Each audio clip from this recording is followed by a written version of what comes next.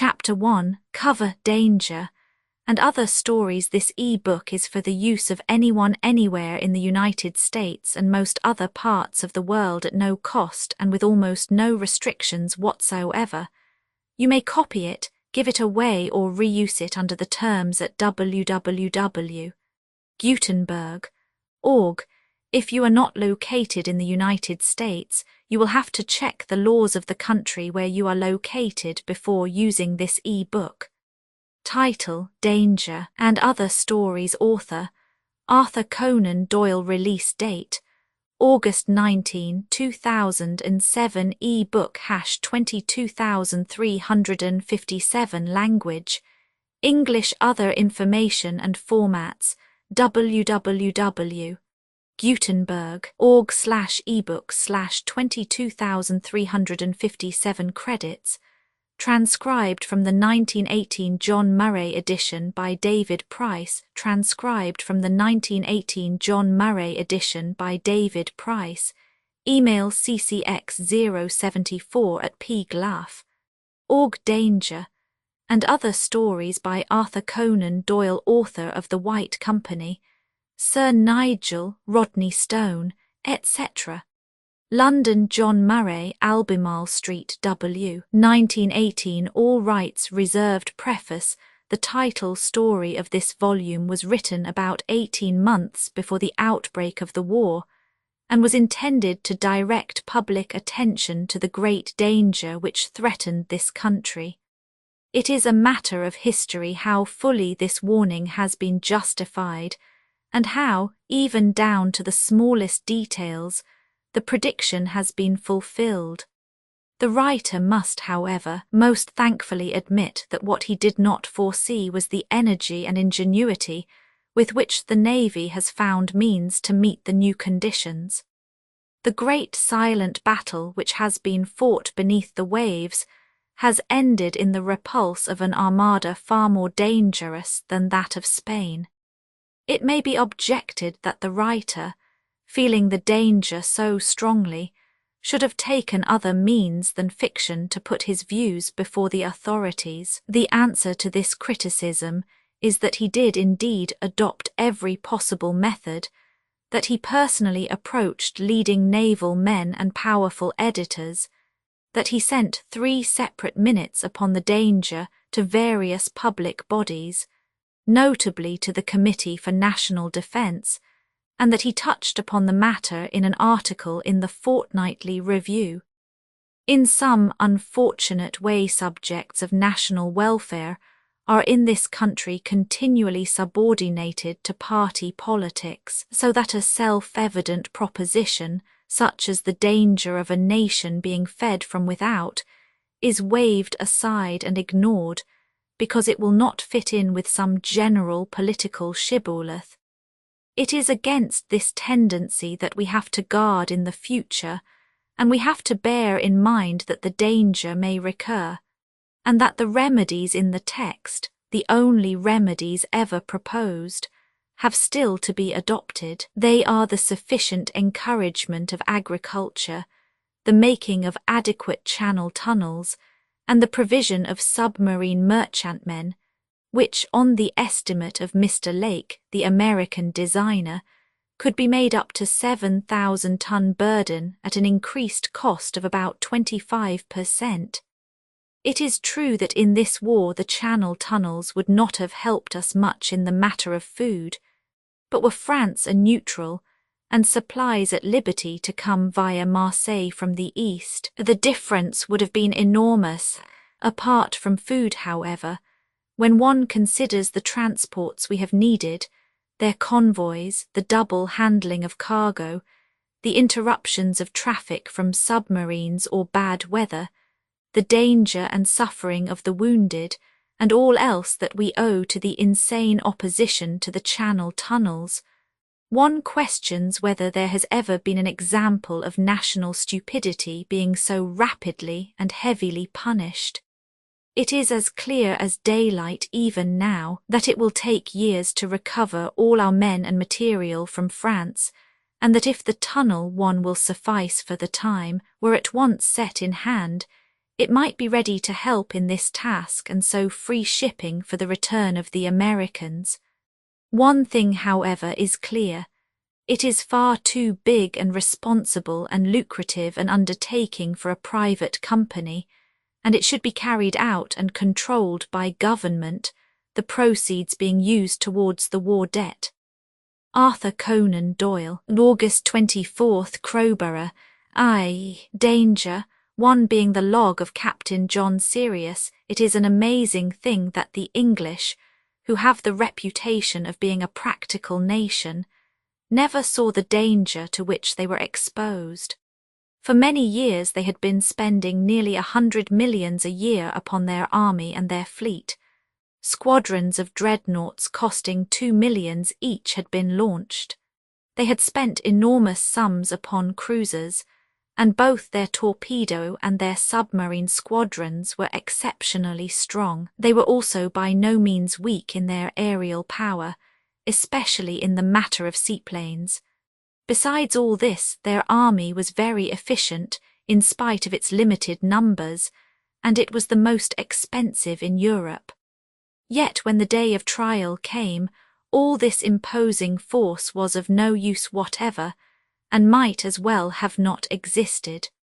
Their ruin could not have been more complete or more rapid if they had not possessed an ironclad or a regiment, and all this was accomplished by me, Captain John Sirius, belonging to the navy of one of the smallest powers in Europe, and having under my command a flotilla of 8 vessels, the collective cost of which was £1,800,000. No one has a better right to tell the story than I.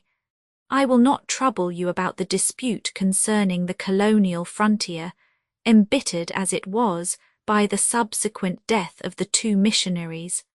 A naval officer has nothing to do with politics. I only came upon the scene after the ultimatum had been actually received. Admiral Hawley had been summoned to the presence, and he asked that I should be allowed to accompany him, because he happened to know that I had some clear ideas as to the weak points of England, and also some schemes as to how to take advantage of them. There were only 4 of us present at this meeting: the King, the Foreign Secretary, Admiral Hawley and myself. The time allowed by the ultimatum expired in 48 hours. I am not breaking any confidence when I say that both the King and the Minister were in favour of a surrender. They saw no possibility of standing up against the colossal power of Great Britain. The Minister had drawn up an acceptance of the British terms, and the King sat with it before him on the table. I saw the tears of anger and humiliation run down his cheeks as he looked at it. "I fear that there is no possible alternative, sire," said the Minister. "Our envoy in London has just sent this report, which shows that the public and the press are more united than he has ever known them. The feeling is intense, especially since the rash act of Malort in desecrating the flag. We must give way." The King looked sadly at Admiral Hawley. "What is your effective fleet, Admiral?" he asked.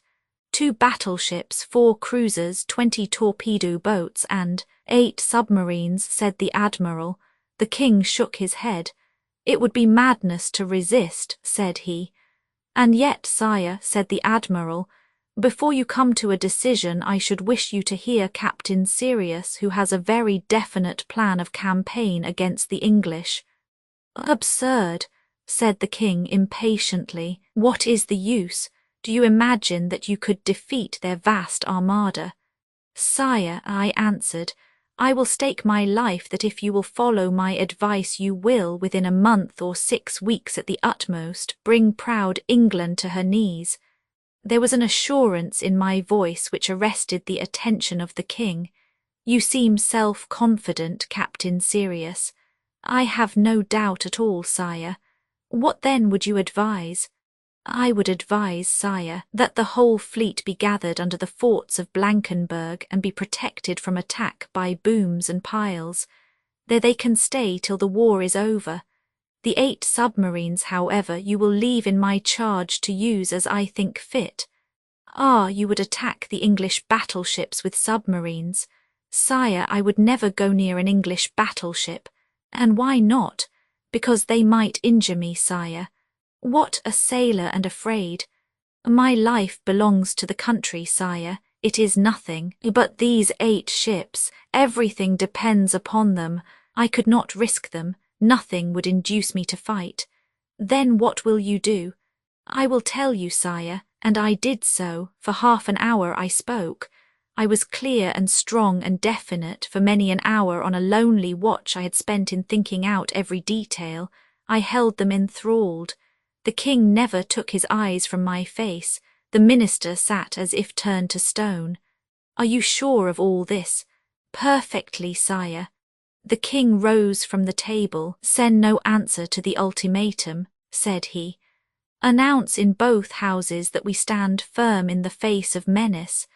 Admiral Hawley, you will in all respects carry out that which Captain Sirius may demand in furtherance of his plan. Captain Sirius, the field is clear. Go forth and do as you have said. A grateful king will know how to reward you. I need not trouble you by telling you the measures which were taken at Blankenberg, since, as you are aware, the fortress and the entire fleet were destroyed by the British within a week of the declaration of war. I will confine myself to my own plans, which had so glorious and final a result. The fame of my 8 submarines, Alpha, Beta, Gamma, Theta, Delta, Epsilon, Iota and Kappa, have spread through the world to such an extent that people have begun to think that there was something peculiar in their form and capabilities. This is not so. 4 of them, the Delta, Epsilon, Iota and Kappa, were, it is true, of the very latest model, but had their equals, though not their superiors, in the navies of all the great powers.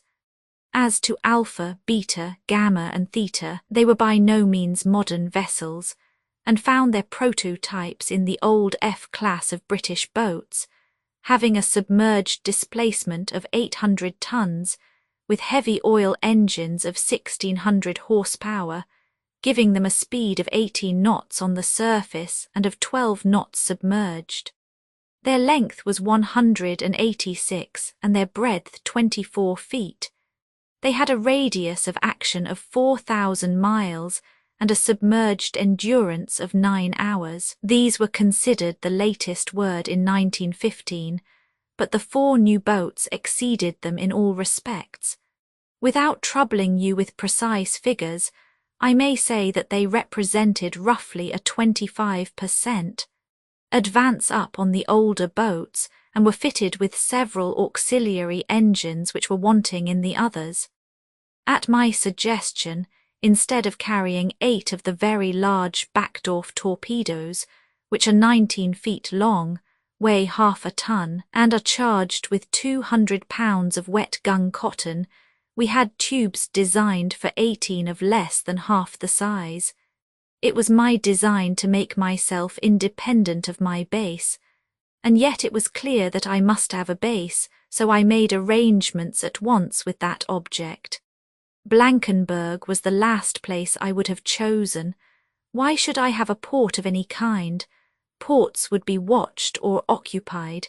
Any place would do for me. I finally chose a small villa standing alone nearly 5 miles from any village and 30 miles from any port. To this I ordered them to convey, secretly by night, oil, spare parts, extra torpedoes, storage batteries, reserve periscopes, and everything that I could need for refitting. The little whitewashed villa of a retired confectioner, that was the base from which I operated against England. The boats lay at Blankenberg, and thither I went. They were working frantically at the defences, and they had only to look seawards to be spurred to fresh exertions. The British fleet was assembling. The ultimatum had not yet expired, but it was evident that a blow would be struck the instant that it did. 4 of their aeroplanes, circling at an immense height, were surveying our defences. From the top of the lighthouse, I counted 30 battleships and cruisers in the offing, With a number of the trawlers with which in the British service they break through the mine fields, the approaches were actually sown with 200 mines, half contact and half observation, but the result showed that they were insufficient to hold off the enemy, since 3 days later both town and fleet were speedily destroyed. However, I am not here to tell you the incidents of the war, but to explain my own part in it, which had such a decisive effect upon the result. My first action was to send my 4 second-class boats away instantly to the point which I had chosen for my base. There they were to wait submerged, lying with negative buoyancy upon the sands in 20 foot of water, and rising only at night. My strict orders were that they were to attempt nothing upon the enemy, however tempting the opportunity. All they had to do was to remain intact and unseen until they received further orders. Having made this clear to Commander Panzer, who had charge of this reserve flotilla, I shook him by the hand and bade him farewell, leaving with him a sheet of notepaper upon which I had explained the tactics to be used, and given him certain general principles which he could apply as circumstances demanded. My whole attention was now given to my own flotilla, which I divided into 2 divisions, keeping Iota and Kappa under my own command, while Captain Miriam had Delta and Epsilon. He was to operate separately in the British Channel, while my station was the Straits of Dover. I made the whole plan of campaign clear to him. Then I saw that each ship was provided with all it could carry. Each had 40 tons of heavy oil for surface propulsion, and charging the dynamo which supplied the electric engines under water. Each had also 18 torpedoes as explained, and 500 rounds for the collapsible quick-firing 12-pounder which we carried on deck, and which, of course, disappeared into a watertight tank when we were submerged. We carried spare periscopes and a wireless mast, which could be elevated above the conning tower when necessary. There were provisions for 16 days for the 10 men who manned each craft. Such was the equipment of the 4 boats which were destined to bring to naught all the navies and armies of Britain. At sundown that day, it was April 10th, we set forth upon our historic voyage. Miriam had got away in the afternoon, since he had so much farther to go to reach his station.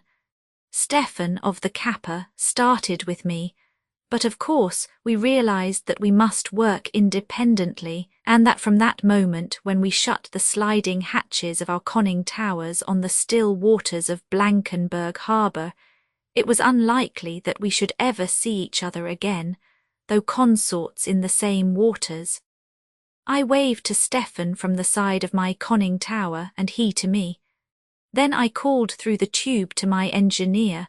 Our water tanks were already filled, and all Kingstons and vents closed, to put her full speed ahead. Just as we came abreast of the end of the pier and saw the white-capped waves rolling in upon us, I put the horizontal rudder hard down, and she slid under water. Through my glass portholes I saw its light green change to a dark blue, while the manometer in front of me indicated 20 feet.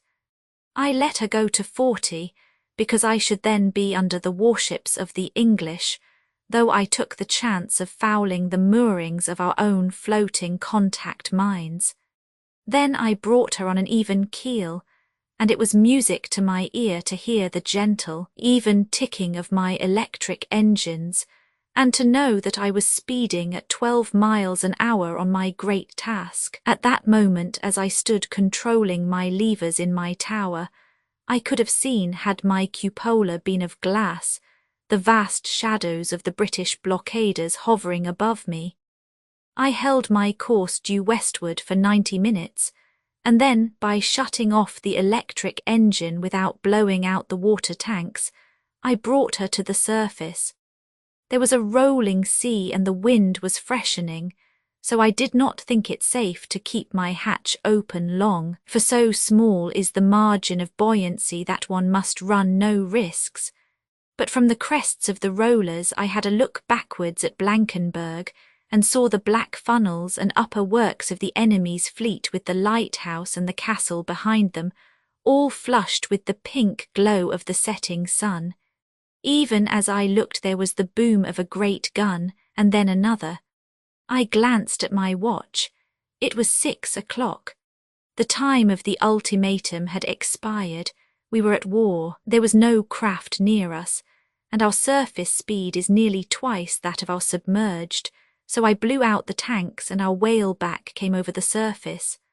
All night we were steering southwest, making an average of 18 knots. At about 5 in the morning, as I stood alone upon my tiny bridge, I saw low down in the west the scattered lights of the Norfolk coast. "Ah, Johnny, Johnny Bull," I said as I looked at them, "you are going to have your lesson, and I am to be your master. It is I who have been chosen to teach you that one cannot live under artificial conditions, and yet act as if they were natural ones. More foresight, Johnny, and less party politics. That is my lesson to you." And then I had a wave of pity, too, when I thought of those vast droves of helpless people, Yorkshire miners, Lancashire spinners, Birmingham metal workers, the dockers and workers of London, over whose little homes I would bring the shadow of starvation. I seemed to see all those wasted, eager hands held out for food, and I, John Serious, dashing it aside. Ah, well, war is war, and if one is foolish one must pay the price. Just before daybreak I saw the lights of a considerable town, which must have been Yarmouth, bearing about 10 miles west-southwest on our starboard bow. I took her farther out, for it is a sandy, dangerous coast with many shoals. At 5:30 we were abreast of the Lowestoft lightship. A coastguard was sending up flash signals which faded into a pale twinkle as the white dawn crept over the water. There was a good deal of shipping about, mostly fishing boats and small coasting craft, with one large steamer hull down to the west and a torpedo destroyer between us and the land. It could not harm us, and yet I thought it as well that there should be no word of our presence, so I filled my tanks again and went down to 10 feet. I was pleased to find that we got under in 150 seconds. The life of one's boat may depend on this, when a swift craft comes suddenly upon you. We were now within a few hours of our cruising ground, so I determined to snatch a rest, leaving Vaughnall in charge. When he woke me at 10 o'clock, we were running on the surface, and had reached the Essex coast off the Maplin Sands. With that charming frankness which is one of their characteristics, our friends of England had informed us by their press that they had put a cordon of torpedo boats across the Straits of Dover to prevent the passage of submarines, which is about as sensible as to lay a wooden plank across a stream to keep the eels from passing. I knew that Stephen, whose station lay at the western end of the Solent, would have no difficulty in reaching it. My own cruising ground was to be at the mouth of the Thames, and here I was at the very spot with my tiny Iota, my 18 torpedoes, my quick-firing gun, and above all a brain that knew what should be done and how to do it. When I resumed my place in the conning tower, I saw in the periscope, for we had dived, that a lightship was within a few hundred yards of us upon the port bow. 2 men were sitting on her bulwarks, but neither of them cast an eye upon the little rod that clove the water so close to them. It was an ideal day for submarine action, with enough ripple upon the surface to make us difficult to detect, and yet smooth enough to give me a clear view. Each of my 3 periscopes had an angle of 60 degrees, so that between them I commanded a complete semicircle of the horizon. 2 British cruisers were steaming north from the Thames within half a mile of me. I could easily have cut them off and attacked them had I allowed myself to be diverted from my great plan. Farther south a destroyer was passing westwards to Sheerness. A dozen small steamers were moving about. None of these were worthy of my notice. Great countries are not provisioned by small steamers. I kept the engines running at the lowest pace which would hold our position under water, and moving slowly across the estuary, I waited for what must assuredly come. I had not long to wait. Shortly after 1 o'clock I perceived in the periscope a cloud of smoke to the south. Half an hour later, a large steamer raised her hull, making for the mouth of the Thames. I ordered Vornal to stand by the starboard torpedo tube, having the other also loaded in case of a miss. Then I advanced slowly, for though the steamer was going very swiftly, we could easily cut her off. Presently I laid the Iota in a position near which she must pass, and would very gladly have lain to, but could not for fear of rising to the surface. I therefore steered out in the direction from which she was coming. She was a very large ship, 15,000 tons at the least, painted black above and red below, with 2 cream-coloured funnels. She lay so low in the water that it was clear she had a full cargo. At her bows were a cluster of men, some of them looking, I dare say, for the first time at the mother country. How little could they have guessed the welcome that was awaiting them. On she came with the great plumes of smoke floating from her funnels and 2 white waves foaming from her cutwater. She was within 1/4 of a mile. My moment had arrived. I signalled full speed ahead and steered straight for her course. My timing was exact. At 100 yards I gave the signal and heard the clank and swish of the discharge. At the same instant I put the helm hard down and flew off at an angle. There was a terrific lurch which came from the distant explosion. For a moment we were almost upon our side. Then, after staggering and trembling, the Iota came on, an even keel. I stopped the engines, brought her to the surface and opened the conning tower, while all my excited crew came crowding to the hatch to know what had happened. The ship lay within 200 yards of us, and it was easy to see that she had her death blow. She was already settling down by the stern. There was a sound of shouting, and people were running wildly about her decks. Her name was visible, the Adela of London, bound, as we afterwards learned, from New Zealand with frozen mutton. Strange as it may seem to you, the notion of a submarine had never even now occurred to her people, and all were convinced that they had struck a floating mine. The starboard quarter had been blown in by the explosion, and the ship was sinking rapidly. Their discipline was admirable. We saw boat after boat slip down crowded with people as swiftly and quietly as if it were part of their daily drill. And suddenly, as one of the boats lay off waiting for the others, they caught a glimpse for the first time of my conning tower so close to them. I saw them shouting and pointing, while the men in the other boats got up to have a better look at us. For my part I cared nothing, for I took it for granted that they already knew that a submarine had destroyed them. One of them clambered back into the sinking ship. I was sure that he was about to send a wireless message as to our presence. It mattered nothing, since in any case it must be known. Otherwise I could easily have brought him down with a rifle. As it was, I waved my hand to them, and they waved back to me.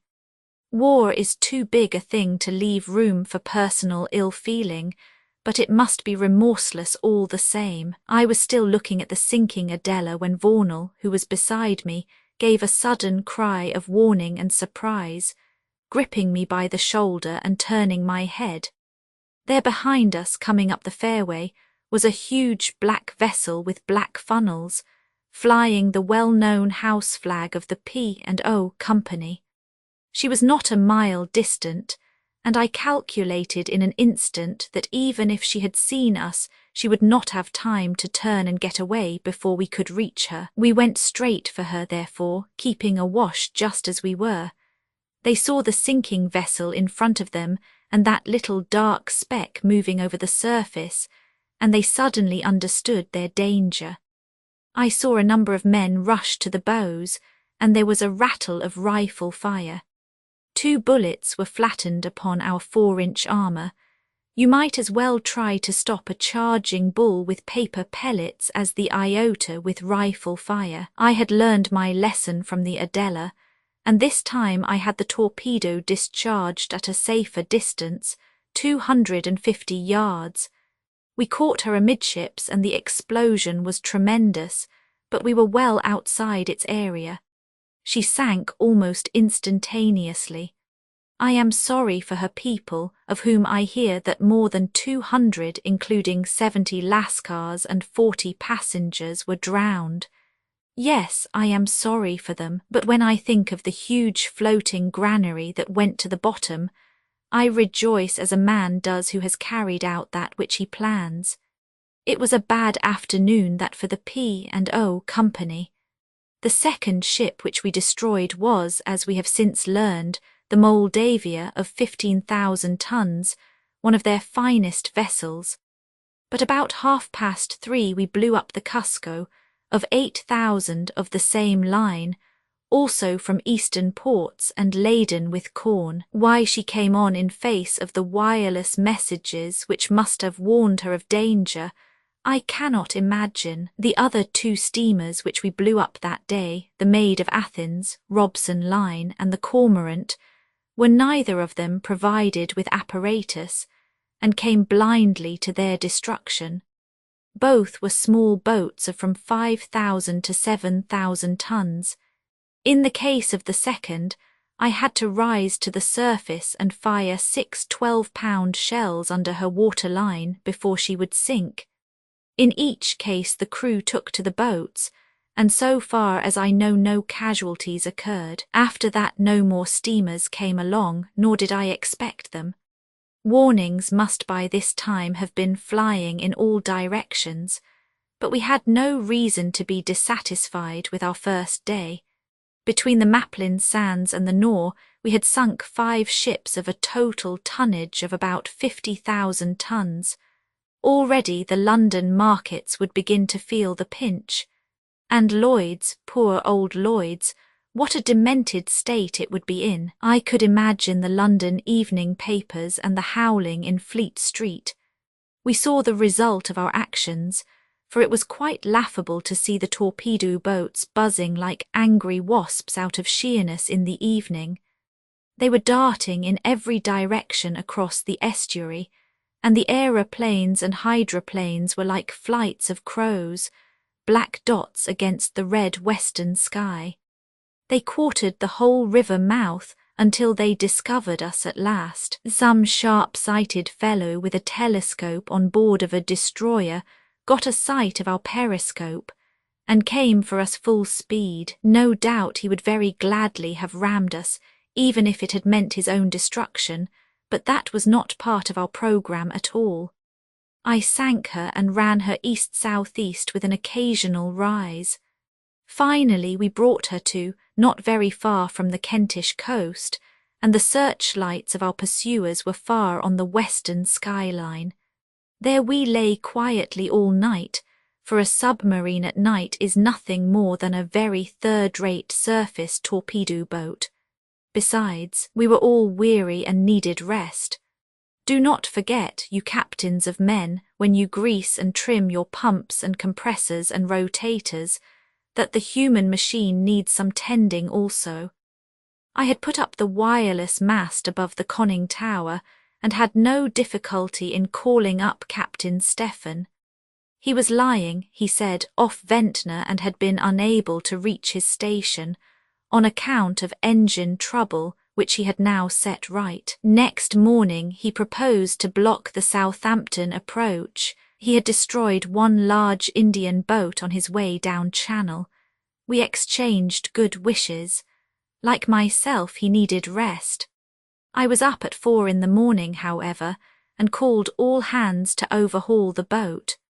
She was somewhat up by the head, owing to the forward torpedoes having been used, so we trimmed her by opening the forward compensating tank, admitting as much water as the torpedoes had weighed. We also overhauled the starboard air compressor and one of the periscope motors, which had been jarred by the shock of the first explosion.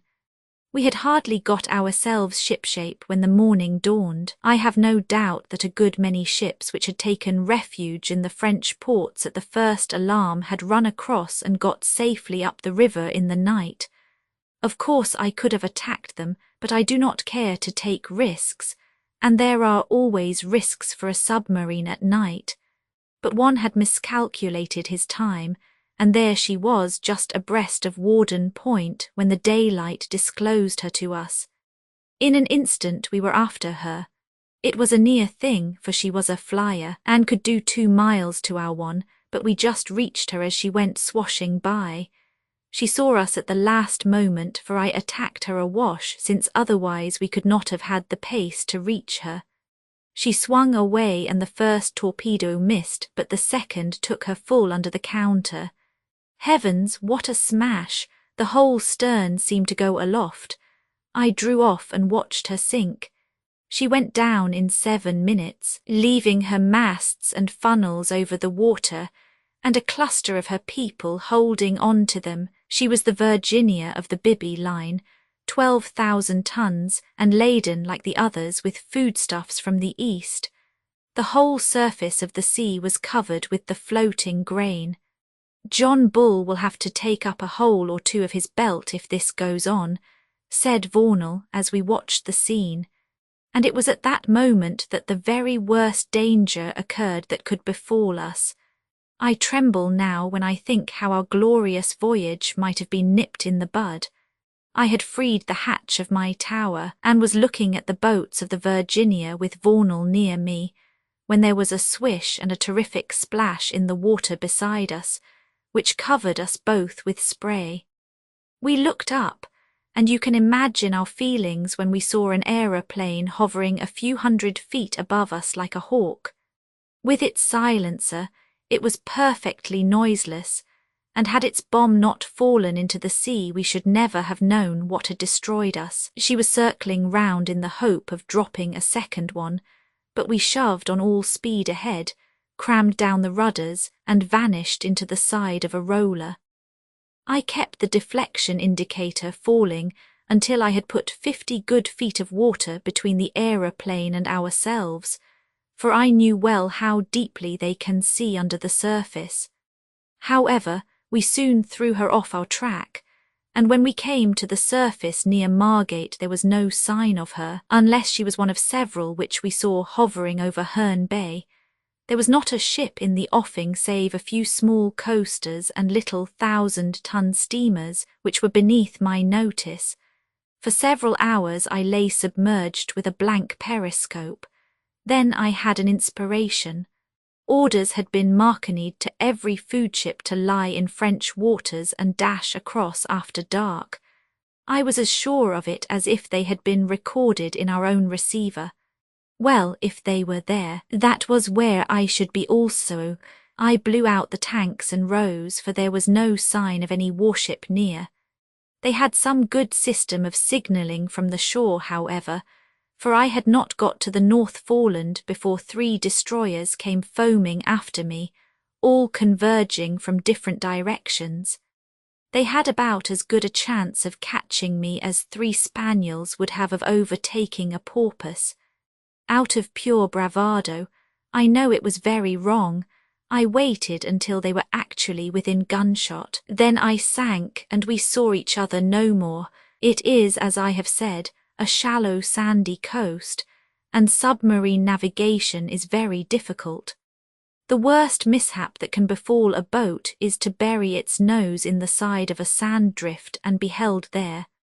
Such an accident might have been the end of our boat, though with our Fluce cylinders and electric lamps we should have found no difficulty in getting out at the airlock and in walking ashore across the bed of the ocean. As it was, however, I was able, thanks to our excellent charts, to keep the channel and so to gain the open straits. There we rose about midday, but observing a hydroplane at no great distance, we sank again for half an hour. When we came up for the second time, all was peaceful around us, and the English coast was lining the whole western horizon. We kept outside the Goodwins and straight down channel until we saw a line of black dots in front of us, which I knew to be the Dover-Calais torpedo boat Conan. When 2 miles distant we dived and came up again 7 miles to the southwest, without one of them dreaming that we had been within 30 feet of their keels.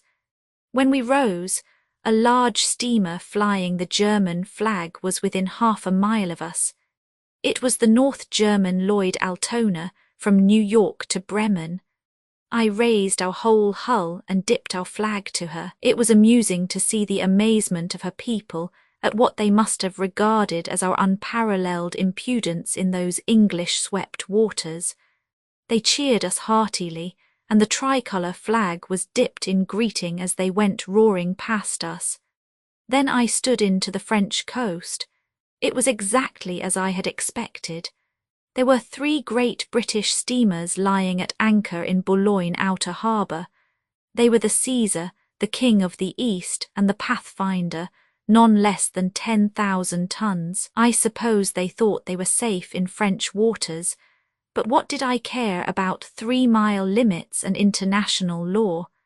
The view of my government was that England was blockaded, food contraband, and vessels carrying it to be destroyed. The lawyers could argue about it afterwards. My business was to starve the enemy any way I could. Within an hour the 3 ships were under the waves and the Iota was streaming down the Picardy coast, looking for fresh victims. The channel was covered with English torpedo boats buzzing and whirling like a cloud of midges. How they thought they could hurt me I cannot imagine, unless by accident I were to come up underneath one of them. More dangerous were the aeroplanes which circled here and there. The water being calm, I had several times to descend as deep as 100 feet before I was sure that I was out of their sight. After I had blown up the 3 ships at Boulogne, I saw 2 aeroplanes flying down channel, and I knew that they would head off any vessels which were coming up. There was one very large white steamer lying off Havre, but she steamed west before I could reach her. I dare say Stephen or one of the others would get her before long, but those infernal aeroplanes spoiled our sport for that day. Not another steamer did I see, save the never-ending torpedo boats. I consoled myself with the reflection, however, that no food was passing me on its way to London. That was what I was there for after all. If I could do it without spending my torpedoes, all the better. Up to date I had fired 10 of them and sunk 9 steamers, so I had not wasted my weapons. That night I came back to the Kent coast and lay upon the bottom in shallow water near Dungeness. We were all trimmed and ready at the first break of day, for I expected to catch some ships which had tried to make the Thames in the darkness and had miscalculated their time. Sure enough, there was a great steamer coming up channel and flying the American flag. It was all the same to me what flag she flew so long as she was engaged in conveying contraband of war to the British Isles. There were no torpedo boats about at the moment, so I ran out on the surface and fired a shot across her bows. She seemed inclined to go on, so I put a second one just above her waterline on her port bow. She stopped then, and a very angry man began to gesticulate from the bridge. I ran the Iota almost alongside. "Are you the captain?" I asked. "What the—" I won't attempt to reproduce his language. "You have foodstuffs on board," I said. "It's an American ship, you blind beetle," he cried. "Can't you see the flag? It's the Vermondia of Boston." "Sorry, Captain," I answered. "I have really no time for words. Those shots of mine will bring the torpedo boats, and I dare say at this very moment your wireless is making trouble for me. Get your people into the boats." I had to show him I was not bluffing, so I drew off and began putting shells into him just on the water line. When I had knocked 6 holes in it, he was very busy on his boats. I fired 20 shots altogether, and no torpedo was needed, for she was lying over with a terrible list to port, and presently came right on to her side. There she lay for 2 or 3 minutes before she foundered. There were 8 boats crammed with people lying round her when she went down. I believe everybody was saved, but I could not wait to inquire. From all quarters the poor old panting, useless war vessels were hurrying. I filled my tanks, ran her bows under, and came up 15 miles to the south. Of course, I knew there would be a big row afterwards, as there was, but that did not help the starving crowds round the London bakers, who only saved their skins, poor devils, by explaining to the mob that they had nothing to bake. By this time I was becoming rather anxious, as you can imagine, to know what was going on in the world and what England was thinking about it all. I ran alongside a fishing boat, therefore, and ordered them to give up their papers. Unfortunately, they had none, except a rag of an evening paper, which was full of nothing but betting news. In a second attempt I came alongside a small yachting party from Eastbourne, who were frightened to death at our sudden appearance out of the depths. From them we were lucky enough to get the London Courier of that very morning. It was interesting reading, so interesting that I had to announce it all to the crew. Of course, you know the British style of headline which gives you all the news at a glance. It seemed to me that the whole paper was headlines, it was in such a state of excitement. Hardly a word about me and my flotilla.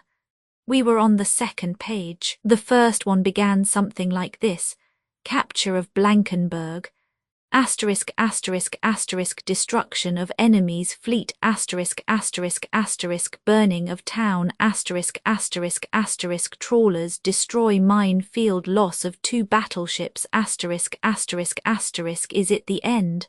Of course, what I had foreseen had occurred. The town was actually occupied by the British, and they thought it was the end. We would see about that. On the round-the-corner page, at the back of the glorious resonant leaders, there was a little column which read like this: Hostile submarines. Several of the enemy's submarines are at sea, and have inflicted some appreciable damage upon our merchant ships. The danger spots upon Monday and the greater part of Tuesday appear to have been the mouth of the Thames and the western entrance to the Solent.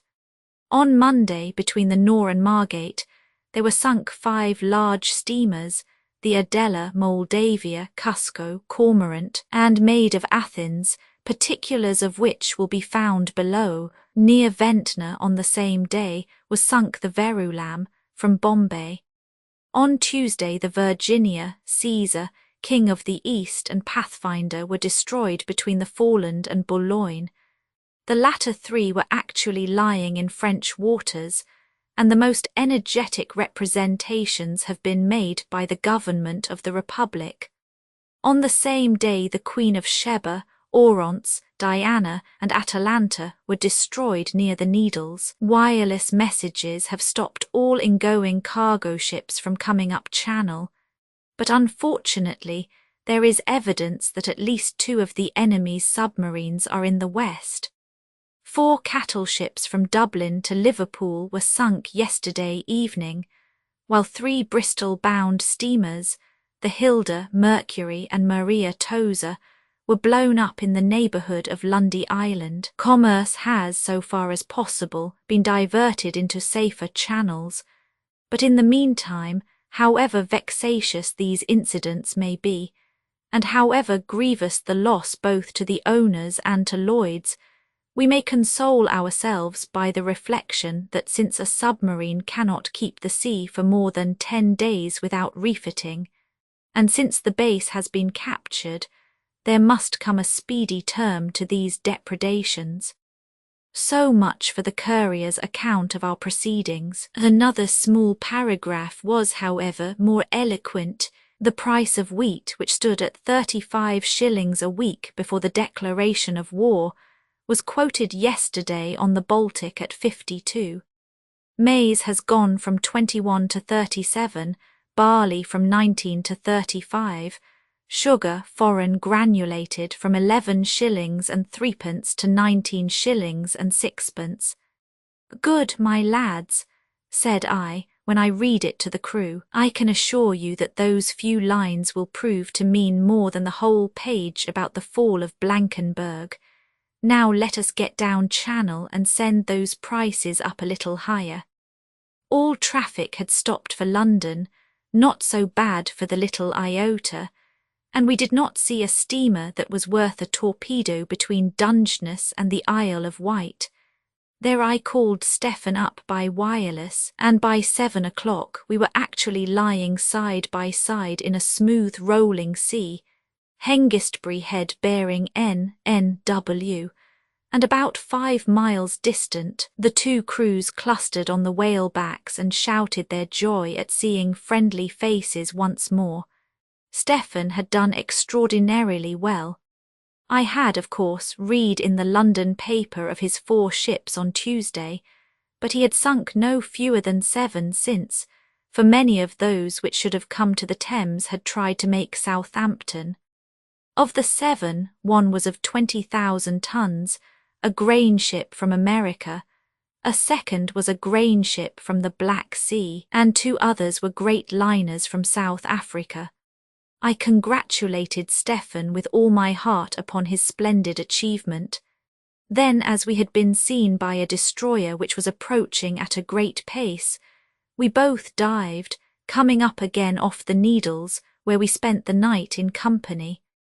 We could not visit each other since we had no boat, but we lay so nearly alongside that we were able, Stephen and I, to talk from hatch to hatch and so make our plans. He had shot away more than half his torpedoes, and so had I, and yet we were very averse from returning to our base so long as our oil held out. I told him of my experience with the Boston steamer, and we mutually agreed to sink the ships by gunfire in future so far as possible. I remember old Hawley saying, "What use is a gun aboard a submarine?" We were about to show.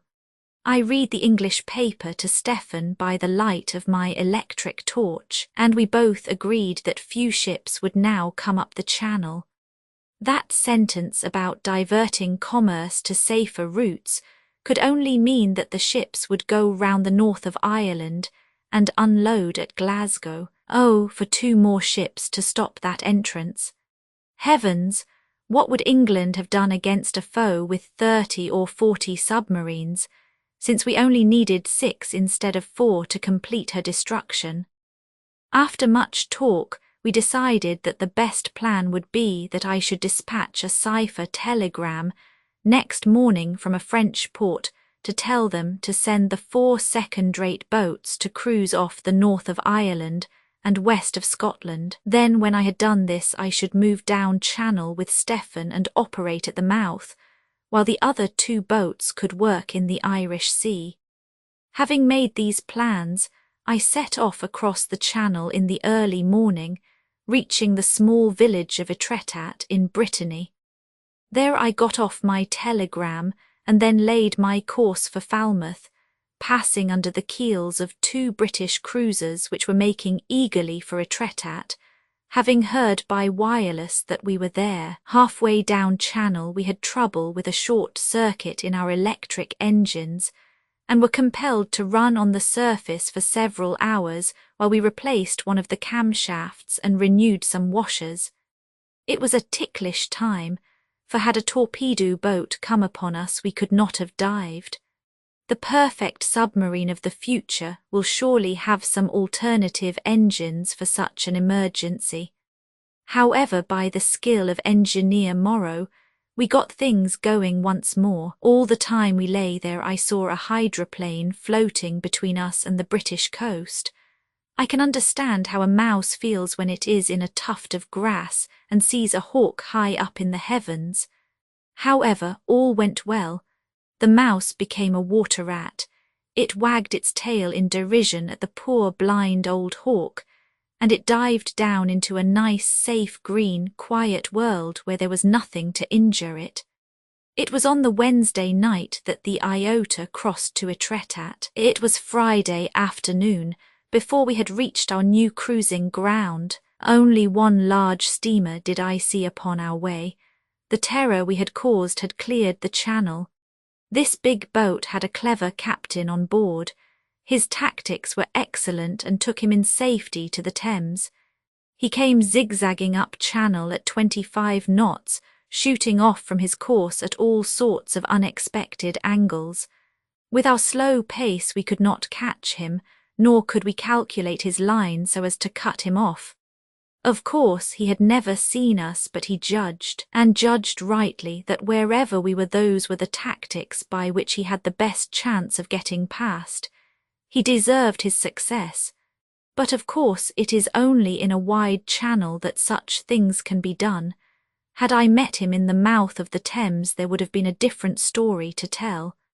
As I approached Falmouth, I destroyed a 3,000-ton boat from Cork, laden with butter and cheese. It was my only success for 3 days. That night, Friday, April 16th, I called up Stephen but received no reply, as I was within a few miles of our rendezvous, and as he would not be cruising after dark, I was puzzled to account for his silence. I could only imagine that his wireless was deranged. But alas, I was soon to find the true reason from a copy of the Western Morning News, which I obtained from a Brixham trawler. The Kappa, with her gallant commander and crew, were at the bottom of the English Channel. It appeared from this account that after I had parted from him he had met and sunk no fewer than 5 vessels. I gathered these to be his work, since all of them were by gunfire, and all were on the south coast of Dorset or Devon. How he met his fate was stated in a short telegram which was headed "Sinking of a Hostile Submarine." It was marked Falmouth, and ran thus: the P&O. Mail steamer Macedonia came into this port last night with 5 shell holes between wind and water. She reports having been attacked by a hostile submarine 10 miles to the southeast of the Lizard. Instead of using her torpedoes, the submarine for some reason approached from the surface and fired 5 shots from a semi-automatic 12-pounder gun. She was evidently under the impression that the Macedonia was unarmed. As a matter of fact, being warned of the presence of submarines in the Channel, the Macedonia had mounted her armament as an auxiliary cruiser. She opened fire with 2 quick-firers and blew away the conning tower of the submarine. It is probable that the shells went right through her, as she sank at once with her hatches open. The Macedonia was only kept afloat by her pumps. Such was the end of the Kappa and my gallant friend, Commander Stephen. His best epitaph was in a corner of the same paper, and was headed Mark Lane. It ran, "Wheat average, 66 maize 48, barley 50. Well, if Stephen was gone, there was the more need for me to show energy. My plans were quickly taken, but they were comprehensive. All that day, Saturday, I passed down the Cornish coast and round Land's End, getting 2 steamers on the way. I had learned from Stephen's fate that it was better to torpedo the large craft, but I was aware that the auxiliary cruisers of the British government were all over 10,000 tons, so that for all ships under that size it was safe to use my gun. Both these craft, the Yelland and the Playboy, the latter an American ship, were perfectly harmless, so I came up within 100 yards of them and speedily sank them, after allowing their people to get into boats. Some other steamers lay farther out, but I was so eager to make my new arrangements that I did not go out of my course to molest them. Just before sunset, however, so magnificent a prey came within my radius of action that I could not possibly refuse her. No sailor could fail to recognize that glorious monarch of the sea, with her 4 cream funnels tipped with black, Her huge black sides, her red bilges and her high white top hamper, roaring up channel at 23 knots and carrying her 45,000 tons as lightly as if she were a 5-ton motor boat. It was the queenly Olympic of the White Star, once the largest and still the comeliest of liners. What a picture she made, with the blue Cornish sea creaming round her giant forefoot, and the pink western sky with one evening star forming the background to her noble lines. She was about 5 miles off when we dived to cut her off. My calculation was exact. As we came abreast, we loosed our torpedo and struck her fair. We swirled round with the concussion of the water. I saw her in my periscope list over on her side, and I knew that she had her death blow. She settled down slowly, and there was plenty of time to save her people. The sea was dotted with her boats. When I got about 3 miles off, I rose to the surface, and the whole crew clustered up to see the wonderful sight. She dived bows foremost, and there was a terrific explosion which sent one of the funnels into the air. I suppose we should have cheered. Somehow none of us felt like cheering. We were all keen sailors, and it went to our hearts to see such a ship go down like a broken eggshell. I gave a gruff order, and all were at their posts again while we headed northwest. Once round the Land's End, I called up my 2 consorts, and we met next day at Hartland Point, the south end of Bideford Bay. For the moment the channel was clear, but the English could not know it, and I reckoned that the loss of the Olympic would stop all ships for a day or 2 at least.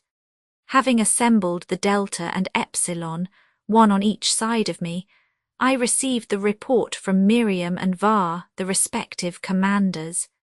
Each had expended 12 torpedoes, and between them they had sunk 22 steamers. 1 man had been killed by the machinery on board of the Delta, and 2 had been burned by the ignition of some oil on the Epsilon. I took these injured men on board, and I gave each of the boats one of my crew. I also divided my spare oil, my provisions, and my torpedoes among them, though we had the greatest possible difficulty in those crank vessels in transferring them from one to the other. However, by 10 o'clock it was done, and the 2 vessels were in condition to keep the sea for another 10 days. For my part, with only 2 torpedoes left, I headed north up the Irish Sea. One of my torpedoes I expended that evening upon a cattle ship making for Milford Haven. Late at night, being abreast of Holyhead, I called upon my 4 northern boats, but without reply. Their Marconi range is very limited. About 3 in the afternoon of the next day I had a feeble answer. It was a great relief to me to find that my telegraphic instructions had reached them and that they were on their station. Before evening, we all assembled in the lee of Sander Island, in the Mull of Kintyre. I felt an admiral indeed when I saw my 5 whalebacks all in a row. Panzer's report was excellent. They had come round by the Pentland Firth and reached their cruising ground on the 4th day. Already they had destroyed 20 vessels without any mishap. I ordered the Beta to divide her oil and torpedoes among the other 3, so that they were in good condition to continue their cruise. Then the Beta and I headed for home, reaching our base upon Sunday, April 25th. Off Cape Wrath I picked up a paper from a small schooner. Wheat 84, maize 60, barley 62. What were battles and bombardments compared to that? The whole coast of Norland was closely blockaded by cordon within cordon, and every port, even the smallest, held by the British. But why should they suspect my modest confectioner's villa more than any other of the 10,000 houses that face the sea? I was glad when I picked up its homely white front in my periscope. That night I landed and found my stores intact. Before morning the Beta reported itself, for we had the windows lit as a guide. It is not for me to recount the messages which I found waiting for me at my humble headquarters. They shall ever remain as the patents of nobility of my family.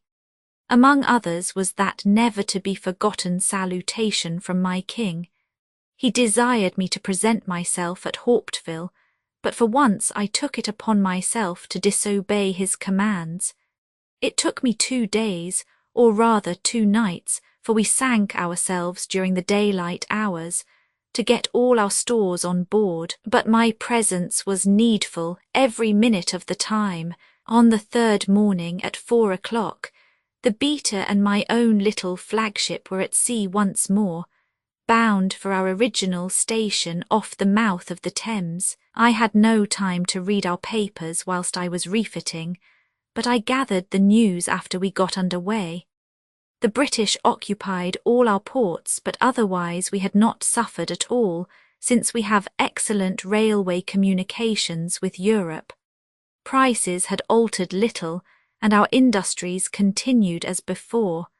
There was talk of a British invasion, but this I knew to be absolute nonsense, for the British must have learned by this time that it would be sheer murder to send transports full of soldiers to sea in the face of submarines. When they have a tunnel, they can use their fine expeditionary force upon the continent, but until then it might just as well not exist so far as Europe is concerned. My own country, therefore, was in good case and had nothing to fear. Great Britain, however, was already feeling my grip upon her throat. As in normal times 4/5 of her food is imported, prices were rising by leaps and bounds. The supplies in the country were beginning to show signs of depletion, while little was coming in to replace it. The insurances at Lloyd's had risen to a figure which made the price of the food prohibitive to the mass of the people by the time it had reached the market.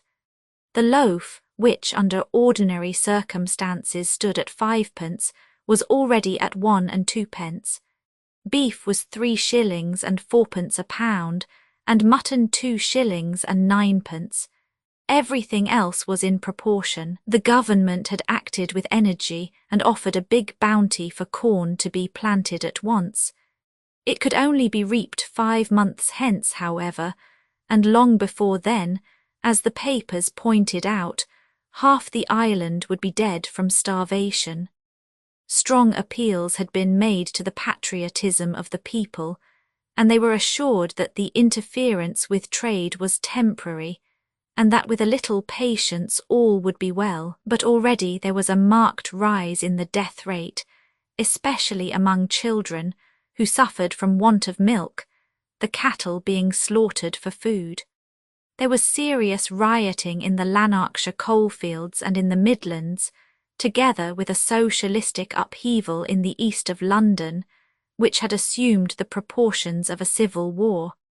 Already there were responsible papers which declared that England was in an impossible position and that an immediate peace was necessary to prevent one of the greatest tragedies in history. It was my task now to prove to them that they were right. It was May 2nd when I found myself back at the Maplin Sands to the north of the estuary of the Thames. The Beta was sent on to the Solent to block it and take the place of the lamented Kappa. And now I was throttling Britain indeed. London, Southampton, the Bristol Channel, Liverpool, the North Channel, the Glasgow approaches, each was guarded by my boats. Great liners were, as we learned afterwards, pouring their supplies into Galway and the west of Ireland, where provisions were cheaper than has ever been known. Tens of thousands were embarking from Britain for Ireland in order to save themselves from starvation. But you cannot transplant a whole dense population. The main body of the people by the middle of May were actually starving. At that date wheat was at 100, maize and barley at 80. Even the most obstinate had begun to see that the situation could not possibly continue. In the great towns, starving crowds clamoured for bread before the municipal offices, and public officials everywhere were attacked and often murdered by frantic mobs, composed largely of desperate women who had seen their infants perish before their eyes. In the country, roots, bark, and weeds of every sort were used as food. In London, the private mansions of ministers were guarded by strong pickets of soldiers, while a battalion of guards was camped permanently round the Houses of Parliament. The lives of the Prime Minister and of the Foreign Secretary were continually threatened and occasionally attempted. Yet the government had entered upon the war with the full assent of every party in the state. The true culprits were those, be they politicians or journalists, who had not the foresight to understand that unless Britain grew her own supplies, or unless by means of a tunnel she had some way of conveying them into the island, all her mighty expenditure upon her army and her fleet was a mere waste of money so long as her antagonists had a few submarines and men who could use them. England has often been stupid, but has got off scot-free. This time she was stupid and had to pay the price. You can't expect luck to be your saviour always. It would be a mere repetition of what I have already described if I were to recount all our proceedings during that first 10 days after I resumed my station. During my absence the ships had taken heart and had begun to come up again. In the first day I got 4. After that I had to go farther afield, and again I picked up several in French waters. Once I had a narrow escape through one of my Kingston valves getting some grit into it and refusing to act when I was below the surface. Our margin of buoyancy just carried us through. By the end of that week the channel was clear again, and both Beta and my own boat were down west once more. There we had encouraging messages from our Bristol consort, who in turn had heard from Delta at Liverpool. Our task was completely done. We could not prevent all food from passing into the British Islands, but at least we had raised what did get into a price which put it far beyond the means of the penniless, workless multitudes. In vain government commandeered it all and doled it out as a general feeds the garrison of a fortress. The task was too great, the responsibility too horrible. Even the proud and stubborn English could not face it any longer. I remember well how the news came to me. I was lying at the time off Selsey Bill when I saw a small war vessel coming down channel. It had never been my policy to attack any vessel coming down. My torpedoes and even my shells were too precious for that. I could not help being attracted, however, by the movements of this ship, which came slowly zigzagging in my direction. Looking for me, thought I. What on earth does the foolish thing hope to do if she could find me? I was lying awash at the time and got ready to go below in case she should come for me. But at that moment, she was about half a mile away, she turned her quarter, and there to my amazement was the red flag with the blue circle, our own beloved flag, flying from her peak. For a moment I thought that this was some clever dodge of the enemy to tempt me within range. I snatched up my glasses and called on Vornal.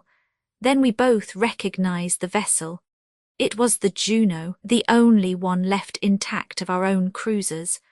What could she be doing flying the flag in the enemy's waters? Then I understood it, and turning to Vornal, we threw ourselves into each other's arms. It could only mean an armistice or peace, and it was peace. We learned the glad news when we had risen alongside the Juno, and the ringing cheers which greeted us had at last died away. Our orders were to report ourselves at once at Blankenberg. Then she passed on down channel to collect the others. We returned to port upon the surface, steaming through the whole British fleet as we passed up the North Sea. The crews clustered thick along the sides of the vessels to watch us. I can see now their sullen, angry faces. Many shook their fists and cursed us as we went by. It was not that we had damaged them. I will do them the justice to say that the English, as the old Boer War has proved, bear no resentment against a brave enemy, but that they thought us cowardly to attack merchant ships and avoid the warships. It is like the Arabs who think that a flank attack is a mean, unmanly device. War is not a big game, my English friends. It is a desperate business to gain the upper hand, and one must use one's brain in order to find the weak spot of one's enemy. It is not fair to blame me if I have found yours.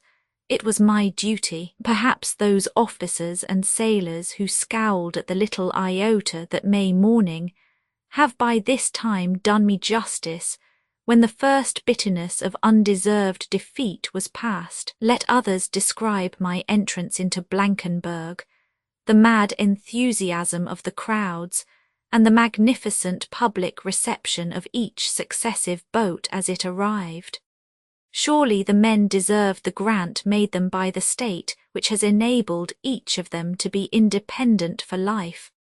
As a feat of endurance, that long residence in such a state of mental tension in cramped quarters, breathing an unnatural atmosphere, will long remain as a record. The country may well be proud of such sailors.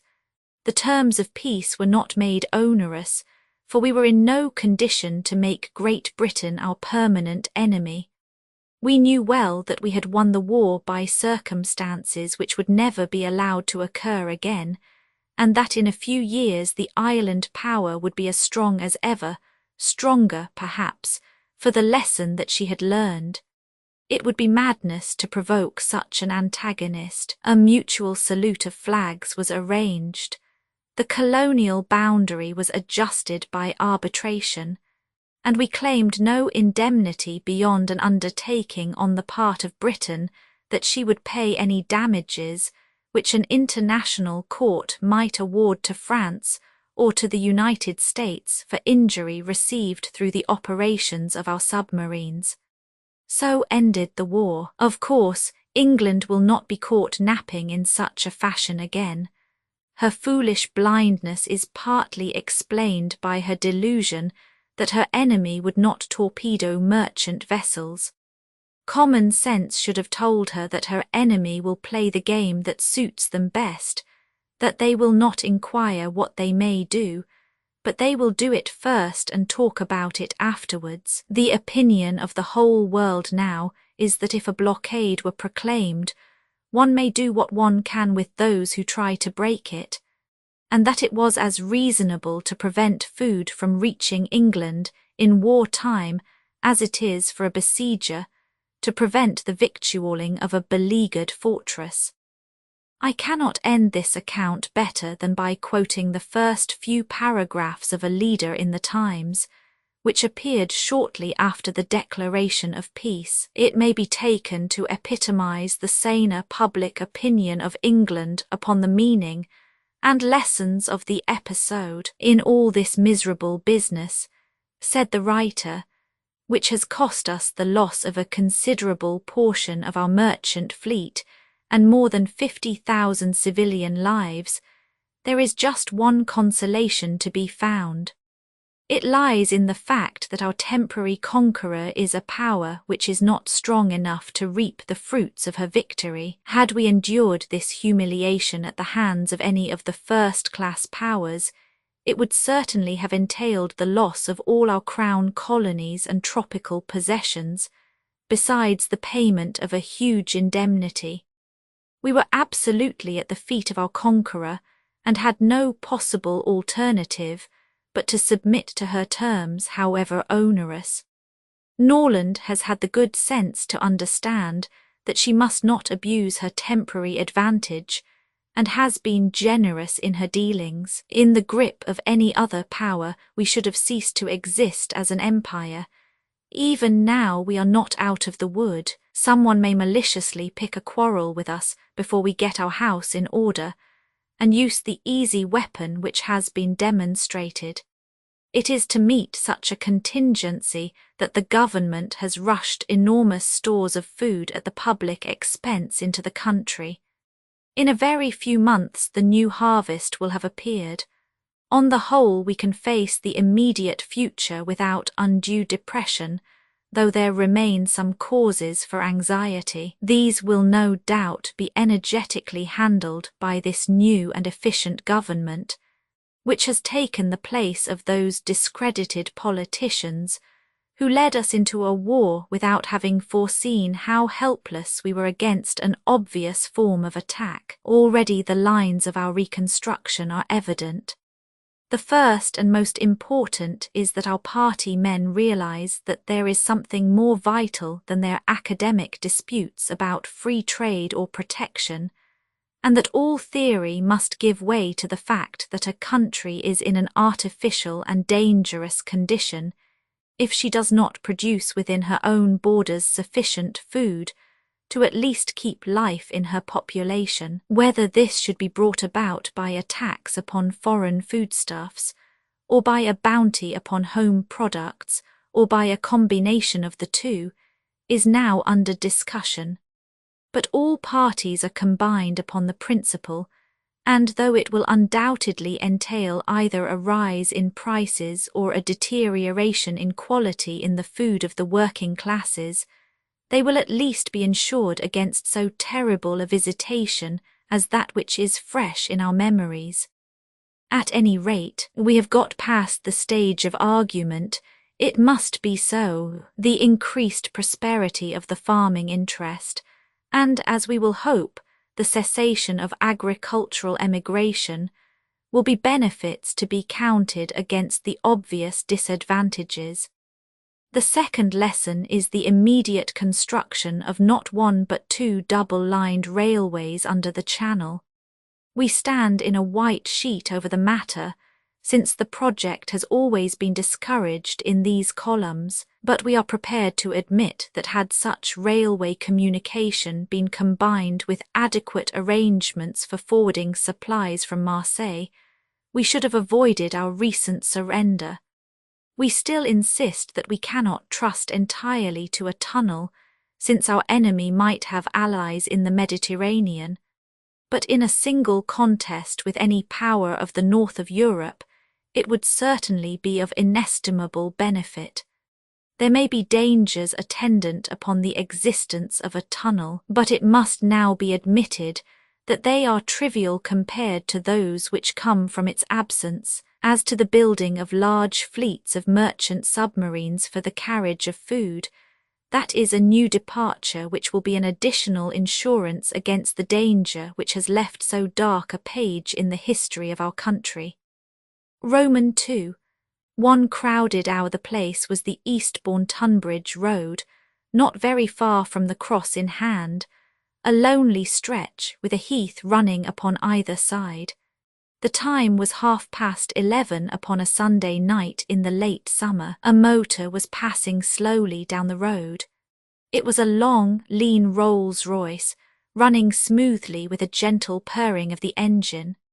Through the two vivid circles cast by the electric headlights, the waving grass fringes and clumps of heather streamed swiftly like some golden cinematograph, leaving a blacker darkness behind and around them.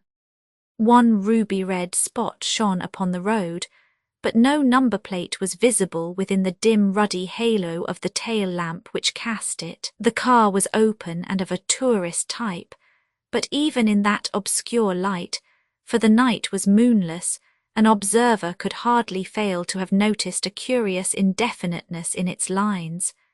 As it slid into and across the broad stream of light, from an open cottage door the reason could be seen. The body was hung with a singular loose arrangement of brown holland. Even the long black bonnet was banded with some close-drawn drapery. The solitary man who drove this curious car was broad and burly. He sat hunched up over his steering wheel, with the brim of a Tyrolean hat drawn down over his eyes. The red end of a cigarette smouldered under the black shadow thrown by the headgear. A dark ulster of some frieze-like material was turned up in the collar until it covered his ears. His neck was pushed forward from his rounded shoulders, and he seemed, as the car now slid noiselessly down the long, sloping road, with the clutch disengaged and the engine running free, to be peering ahead of him through the darkness in search of some eagerly expected object. The distant toot of a motor horn came faintly from some point far to the south of him. On such a night at such a place, all traffic must be from south to north when the current of London weekenders sweeps back from the watering place to the capital, from pleasure to duty. The man sat straight and listened intently. Yes, there it was again, and certainly to the south of him. His face was over the wheel and his eyes strained through the darkness. Then suddenly he spat out his cigarette and gave a sharp intake of the breath. Far away down the road 2 little yellow points had rounded a curve. They vanished into a dip, shot upwards once more, and then vanished again. The inert man in the draped car woke suddenly into intense life. From his pocket he pulled a mask of dark cloth, which he fastened securely across his face, adjusting it carefully that his sight might be unimpeded. For an instant he uncovered an acetylene hand lantern, took a hasty glance at his own preparations, and laid it beside a Morse pistol upon the seat alongside him. Then, twitching his hat down lower than ever, he released his clutch and slid downward his gear lever. With a chuckle and shudder, the long, black machine sprang forward and shot with a soft sigh from her powerful engines down the sloping gradient. The driver stooped and switched off his electric headlights. Only a dim grey swat cut through the black heath indicated the line of his road. From in front there came presently a confused puffing and rattling and clanging as the oncoming car breasted the slope. It coughed and spluttered on a powerful, old-fashioned low gear, while its engine throbbed like a weary heart. The yellow, glaring lights dipped for the last time into a switchback curve. When they reappeared over the crest, the 2 cars were within 30 yards of each other. The dark one darted across the road and barred the other's passage, while a warning acetylene lamp was waved in the air. With a jarring of brakes, the noisy newcomer was brought to a halt. "I say," cried an aggrieved voice, "'pon my soul, you know, we might have had an accident. Why the devil don't you keep your headlights on? I never saw you till I nearly burst my radiators on you." The acetylene lamp held forward discovered a very angry young man, blue-eyed, yellow-moustached and florid, sitting alone at the wheel of an antiquated 12-horse Walsally. Suddenly the aggrieved look upon his flushed face changed to one of absolute bewilderment. The driver in the dark car had sprung out of the seat. A black, long-barreled, wicked-looking pistol was poked in the traveller's face, and behind the further sights of it was a circle of black cloth with 2 deadly eyes looking from as many slits. "Hands up," said a quick, stern voice. "Hands up, or by the Lord." The young man was as brave as his neighbours, but the hands went up all the same. "Get down," said his assailant curtly. The young man stepped forth into the road, followed closely by the covering lantern and pistol. Once he made as if he would drop his hands, but a short, stern word jerked them up again. "I say, look here, this is rather out o' date, ain't it?" said the traveller. "I expect you're joking, what?" "Your watch," said the man behind the Morse pistol. "You can't really mean it." "Your watch, I say." "Well, take it if you must. It's only plated anyhow. You're 2 centuries out in time or a few thousand miles longitude. The bush is your mark or America. You don't seem in the picture on a Sussex road." "Purse," said the man. There was something very compelling in his voice and methods. The purse was handed over. "Any rings? Don't wear 'em. Stand there, don't move." The highwayman passed his victim and threw open the bonnet of the Walsally. His hand with a pair of steel pliers was thrust deep into the works. There was the snap of a parting wire. "Hang it all, don't crock my car," cried the traveller. He turned, but quick as a flash the pistol was at his head once more, and yet even in that flash, whilst the robber whisked round from the broken circuit, something had caught the young man's eye which made him gasp and start. He opened his mouth as if about to shout some words. Then with an evident effort he restrained himself. "Get in," said the highwayman. The traveller climbed back to his seat. "What is your name?" "Ronald Barker. What's yours?" The masked man ignored the impertinence. "Where do you live?" he asked. "My cards are in my purse, take one." The highwayman sprang into his car, the engine of which had hissed and whispered in gentle accompaniment to the interview. With a clash he threw back his side brake, flung in his gears, twirled the wheel hard round, and cleared the motionless Walselly. A minute later he was gliding swiftly, with all his lights gleaming, some half-mile southward on the road, while Mr. Ronald Barker, a side lamp in his hand, was rummaging furiously among the odds and ends of his repair box for a strand of wire which would connect up his electricity and set him on his way once more.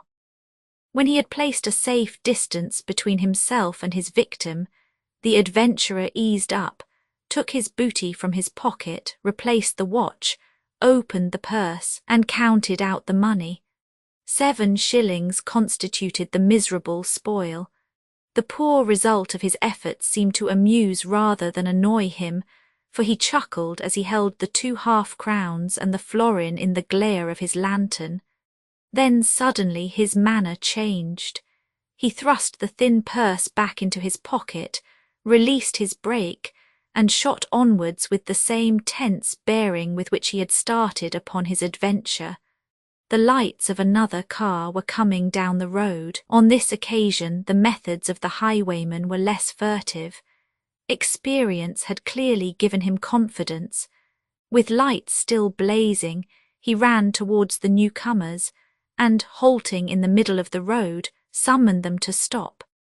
From the point of view of the astonished travellers, the result was sufficiently impressive. They saw in the glare of their own headlights 2 glowing discs on either side of the long, black-muzzled snout of a high-power car, and above the masked face and menacing figure of its solitary driver. In the golden circle thrown by the rover there stood an elegant, open-topped, 20-horse Humber, with an undersized and very astonished chauffeur blinking from under his peaked cap.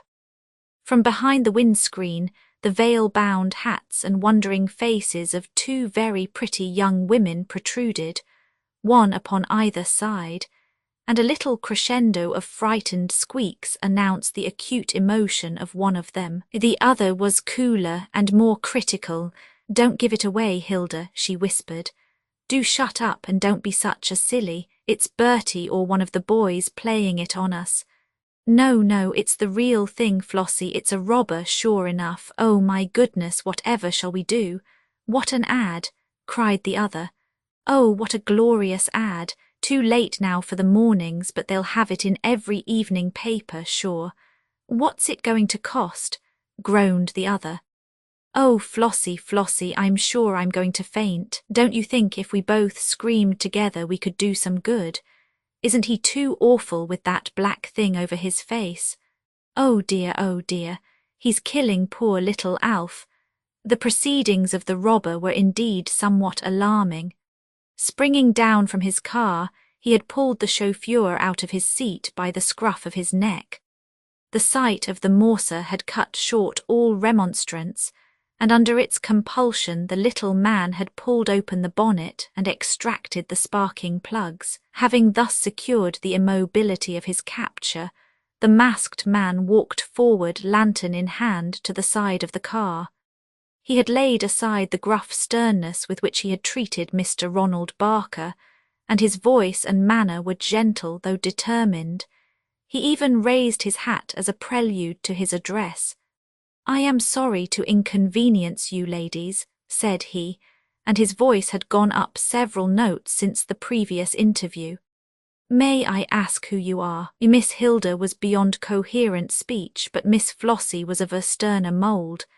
"This is a pretty business," said she. "What right have you to stop us on the public road, I should like to know?" "My time is short," said the robber in a sterner voice. "I must ask you to answer my question." "Tell him, Flossie, for goodness' sake be nice to him," cried Hilda. "Well, we are from the Gaiety Theatre, London, if you want to know," said the young lady. "Perhaps you've heard of Miss Flossie Thornton and Miss Hilda Mannering. We've been playing a week at the Royal at Eastbourne and took a Sunday off to ourselves. So now you know. I must ask you for your purses and for your jewellery." Both ladies set up shrill expostulations, but they found, as Mr. Ronald Barker had done, that there was something quietly compelling in this man's methods. In a very few minutes they had handed over their purses, and a pile of glittering rings, bangles, brooches and chains was lying upon the front seat of the car. The diamonds glowed and shimmered like little electric points in the light of the lantern. He picked up the glittering tangle and weighed it in his hand. "Anything you particularly value?" he asked the ladies, but Miss Flossie was in no humour for concessions. "Don't come the Claude Duval over us," said she. "Take the lot or leave the lot. We don't want bits of our own given back to us." "Except just Billy's necklace," cried Hilda and snatched at a little rope of pearls. The robber bowed and released his hold of it. "Anything else?" The valiant Flossie began suddenly to cry. Hilda did the same. The effect upon the robber was surprising. He threw the whole heap of jewellery into the nearest lap. There, take it," he said. "It's trumpery stuff anyhow. It's worth something to you and nothing to me." Tears changed in a moment to smiles. "You're welcome to the purses. The ad is worth 10 times the money. But what a funny way of getting a living nowadays. Aren't you afraid of being caught? It's all so wonderful, like a scene from a comedy." "It may be a tragedy," said the robber. "Oh, I hope not, I'm sure I hope not," cried the two ladies of the drama, but the robber was in no mood for further conversation. Far away down the road tiny points of light had appeared. Fresh business was coming to him, and he must not mix his cases. Disengaging his machine, he raised his hat and slipped off to meet this new arrival, while Miss Flossie and Miss Hilda leaned out of their derelict car, still palpitating from their adventure, and watched the red gleam of the tail light until it merged into the darkness. This time there was every sign of a rich prize. Behind its 4 grand lamps set in a broad frame of glittering brasswork, the magnificent 60-horse Daimler breasted the slope with the low, deep, even snore which proclaimed its enormous latent strength. Like some rich-laden, high-pooped Spanish galleon, she kept her course until the prowling craft ahead of her swept across her bows and brought her to a sudden halt. An angry face, red, blotched and evil, shot out of the open window of the closed limousine. The robber was aware of a high, bald forehead, gross, pendulous cheeks, and 2 little crafty eyes which gleamed between creases of fat. "Out of my way, sir, out of my way this instant," cried a rasping voice. "Drive over him, Ian, get down and pull him off the seat. The fellow's drunk. He's drunk, I say." Up to this point the proceedings of the modern highwayman might have passed as gentle. Now they turned in an instant to savagery. The chauffeur, a burly, capable fellow, incited by that raucous voice behind him, sprang from the car and seized the advancing robber by the throat. The latter hit out with the butt end of his pistol, and the man dropped groaning on the road. Stepping over his prostrate body, the adventurer pulled open the door, seized the stout occupant savagely by the ear, and dragged him bellowing on to the highway. Then, very deliberately, he struck him twice across the face with his open hand. The blows rang out like pistol shots in the silence of the night. The fat traveller turned a ghastly colour and fell back half senseless against the side of the limousine. The robber dragged open his coat, wrenched away the heavy gold watch chain with all that it held, plucked out the great diamond pin that sparkled in the black satin tie, dragged off 4 rings, not one of which could have cost less than 3 figures, and finally tore from his inner pocket a bulky leather notebook. All this property he transferred to his own black overcoat, and added to it the man's pearl cuff links, and even the golden stud which held his collar. Having made sure that there was nothing else to take, the robber flashed his lantern upon the prostrate chauffeur, and satisfied himself that he was stunned and not dead. Then, returning to the master, he proceeded very deliberately to tear all his clothes from his body with a ferocious energy which set his victim whimpering and writhing in imminent expectation of murder. Whatever his tormentor's intention may have been, it was very effectually frustrated. A sound made him turn his head, and there, no very great distance off, were the lights of a car coming swiftly from the north. Such a car must have already passed the wreckage which this pirate had left behind him. It was following his track with a deliberate purpose, and might be crammed with every county constable of the district. The adventurer had no time to lose. He darted from his bedraggled victim, sprang into his own seat, and with his foot on the accelerator shot swiftly off down the road. Some way down there was a narrow side lane, and into this the fugitive turned, cracking on his high speed and leaving a good 5 miles between him and any pursuer before he ventured to stop.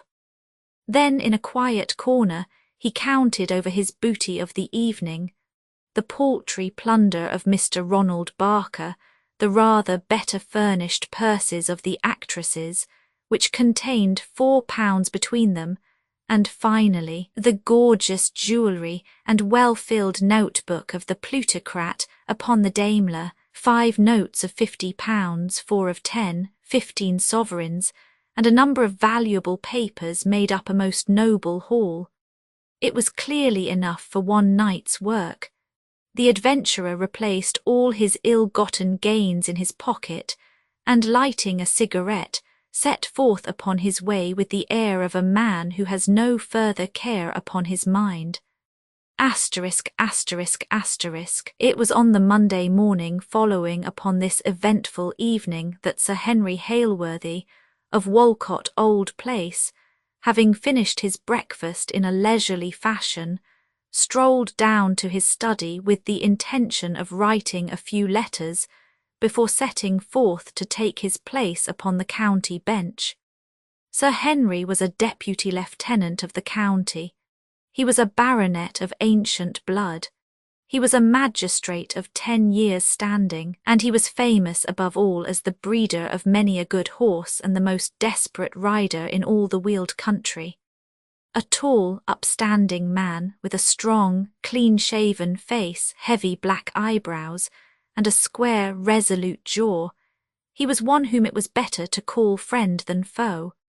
Though nearly 50 years of age, he bore no sign of having passed his youth, save that nature, in one of her freakish moods, had planted one little feather of white hair above his right ear, making the rest of his thick black curls the darker by contrast. He was in thoughtful mood this morning, for having lit his pipe he sat at his desk with his blank note paper in front of him, lost in a deep reverie. Suddenly his thoughts were brought back to the present. From behind the laurels of the curving drive there came a low, clanking sound, which swelled into the clatter and jingle of an ancient car. Then from round the corner there swung an old-fashioned Walselly, with a fresh-complexioned, yellow-moustached young man at the wheel. Sir Henry sprang to his feet at the sight, and then sat down once more. He rose again as a minute later the footman announced Mr. Ronald Barker. It was an early visit, but Barker was Sir Henry's intimate friend. As each was a fine shot, horseman and billiard player, there was much in common between the two men, and the younger, and poorer, was in the habit of spending at least 2 evenings a week at Walcot Old Place. Therefore, Sir Henry advanced cordially with outstretched hand to welcome him. "You're an early bird this morning," said he. "What's up? If you are going over to Lewes we could motor together." But the younger man's demeanour was peculiar and ungracious. He disregarded the hand which was held out to him, and he stood pulling at his own long moustache and staring with troubled, questioning eyes at the county magistrate. "Well, what's the matter?" asked the latter. Still the young man did not speak. He was clearly on the edge of an interview which he found it most difficult to open. His host grew impatient. "You don't seem yourself this morning. What on earth is the matter? Anything upset you?" "Yes," said Ronald Barker with emphasis. "What has?" "You have." Sir Henry smiled. "Sit down, my dear fellow. If you have any grievance against me, let me hear it." Barker sat down. He seemed to be gathering himself for reproach. When it did come, it was like a bullet from a gun. "Why did you rob me last night?" The magistrate was a man of iron nerve. He showed neither surprise nor resentment. Not a muscle twitched upon his calm, set face. "Why do you say that I robbed you last night?" "A big, tall fellow in a motor car stopped me on the Mayfield Road. He poked a pistol in my face and took my purse and my watch." "Sir Henry, that man was you." The magistrate smiled. "Am I the only big, tall man in the district?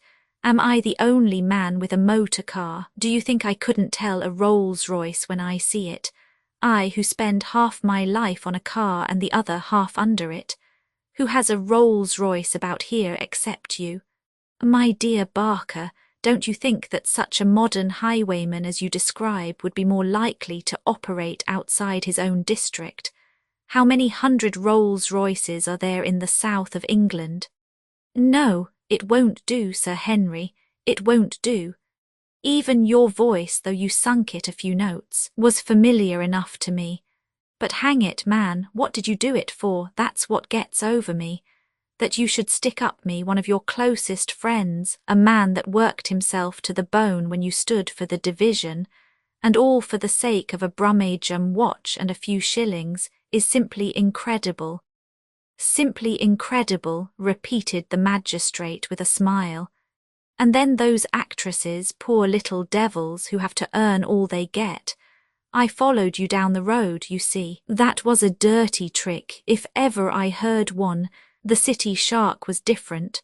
If a chap must go robbing, that sort of fellow is fair game.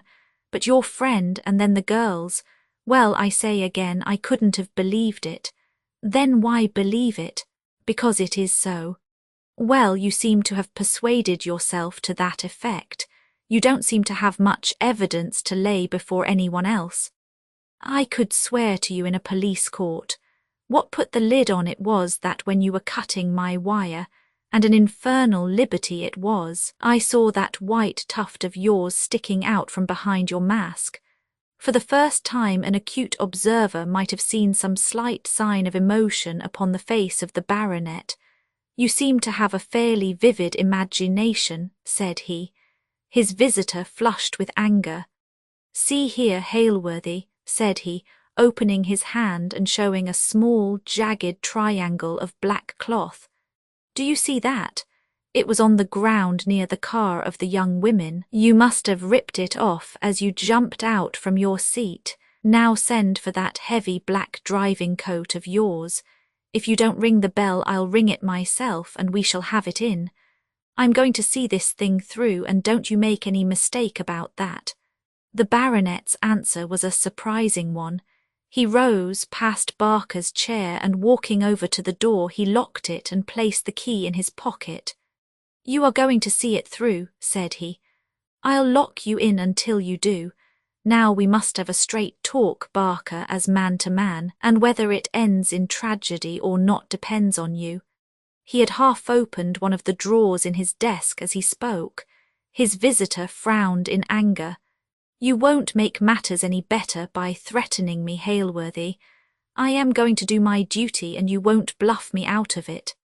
I have no wish to bluff you. When I spoke of a tragedy, I did not mean to you. What I meant was that there are some turns which this affair cannot be allowed to take. I have neither kith nor kin, but there is the family honour, and some things are impossible. It is late to talk like that.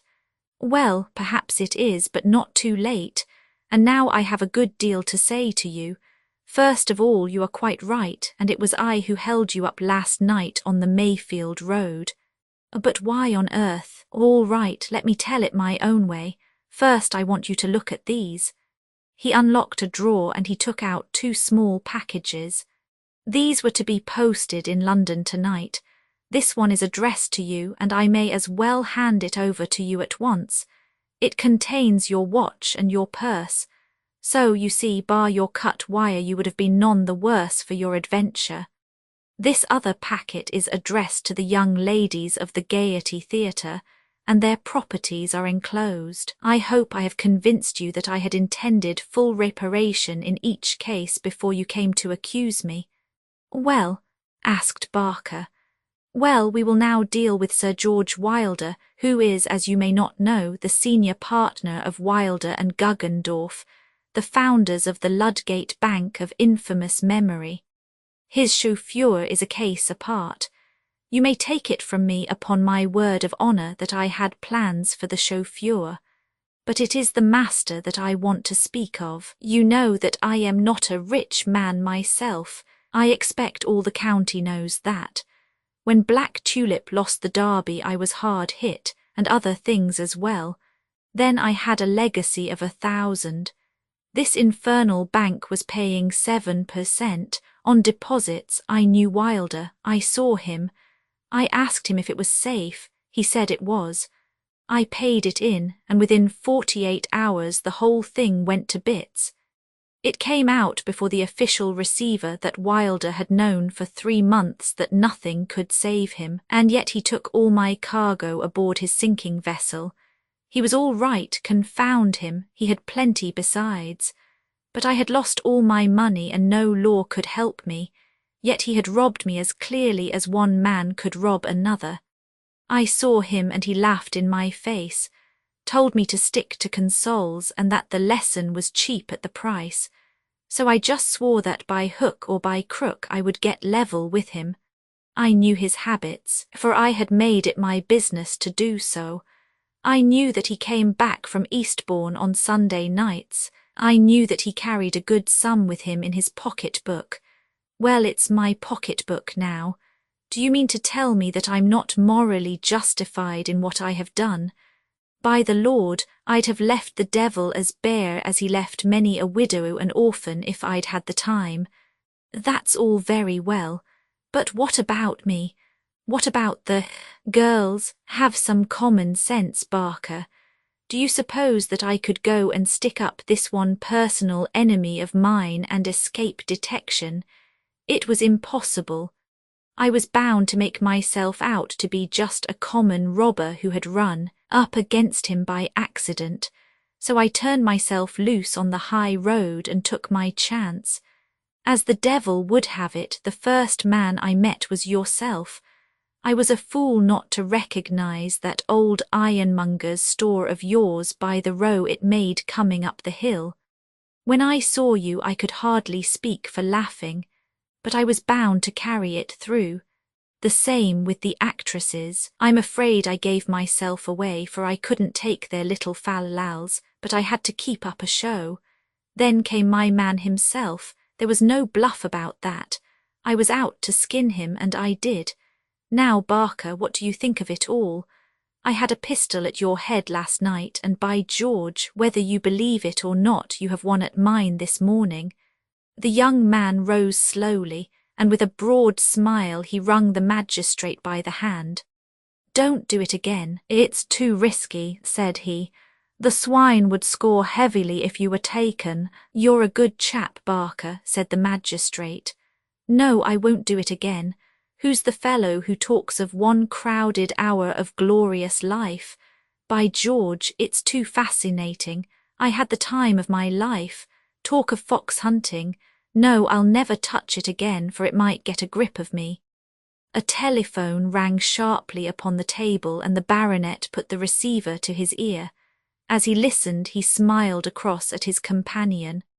"I'm rather late this morning," said he, "and they are waiting for me to try some petty larcenies on the county bench." Roman 3. A point of view. It was an American journalist who was writing up England, or writing her down as the mood seized him. Sometimes he blamed and sometimes he praised, and the case-hardened old country actually went its way all the time, quite oblivious of his approval or of his disfavour, being ready at all times, through some queer mental twist, to say more bitter things and more unjust ones about herself than any critic could ever venture upon. However, in the course of his many columns in the New York Clarion, our journalist did at last get through somebody's skin in the way that is here narrated. It was a kindly enough article upon English country house life, in which he had described a visit paid for a weekend to Sir Henry Trustall's. There was only a single critical passage in it, and it was one which he had written with a sense both of journalistic and of democratic satisfaction. In it he had sketched off the lofty obsequiousness of the flunkey who had ministered to his needs. He seemed to take a smug satisfaction in his own degradation. Said he, "Surely the last spark of manhood must have gone from the man who has so entirely lost his own individuality." He revelled in humility. He was an instrument of service, nothing more. Some months had passed, and our American pressman had recorded impressions from St. Petersburg to Madrid. He was on his homeward way, when once again he found himself the guest of Sir Henry. He had returned from an afternoon's shooting, and had finished dressing when there was a knock at the door and the footman entered. He was a large, cleanly built man, as is proper to a class who are chosen with a keener eye to physique than any crack regiment. The Americans supposed that the man had entered to perform some menial service, but to his surprise he softly closed the door behind him. "Might I have a word with you, sir, if you can kindly give me a moment?" he said in the velvety voice which always got upon the visitor's republican nerves. "Well, what is it?" the journalist asked sharply. "It's this, sir." The footman drew from his breast pocket the copy of the Clarion. "A friend over the water chanced to see this, sir, and he thought it would be of interest to me, so he sent it." "Well, you wrote it, sir, I fancy." "What if I did? And this 'ere footman is your idea of me?" The American glanced at the passage and approved his own phrases. "Yes, that's you," he admitted. The footman folded up his document once more and replaced it in his pocket. "I'd like to ave a word or two with you over that, sir," he said in the same suave, imperturbable voice. "I don't think, sir, that you quite see the thing from our point of view. I'd like to put it to you as I see it myself. Maybe it would strike you different then." The American became interested. There was copy in the air. "Sit down," said he. "No, sir, begging your pardon, sir, I'd very much rather stand." "Well, do as you please. If you've got anything to say, get ahead with it." "You see, sir, it's like this. There's a tradition, what you might call a standard, among the best servants, and it's handed down from one to the other. When I joined, I was a third, and my chief and the butler were both old men who had been trained by the best. I took after them just as they took after those that went before them. It goes back a way further than you can tell." "I can understand that, but what perhaps you don't so well understand, sir, is the spirit that's lying behind it. There's a man's own private self-respect to which you allude, sir, in this 'ere article. That's his own. But he can't keep it, so far as I can see, unless he returns good service for the good money that he takes. Well, he can do that without crawling." The footman's florid face paled a little at the word. Apparently he was not quite the automatic machine that he appeared. "By your leave, sir, we'll come to that later," said he. But I want you to understand what we are trying to do even when you don't approve of our way of doing it. We are trying to make life smooth and easy for our master and for our master's guests. We do it in the way that's been handed down to us as the best way. If our master could suggest any better way, then it would be our place either to leave his service if we disapproved it, or else to try and do it as he wanted. It would hurt the self-respect of any good servant to take a man's money and not give him the very best he can in return for it. Well, said the American, it's not quite as we see it in America. That's right, sir. I was over there last year with Sir Henry in New York, sir, and I saw something of the men servants and their ways. They were paid for service, sir, and they did not give what they were paid for. You talk about self-respect, sir, in this article. Well now, my self-respect wouldn't let me treat a master as I've seen them do over there. We don't even like the word master, said the American. Well, that's neither here nor there, sir, if I may be so bold as to say so. If you're serving a gentleman, he's your master for the time being, and any name you may choose to call it by don't make no difference. But you can't eat your cake and halve it, sir. You can't sell your independence and halve it too. Maybe not, said the American. All the same, the fact remains that your manhood is the worse for it. There I don't hold with you, sir. If it were not, you wouldn't be standing there arguing so quietly. You'd speak to me in another tone, I guess. You must remember, sir, that you are my master's guest, and that I am paid to wait upon you and make your visit a pleasant one. So long as you are heir, sir, that is I regard it. Now in London. Well, what about London? Well, in London, if you would have the goodness to let me have a word with you, I could make you understand a little clearer what I am trying to explain to you. Arding is my name, sir. If you get a call from Enery Arding, you'll know that I have a word to say to you. Asterisk, asterisk, asterisk. So it happened about 3 days later that our American journalist in his London hotel received a letter that a Mr. Henry Harding desired to speak with him. The man was waiting in the hall dressed in quiet tweeds.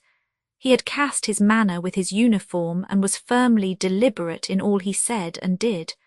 The professional silkiness was gone, and his bearing was all that the most democratic could desire.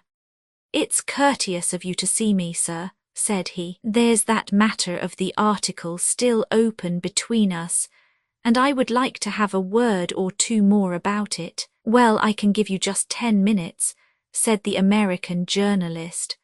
"I understand that you are a busy man, sir, so I'll cut it as short as I can. There's a public garden opposite if you would be so good as talk it over in the open air." The pressman took his hat and accompanied the footman. They walked together down the winding gravelled path among the rhododendron bushes. "It's like this, sir," said the footman, halting when they had arrived at a quiet nook. "I was hoping that you would see it in our light and understand me when I told you that the servant who was trying to give honest service for his master's money and the man who is free-born and as good as his neighbour are two separate folk. There's the duty man and there's the natural man, and they are different men. To say that I have no life of my own or self-respect of my own, because there are days when I give myself to the service of another, is not fair treatment.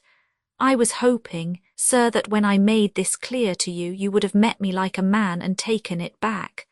"Well, you have not convinced me," said the American. "A man's a man and he's responsible for all his actions.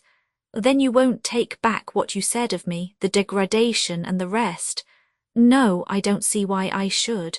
The man's comely face darkened. "You will take it back," said he. "I'll smash your blasted head if you don't."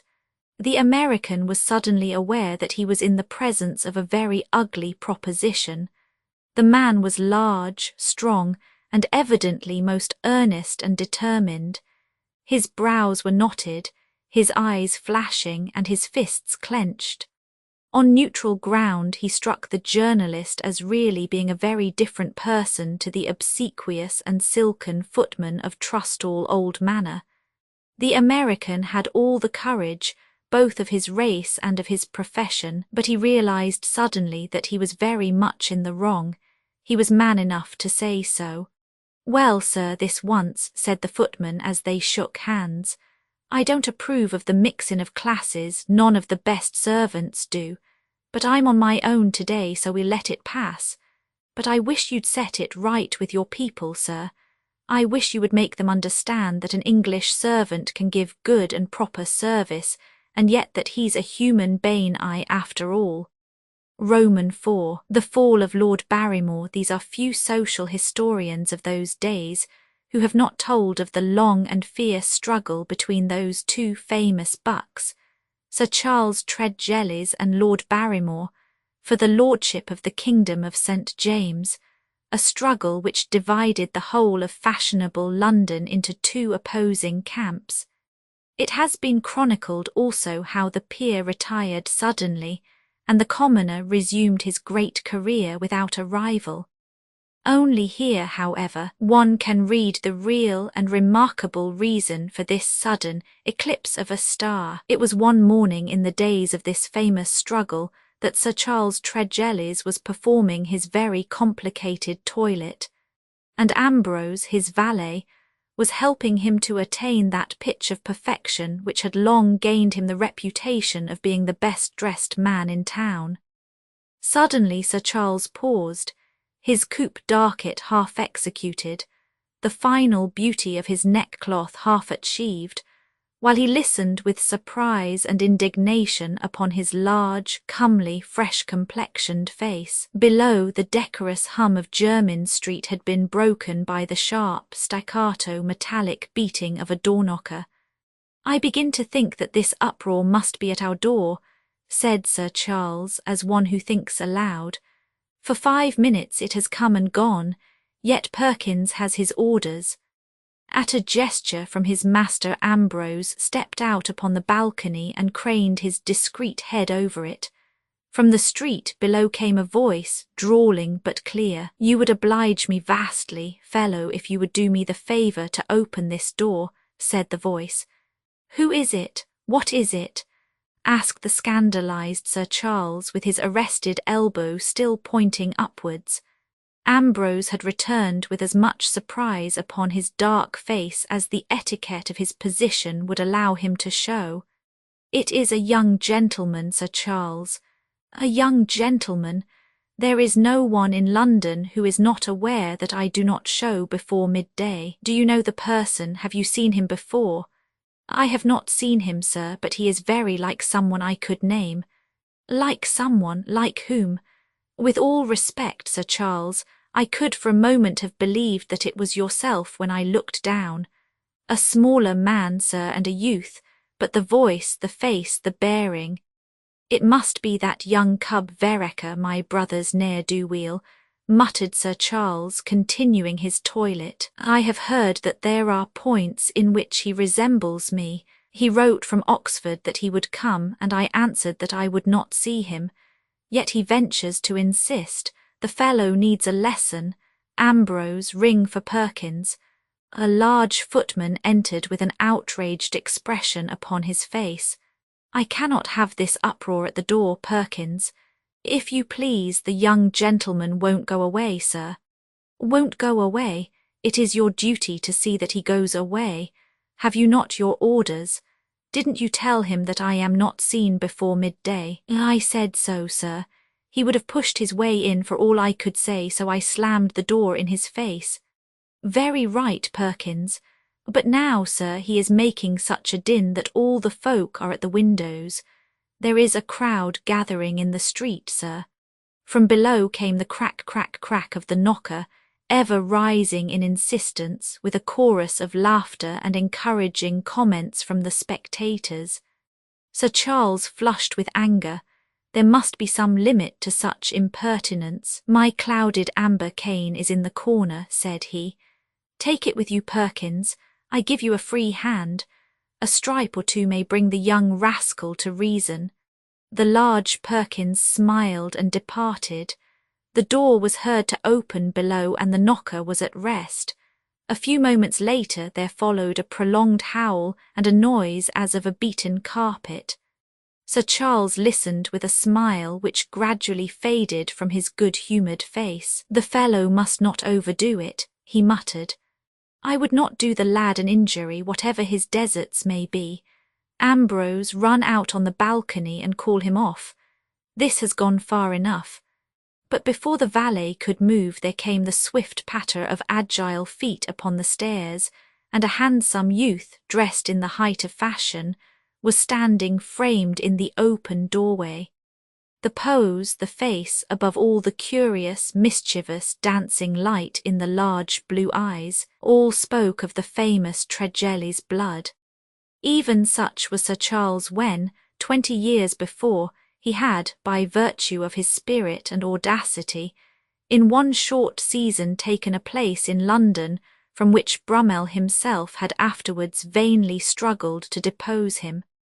The youth faced the angry features of his uncle with an air of debonair amusement, and he held towards him, upon his outstretched palms, the broken fragments of an amber cane. "I much fear, sir," said he, "that in correcting your fellow I have had the misfortune to injure what can only have been your property. I am vastly concerned that it should have occurred." Sir Charles stared with intolerant eyes at this impertinent apparition. The other looked back in a laughable parody of his senior's manner. As Ambrose had remarked after his inspection from the balcony, the two were very alike, save that the younger was smaller, finer cut, and the more nervously alive of the two. "You are my nephew Vereker Tregellis?" asked Sir Charles. "Yours to command, sir. I hear bad reports of you from Oxford."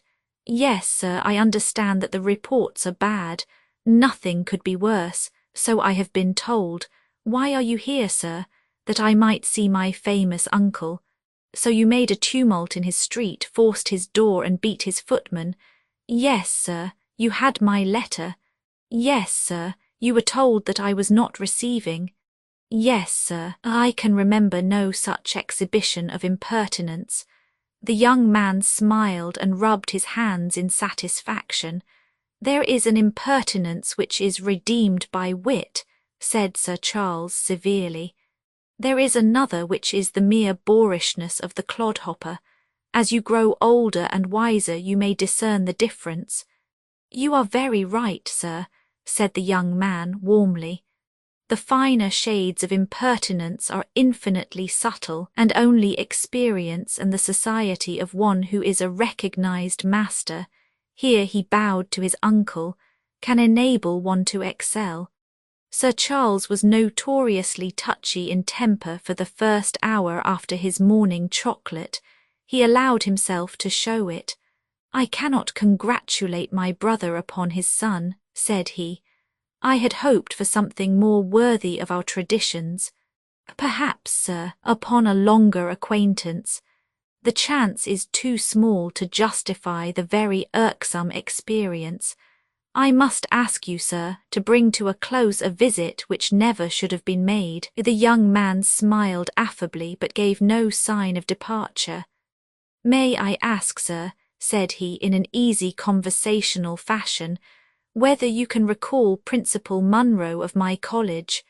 "No, sir, I cannot," his uncle answered sharply. "Naturally you would not burden your memory to such an extent, but he still remembers you.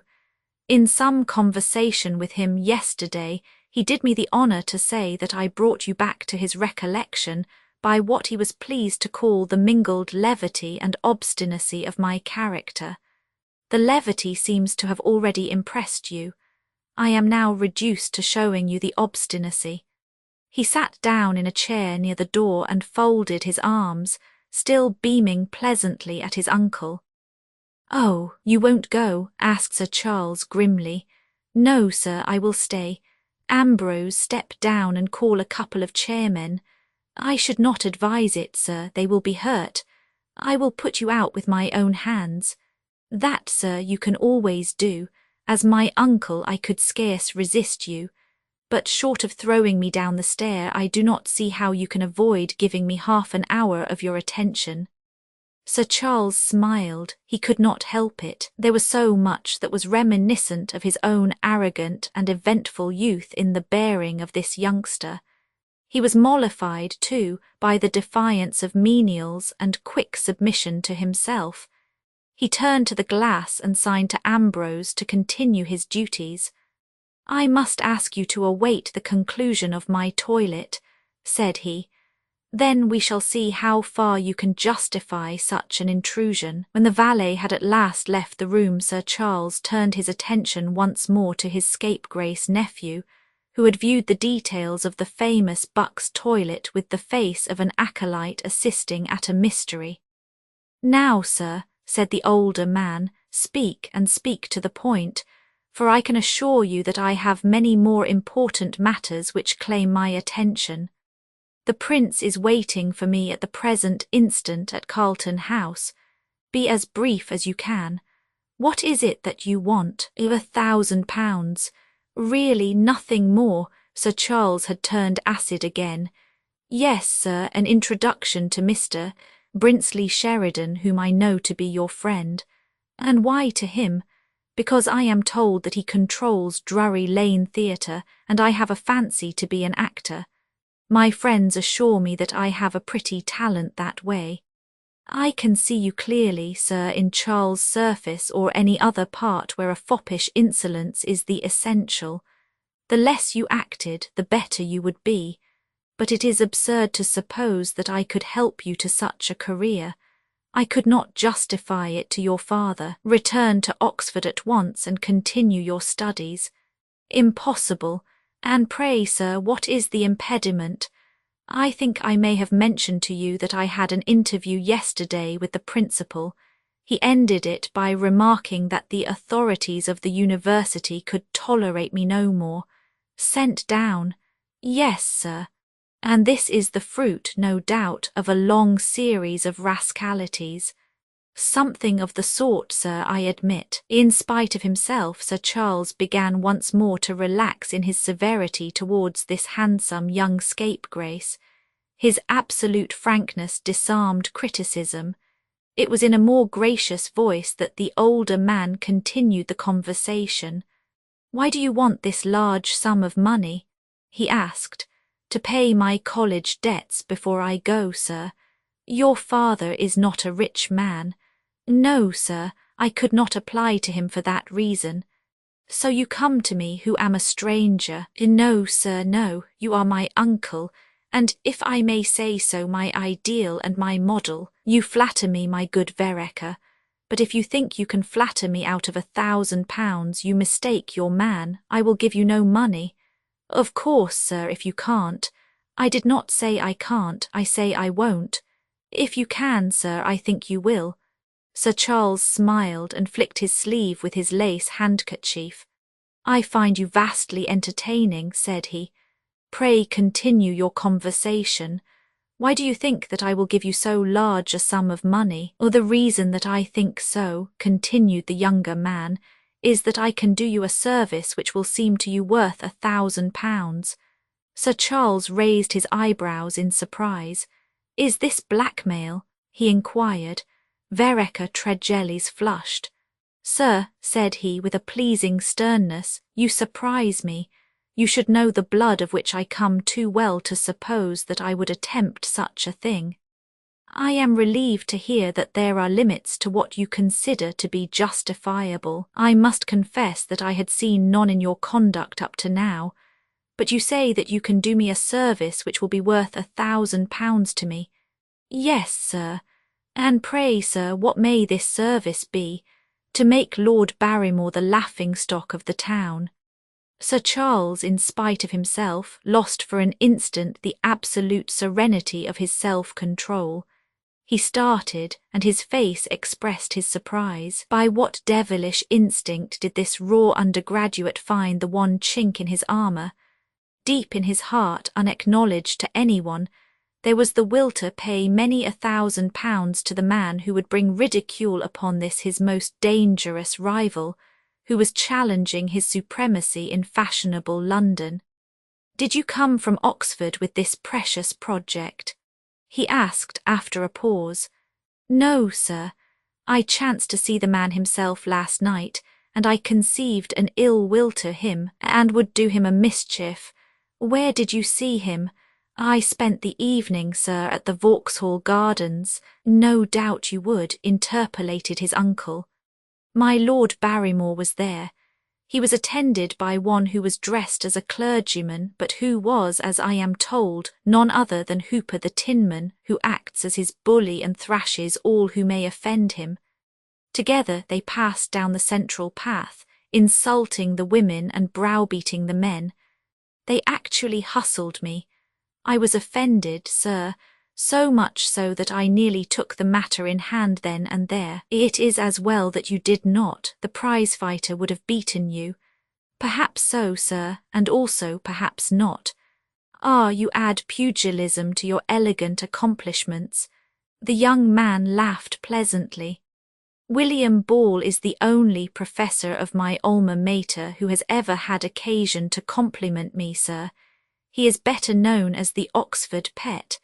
I think with all modesty that I could hold him for a dozen rounds, but last night I suffered the annoyance without protest, for since it is said that the same scene is enacted every evening, there is always time to act. And how would you act, may I ask? That, sir, I should prefer to keep to myself, but my aim, as I say, would be to make Lord Barrymore a laughing-stock to all London. Sir Charles cogitated for a moment. Pray, sir, said he, why did you imagine that any humiliation to Lord Barrymore would be pleasing to me? Even in the provinces we know something of what passes in polite circles. Your antagonism to this man is to be found in every column of fashionable gossip. The town is divided between you. It is impossible that any public slight upon him should be unpleasing to you. Sir Charles smiled. You are a shrewd reasoner, said he. We will suppose for the instant that you are right.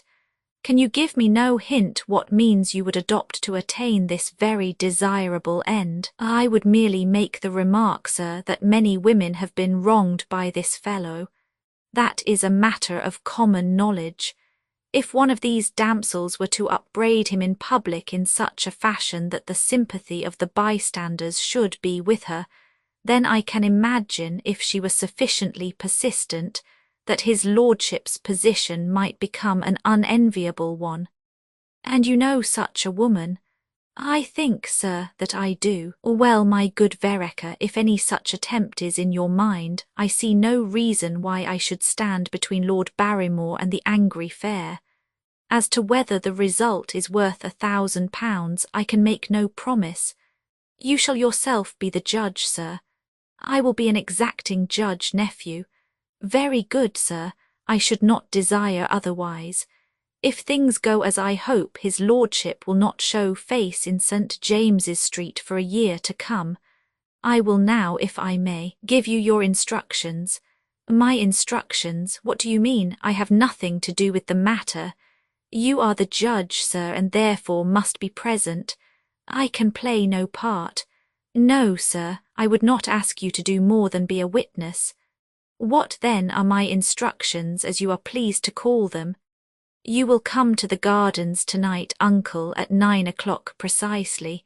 You will walk down the centre path, and you will seat yourself upon one of the rustic seats, which are beside the statue of Aphrodite. You will wait and you will observe. Very good, I will do so. I begin to perceive, nephew, that the breed of Tregellis has not yet lost some of the points which have made it famous. It was at the stroke of 9 that night when Sir Charles, throwing his reins to the groom, descended from his high yellow phaeton, which forthwith turned to take its place in the long line of fashionable carriages waiting for their owners. As he entered the gate of the gardens, the centre at that time of the dissipation and revelry of London, he turned up the collar of his driving cape and drew his hat over his eyes, for he had no desire to be personally associated with what might well prove to be a public scandal.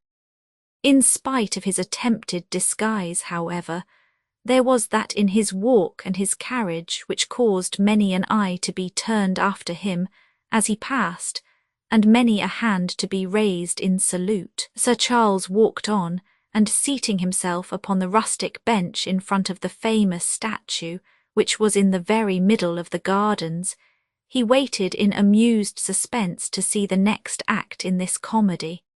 From the pavilion whence the paths radiated, there came the strains of the band of the foot guards, and by the many-coloured lamps twinkling from every tree Sir Charles could see the confused whirl of the dancers.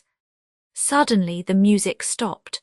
The quadrilles were at an end. An instant afterwards the central path by which he sat was thronged by the revellers.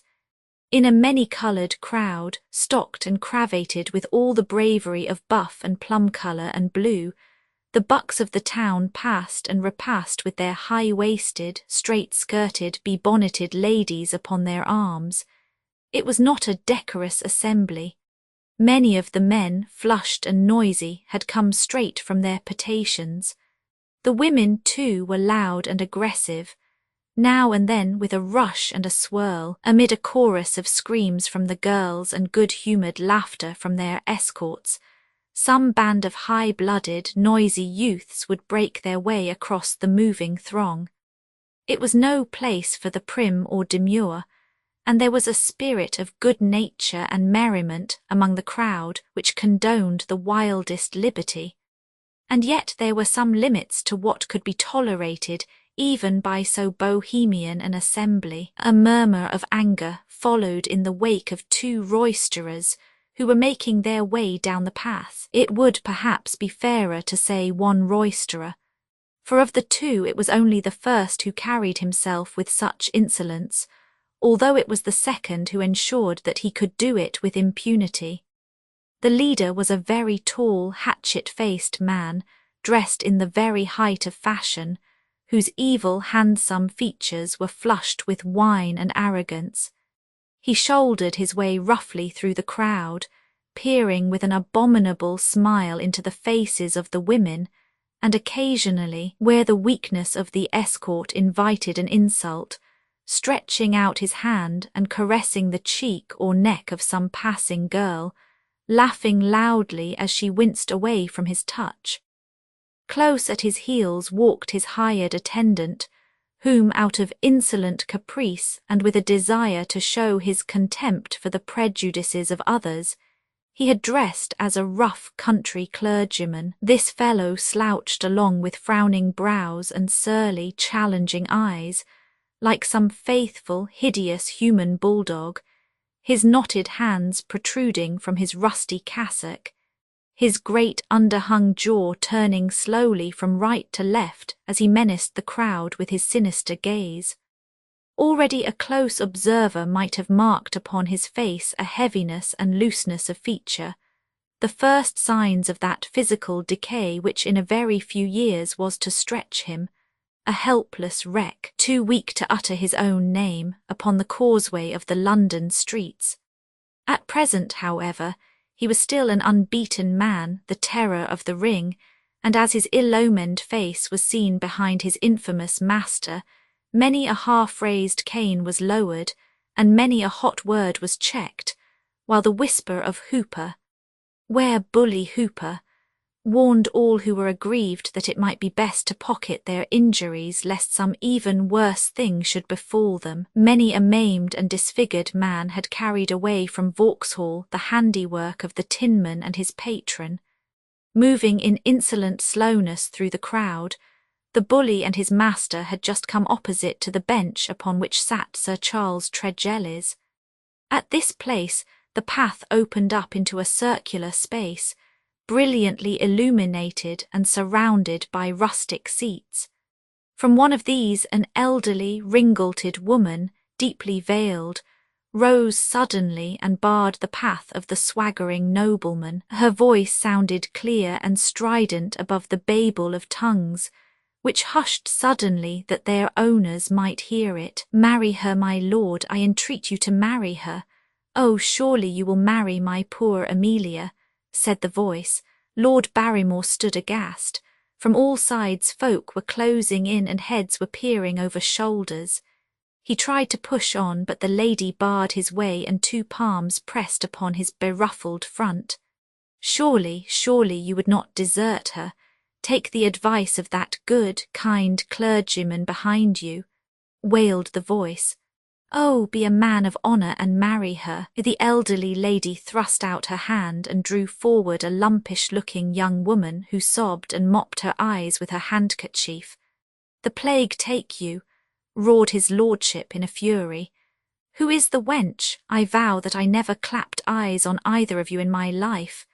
It is my niece Amelia, cried the lady, your own loving Amelia. Oh, my lord, can you pretend that you have forgotten poor, trusting Amelia of Woodbine Cottage at Lichfield? I never set foot in Lichfield in my life, cried the peer. You are 2 impostors who should be whipped at the cart's tail. Oh, wicked, oh, Amelia, screamed the lady in a voice that resounded through the gardens. Oh, my darling, try to soften his hard heart, pray him that he make an honest woman of you at last. With a lurch the stout young woman fell forward and embraced Lord Barrymore with the hug of a bear. He would have raised his cane, but his arms were pinned to his sides. Hooper, Hooper, screamed the furious peer, craning his neck in horror, for the girl seemed to be trying to kiss him.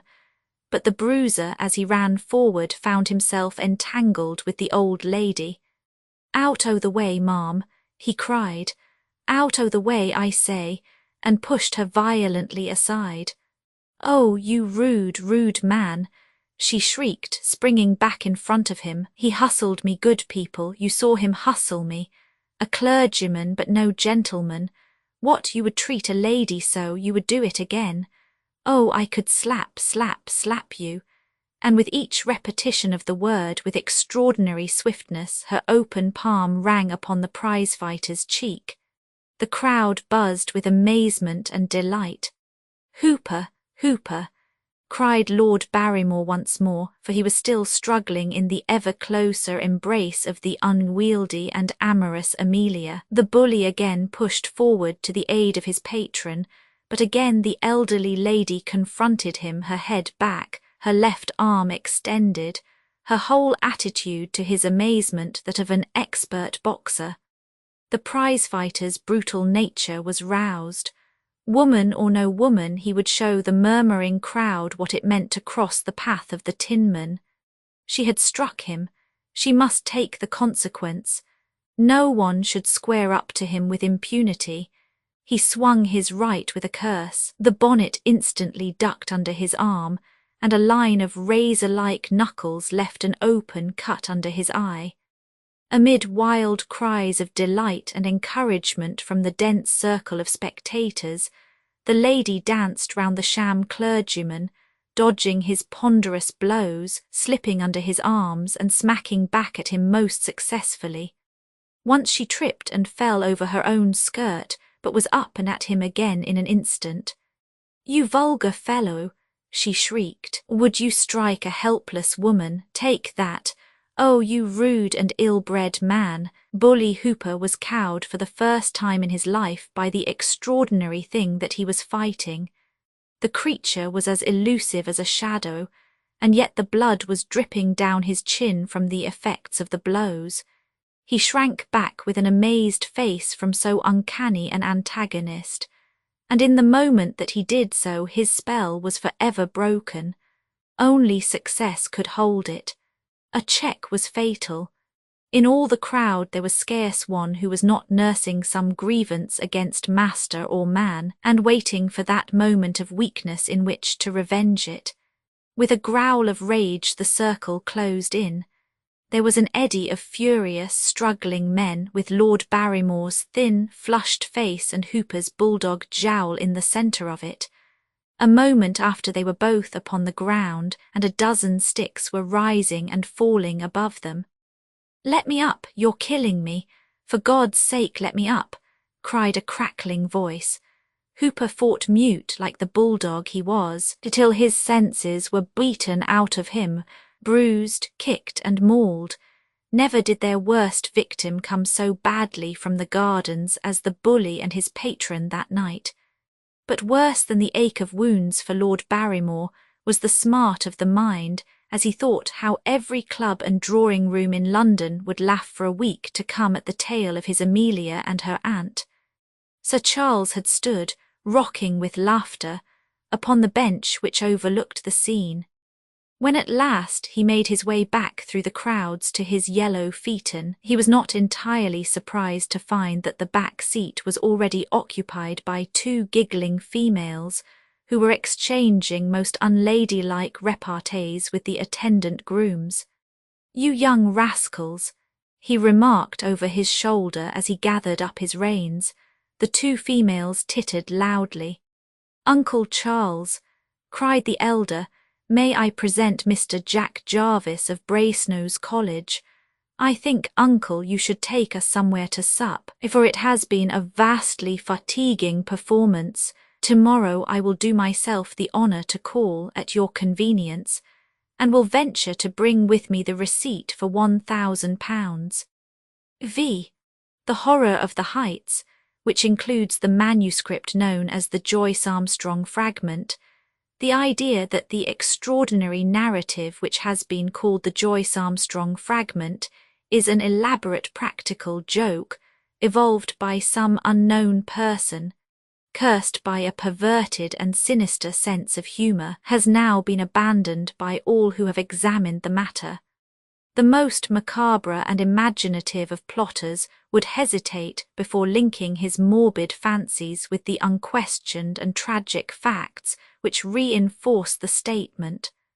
Though the assertions contained in it are amazing and even monstrous, it is none the less forcing itself upon the general intelligence that they are true, and that we must readjust our ideas to the new situation. This world of ours appears to be separated by a slight and precarious margin of safety from a most singular and unexpected danger.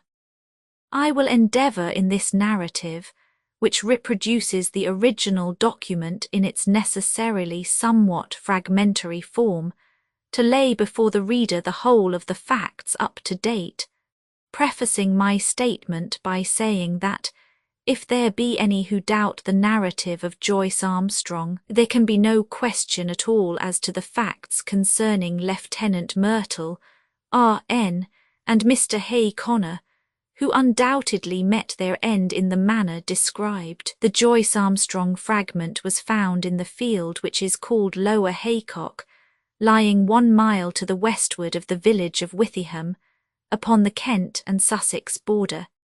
It was on the 15th of September last that an agricultural labourer, James Flynn, in the employment of Matthew Dodd, farmer of the Chauntry Farm, Withyham, perceived a briar pipe lying near the footpath which skirts the hedge in Lower Haycock. A few paces farther on he picked up a pair of broken binocular glasses. Finally, among some nettles in the ditch, he caught sight of a flat canvas-backed book, which proved to be a notebook with detachable leaves, some of which had come loose and were fluttering along the base of the hedge. These he collected, but some, including the first, were never recovered, and leave a deplorable hiatus in this all-important statement. The notebook was taken by the labourer to his master, who in turn showed it to Dr. J. H. Atherton of Hartfield. This gentleman at once recognised the need for an expert examination, and the manuscript was forwarded to the Aero Club in London, where it now lies. The first 2 pages of the manuscript are missing. There is also one torn away at the end of the narrative, though none of these affect the general coherence of the story. It is conjectured that the missing opening is concerned with the record of Mr. Joyce Armstrong's qualifications as an aeronaut, which can be gathered from other sources, and are admitted to be unsurpassed among the air pilots of England. For many years he has been looked upon as among the most daring and the most intellectual of flying men.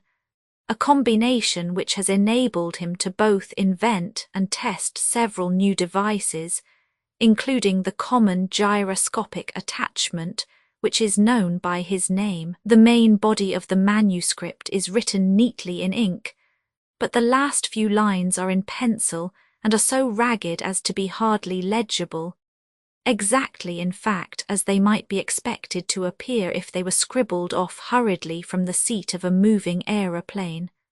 There are, it may be added, several stains, both on the last page and on the outside cover, which have been pronounced by the Home Office experts to be blood, probably human and certainly mammalian. The fact that something closely resembling the organism of malaria was discovered in this blood, and that Joyce Armstrong is known to have suffered from intermittent fever, is a remarkable example of the new weapons which modern science has placed in the hands of our detectives.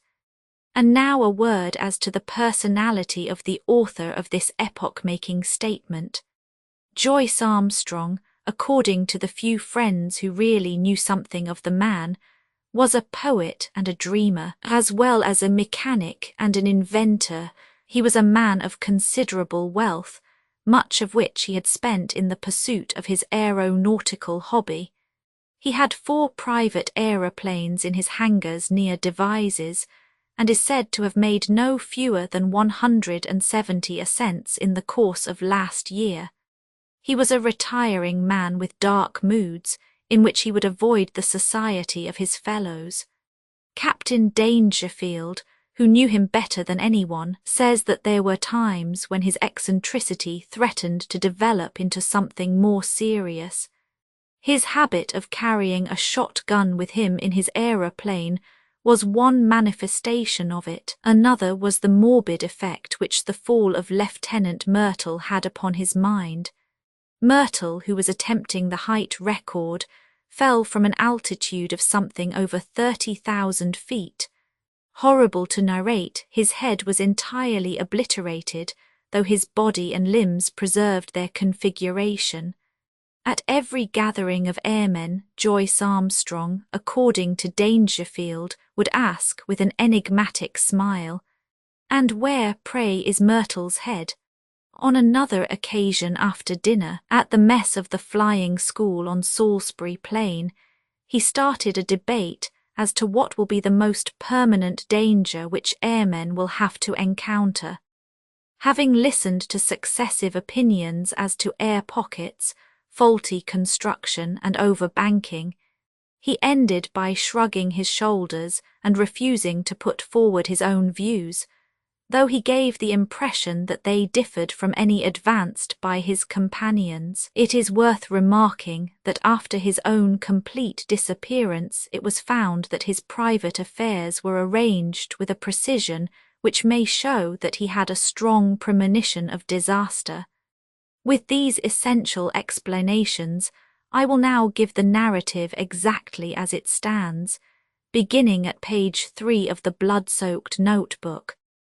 Nevertheless, when I dined at Rheims with Caselli and Gustave Raymond, I found that neither of them was aware of any particular danger in the higher layers of the atmosphere.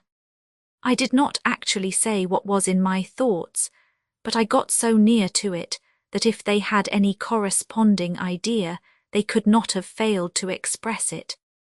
But then they are 2 empty, vainglorious fellows, with no thought beyond seeing their silly names in the newspaper. It is interesting to note that neither of them had ever been much beyond the 20,000-foot level. Of course, men have been higher than this both in balloons and in the ascent of mountains. It must be well above that point that the aeroplane enters the danger zone, always presuming that my premonitions are correct. Aeroplaning has been with us now for more than 20 years, and one might well ask, why should this peril be only revealing itself in our day? The answer is obvious. In the old days of weak engines, when 100 horsepower Gnome or Green was considered ample for every need, the flights were very restricted. Now that 300 horsepower is the rule rather than the exception, visits to the upper layers have become easier and more common. Some of us can remember how, in our youth, Garos made a worldwide reputation by attaining 19,000 feet, and it was considered a remarkable achievement to fly over the Alps. Our standard now has been immeasurably raised, and there are 20 high flights for one in former years. Many of them have been undertaken with impunity. The 30,000-foot level has been reached time after time with no discomfort beyond cold and asthma. What does this prove? A visitor might descend upon this planet 1,000 times and never see a tiger, yet tigers exist, and if he chanced to come down into a jungle he might be devoured. There are jungles of the upper air, and there are worse things than tigers which inhabit them. I believe in time they will map these jungles accurately out. Even at the present moment I could name 2 of them. One of them lies over the Pau-Biarritz district of France. Another is just over my head as I write here in my house in Wiltshire. I rather think there is a third in the Homburg-Wiesbaden district. It was the disappearance of the airmen that first set me thinking. Of course, everyone said that they had fallen into the sea, but that did not satisfy me at all. First, there was Verrier in France. His machine was found near Bayonne, but they never got his body. There was the case of Baxter also, who vanished, though his engine and some of the iron fixings were found in a wood in Leicestershire.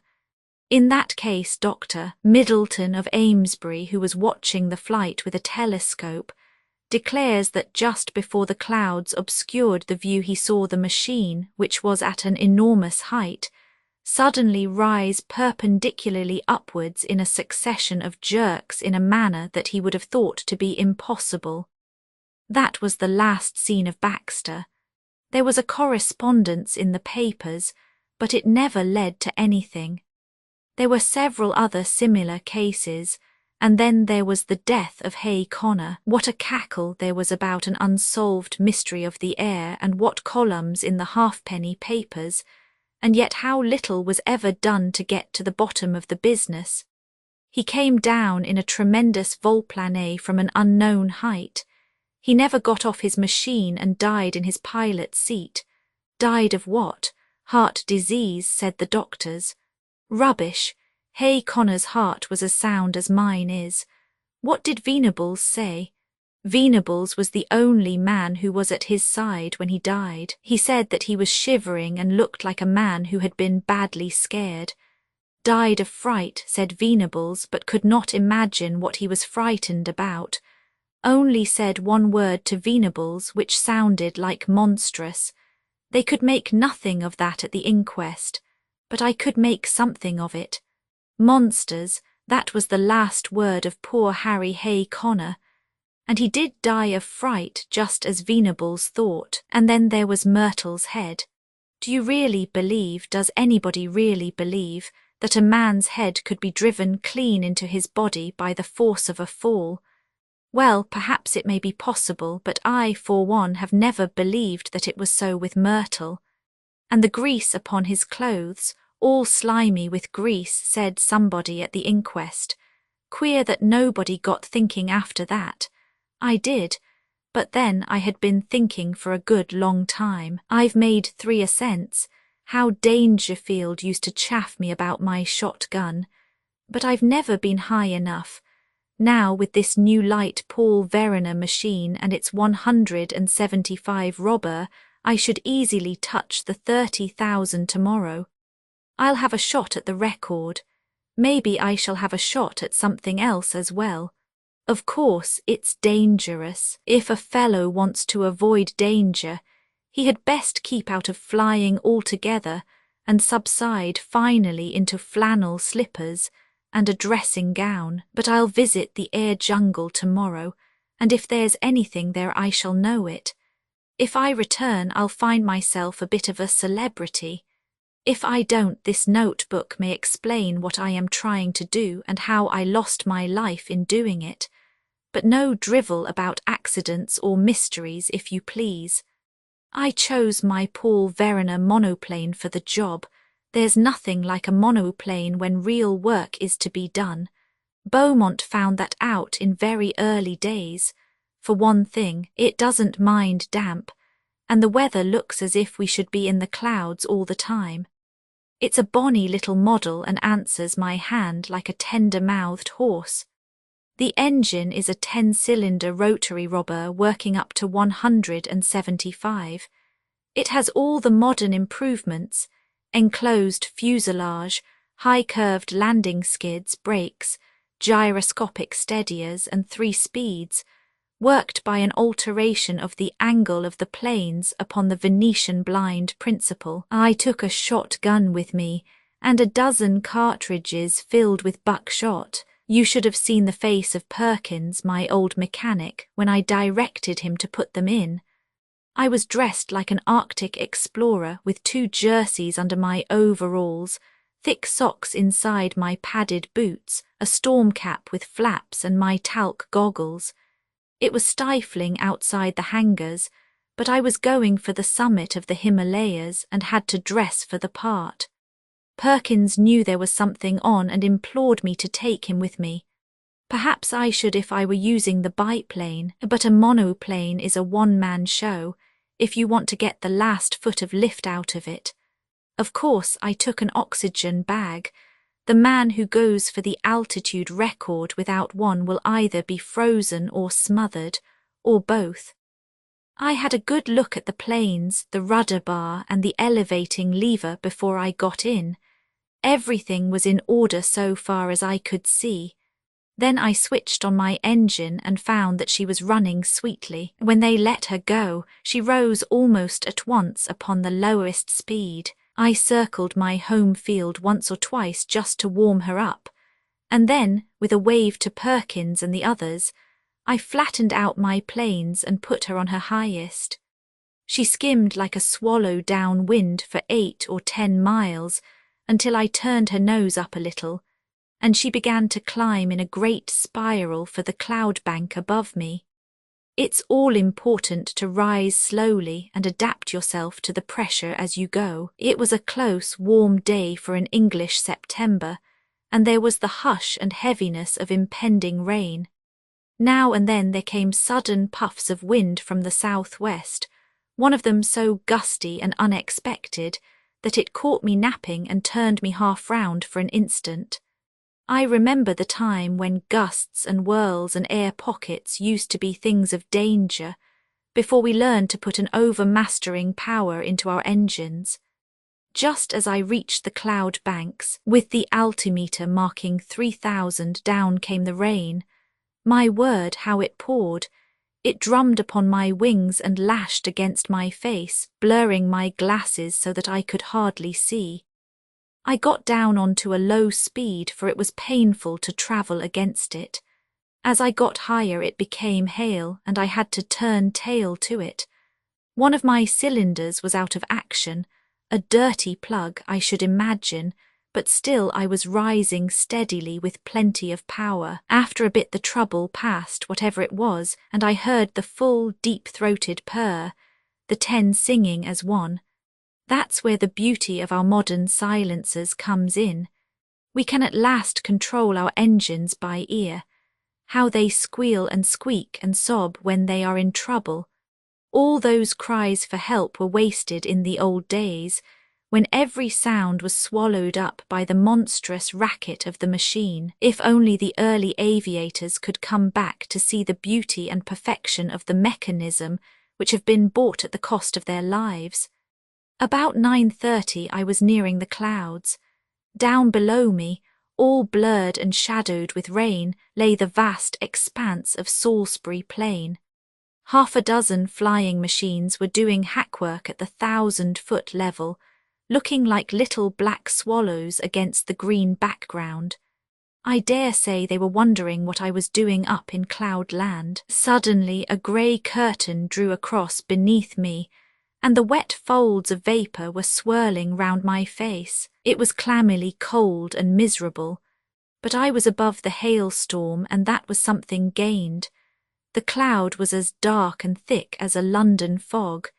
In my anxiety to get clear, I cocked her nose up until the automatic alarm bell rang, and I actually began to slide backwards. My sopped and dripping wings had made me heavier than I thought, but presently I was in lighter cloud and soon had cleared the first layer. There was a second, opal-coloured and fleecy, at a great height above my head, a white unbroken ceiling above and a dark unbroken floor below, with the monoplane labouring upwards upon a vast spiral between them. It is deadly lonely in these cloud spaces. Once a great flight of some small water birds went past me, flying very fast to the westwards. The quick whir of their wings and their musical cry were cheery to my ear. I fancy that they were teal, but I am a wretched zoologist. Now that we humans have become birds, we must really learn to know our brethren by sight. The wind down beneath me whirled and swayed the broad cloud plain. Once a great eddy formed in it, a whirlpool of vapour, and through it, as down a funnel, I caught sight of the distant world. A large white biplane was passing at a vast depth beneath me. I fancy it was the morning mail service betwixt Bristol and London. Then the drift swirled inwards again, and the great solitude was unbroken. Just after 10 I touched the lower edge of the upper cloud stratum. It consisted of fine diaphanous vapour drifting swiftly from the westward. The wind had been steadily rising all this time, and it was now blowing a sharp breeze, 28 an hour by my gauge. Already it was very cold, though my altimeter only marked 9,000. The engines were working beautifully, and we went droning steadily upwards. The cloud bank was thicker than I had expected, but at last it thinned out into a golden mist before me, and then in an instant I had shot out from it, and there was an unclouded sky and a brilliant sun above my head, all blue and gold above, all shining silver below, one vast glimmering plain as far as my eyes could reach. It was 10:15 o'clock, and the barograph needle pointed to 12,800. Up I went and up, my ears concentrated upon the deep purring of my motor, my eyes busy always with the watch, the revolution indicator, the petrol lever, and the oil pump. No wonder aviators are said to be a fearless race. With so many things to think of, there is no time to trouble about oneself. About this time I noted how unreliable is the compass when above a certain height from Earth. At 15,000 feet mine was pointing east and a point south. The sun and the wind gave me my true bearings. I had hoped to reach an eternal stillness in these high altitudes, but with every 1,000 feet of ascent the gale grew stronger.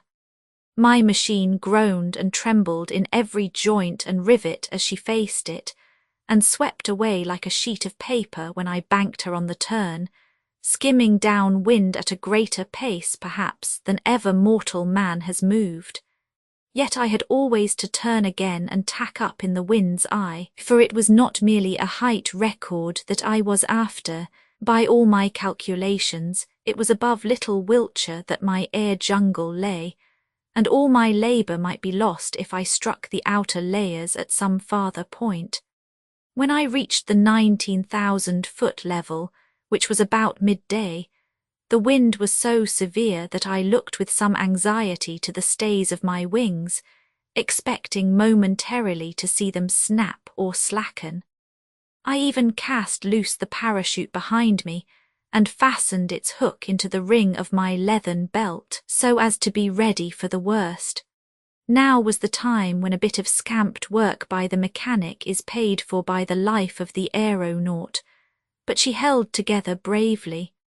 Every cord and strut was humming and vibrating like so many harp strings, but it was glorious to see how, for all the beating and the buffeting, she was still the conqueror of nature and the mistress of the sky. There is surely something divine in man himself, that he should rise so superior to the limitations which creation seemed to impose.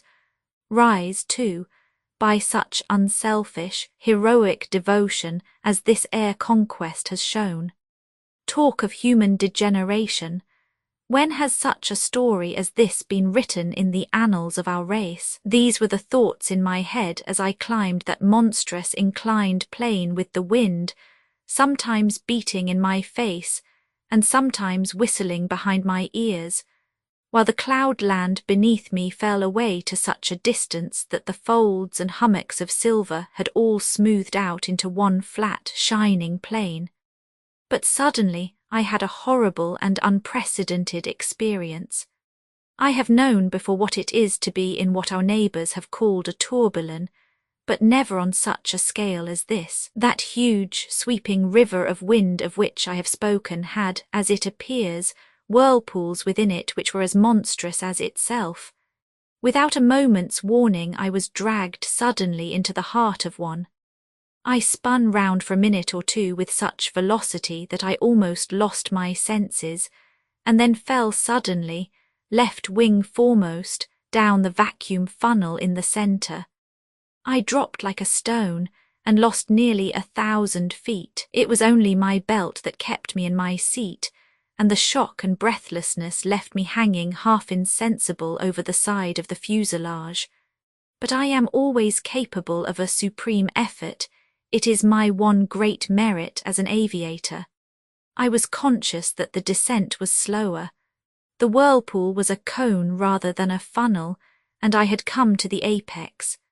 With a terrific wrench, throwing my weight all to one side, I levelled my planes and brought her head away from the wind. In an instant I had shot out of the eddies and was skimming down the sky. Then, shaken but victorious, I turned her nose up and began once more my steady grind on the upward spiral. I took a large sweep to avoid the danger spot of the whirlpool, and soon I was safely above it. Just after 1 o'clock I was 21,000 feet above the sea level. To my great joy I had topped the gale, and with every 100 feet of ascent the air grew stiller. On the other hand, it was very cold, and I was conscious of that peculiar nausea which goes with rarefaction of the air.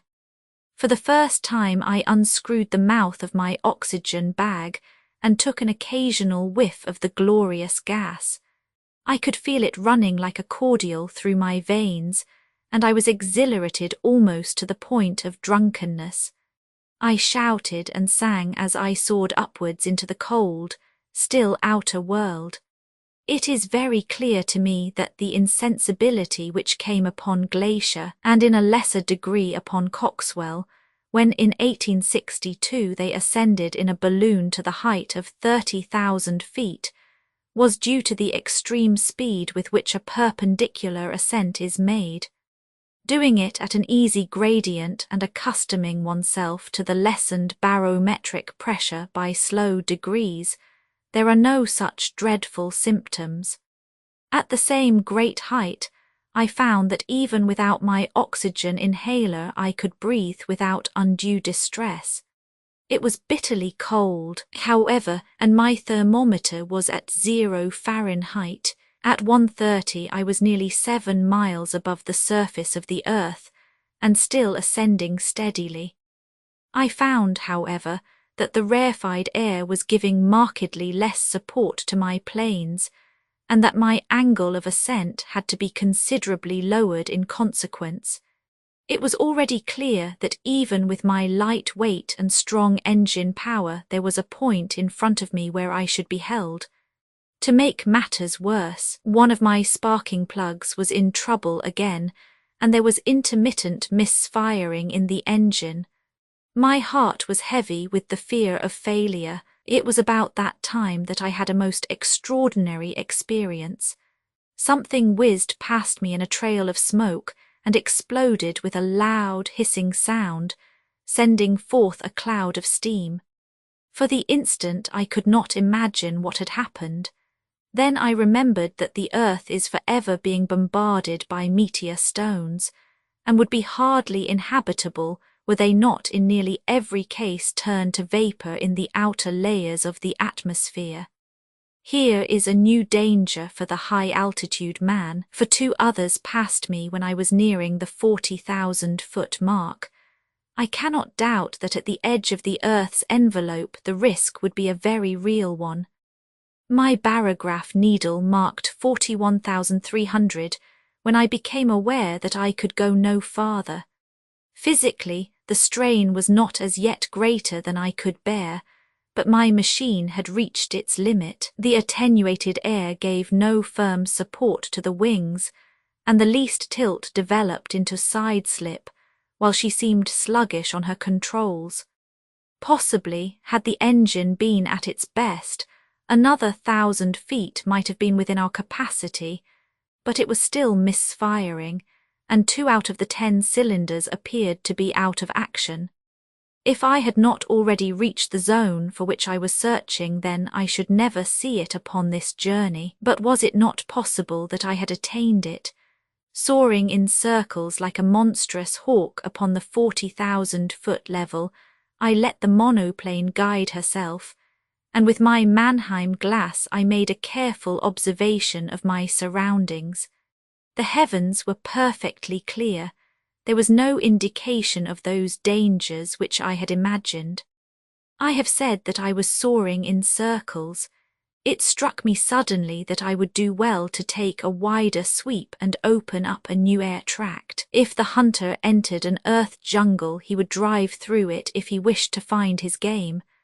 My reasoning had led me to believe that the air jungle which I had imagined lay somewhere over Wiltshire. This should be to the south and west of me. I took my bearings from the sun, for the compass was hopeless and no trace of earth was to be seen, nothing but the distant silver cloud plain. However, I got my direction as best I might and kept her head straight to the mark. I reckoned that my petrol supply would not last for more than another hour or so, but I could afford to use it to the last drop, since a single magnificent volplane could at any time take me to the earth. Suddenly I was aware of something new. The air in front of me had lost its crystal clearness. It was full of long, ragged wisps of something which I can only compare to very fine cigarette smoke. It hung about in wreaths and coils, turning and twisting slowly in the sunlight. As the monoplane shot through it, I was aware of a faint taste of oil upon my lips, and there was a greasy scum upon the woodwork of the machine. Some infinitely fine organic matter appeared to be suspended in the atmosphere. There was no life there. It was inchoate and diffuse, extending for many square acres and then fringing off into the void. No, it was not life. But might it not be the remains of life? Above all, might it not be the food of life, of monstrous life, even as the humble grease of the ocean is the food for the mighty whale? The thought was in my mind when my eyes looked upwards, and I saw the most wonderful vision that ever man has seen. Can I hope to convey it to you even as I saw it myself last Thursday? Conceive a jellyfish such as sails in our summer seas, bell-shaped and of enormous size, far larger, I should judge, than the dome of St. Paul's. It was of a light pink colour veined with a delicate green, but the whole huge fabric so tenuous that it was but a fairy outline against the dark blue sky. It pulsated with a delicate and regular rhythm. From it there depended 2 long, drooping green tentacles, which swayed slowly backwards and forwards. This gorgeous vision passed gently with noiseless dignity over my head, as light and fragile as a soap bubble, and drifted upon its stately way. I had half turned my monoplane, that I might look after this beautiful creature, when in a moment I found myself amidst a perfect fleet of them of all sizes, but none so large as the first. Some were quite small, but the majority about as big as an average balloon, and with much the same curvature at the top. There was in them a delicacy of texture and colouring which reminded me of the finest Venetian glass. Pale shades of pink and green were the prevailing tints, but all had a lovely iridescence where the sun shimmered through their dainty forms. Some hundreds of them drifted past me, a wonderful fairy squadron of strange, unknown argosies of the sky, creatures whose forms and substance were so attuned to these pure heights that one could not conceive anything so delicate within actual sight or sound of earth. But soon my attention was drawn to a new phenomenon, the serpents of the outer air. These were long, thin, fantastic coils of vapour-like material, which turned and twisted with great speed, flying round and round at such a pace that the eyes could hardly follow them. Some of these ghost-like creatures were 20 or 30 feet long, but it was difficult to tell their girth, for their outline was so hazy that it seemed to fade away into the air around them. These air snakes were of a very light grey or smoke colour, with some darker lines within, which gave the impression of a definite organism. One of them whisked past my very face, and I was conscious of a cold, clammy contact, but their composition was so unsubstantial that I could not connect them with any thought of physical danger, any more than the beautiful bell-like creatures which had preceded them. There was no more solidity in their frames than in the floating spume from a broken wave, but a more terrible experience was in store for me.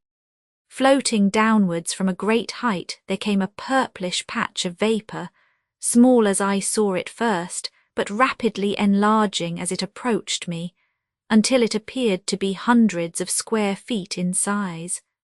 Though fashioned of some transparent, jelly-like substance, it was none the less of much more definite outline and solid consistence than anything which I had seen before. There were more traces, too, of a physical organisation, especially two vast shadowy, circular plates upon either side, which may have been eyes, and a perfectly solid white projection between them, which was as curved and cruel as the beak of a vulture. The whole aspect of this monster was formidable and threatening, and it kept changing its colour from a very light mauve to a dark, angry purple so thick that it cast a shadow as it drifted between my monoplane and the sun.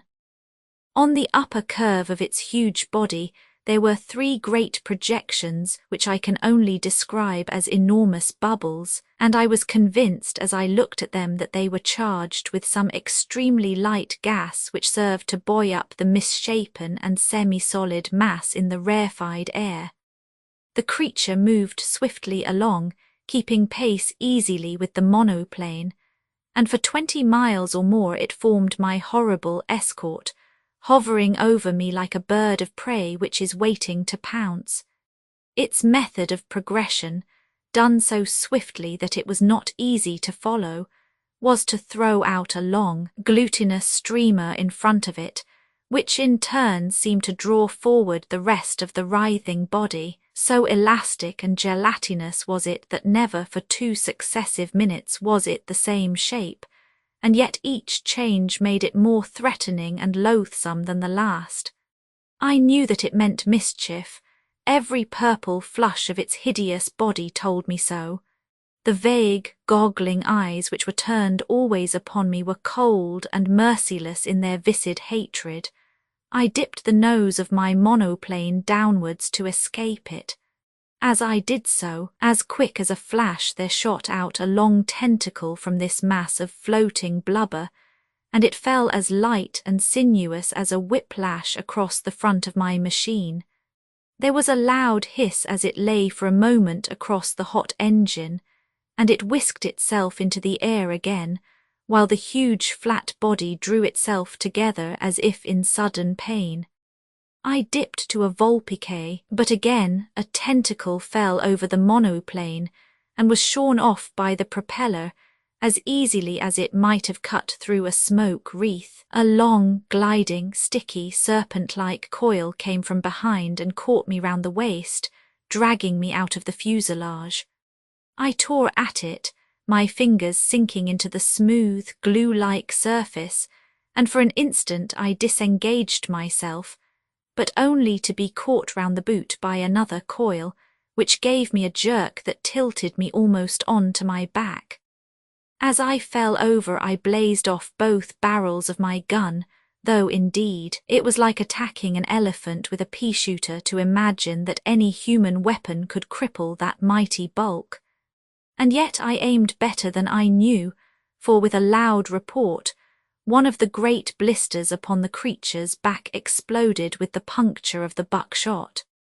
It was very clear that my conjecture was right, and that these vast clear bladders were distended with some lifting gas, for in an instant the huge cloud-like body turned sideways, writhing desperately to find its balance, while the white beak snapped and gaped in horrible fury.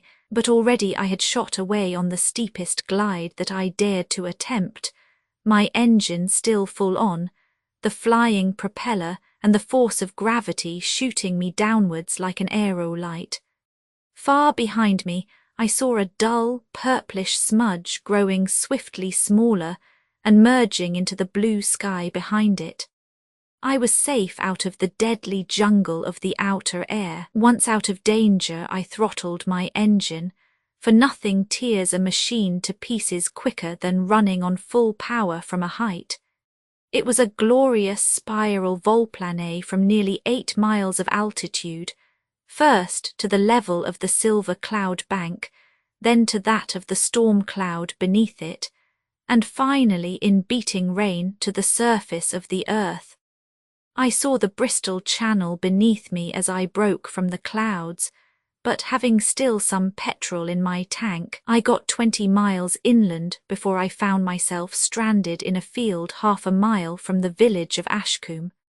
There I got 3 tins of petrol from a passing motor car, and at 10 minutes past 6 that evening, I alighted gently in my own home meadow at Devizes, after such a journey as no mortal upon earth has ever yet taken and lived to tell the tale. I have seen the beauty and I have seen the horror of the heights, and greater beauty or greater horror than that is not within the ken of man, and now it is my plan to go once again before I give my results to the world. My reason for this is that I must surely have something to show by way of proof before I lay such a tale before my fellow-men. It is true that others will soon follow and will confirm what I have said, and yet I should wish to carry conviction from the first. Those lovely iridescent bubbles of the air should not be hard to capture. They drift slowly upon their way, and the swift monoplane could intercept their leisurely course. It is likely enough that they would dissolve in the heavier layers of the atmosphere, and that some small heap of amorphous jelly might be all that I should bring to earth with me. And yet something there would surely be by which I could substantiate my story. Yes, I will go, even if I run a risk by doing so. These purple horrors would not seem to be numerous. It is probable that I shall not see one. If I do, I shall dive at once. At the worst, there is always the shotgun, and my knowledge of. Here a page of the manuscript is unfortunately missing.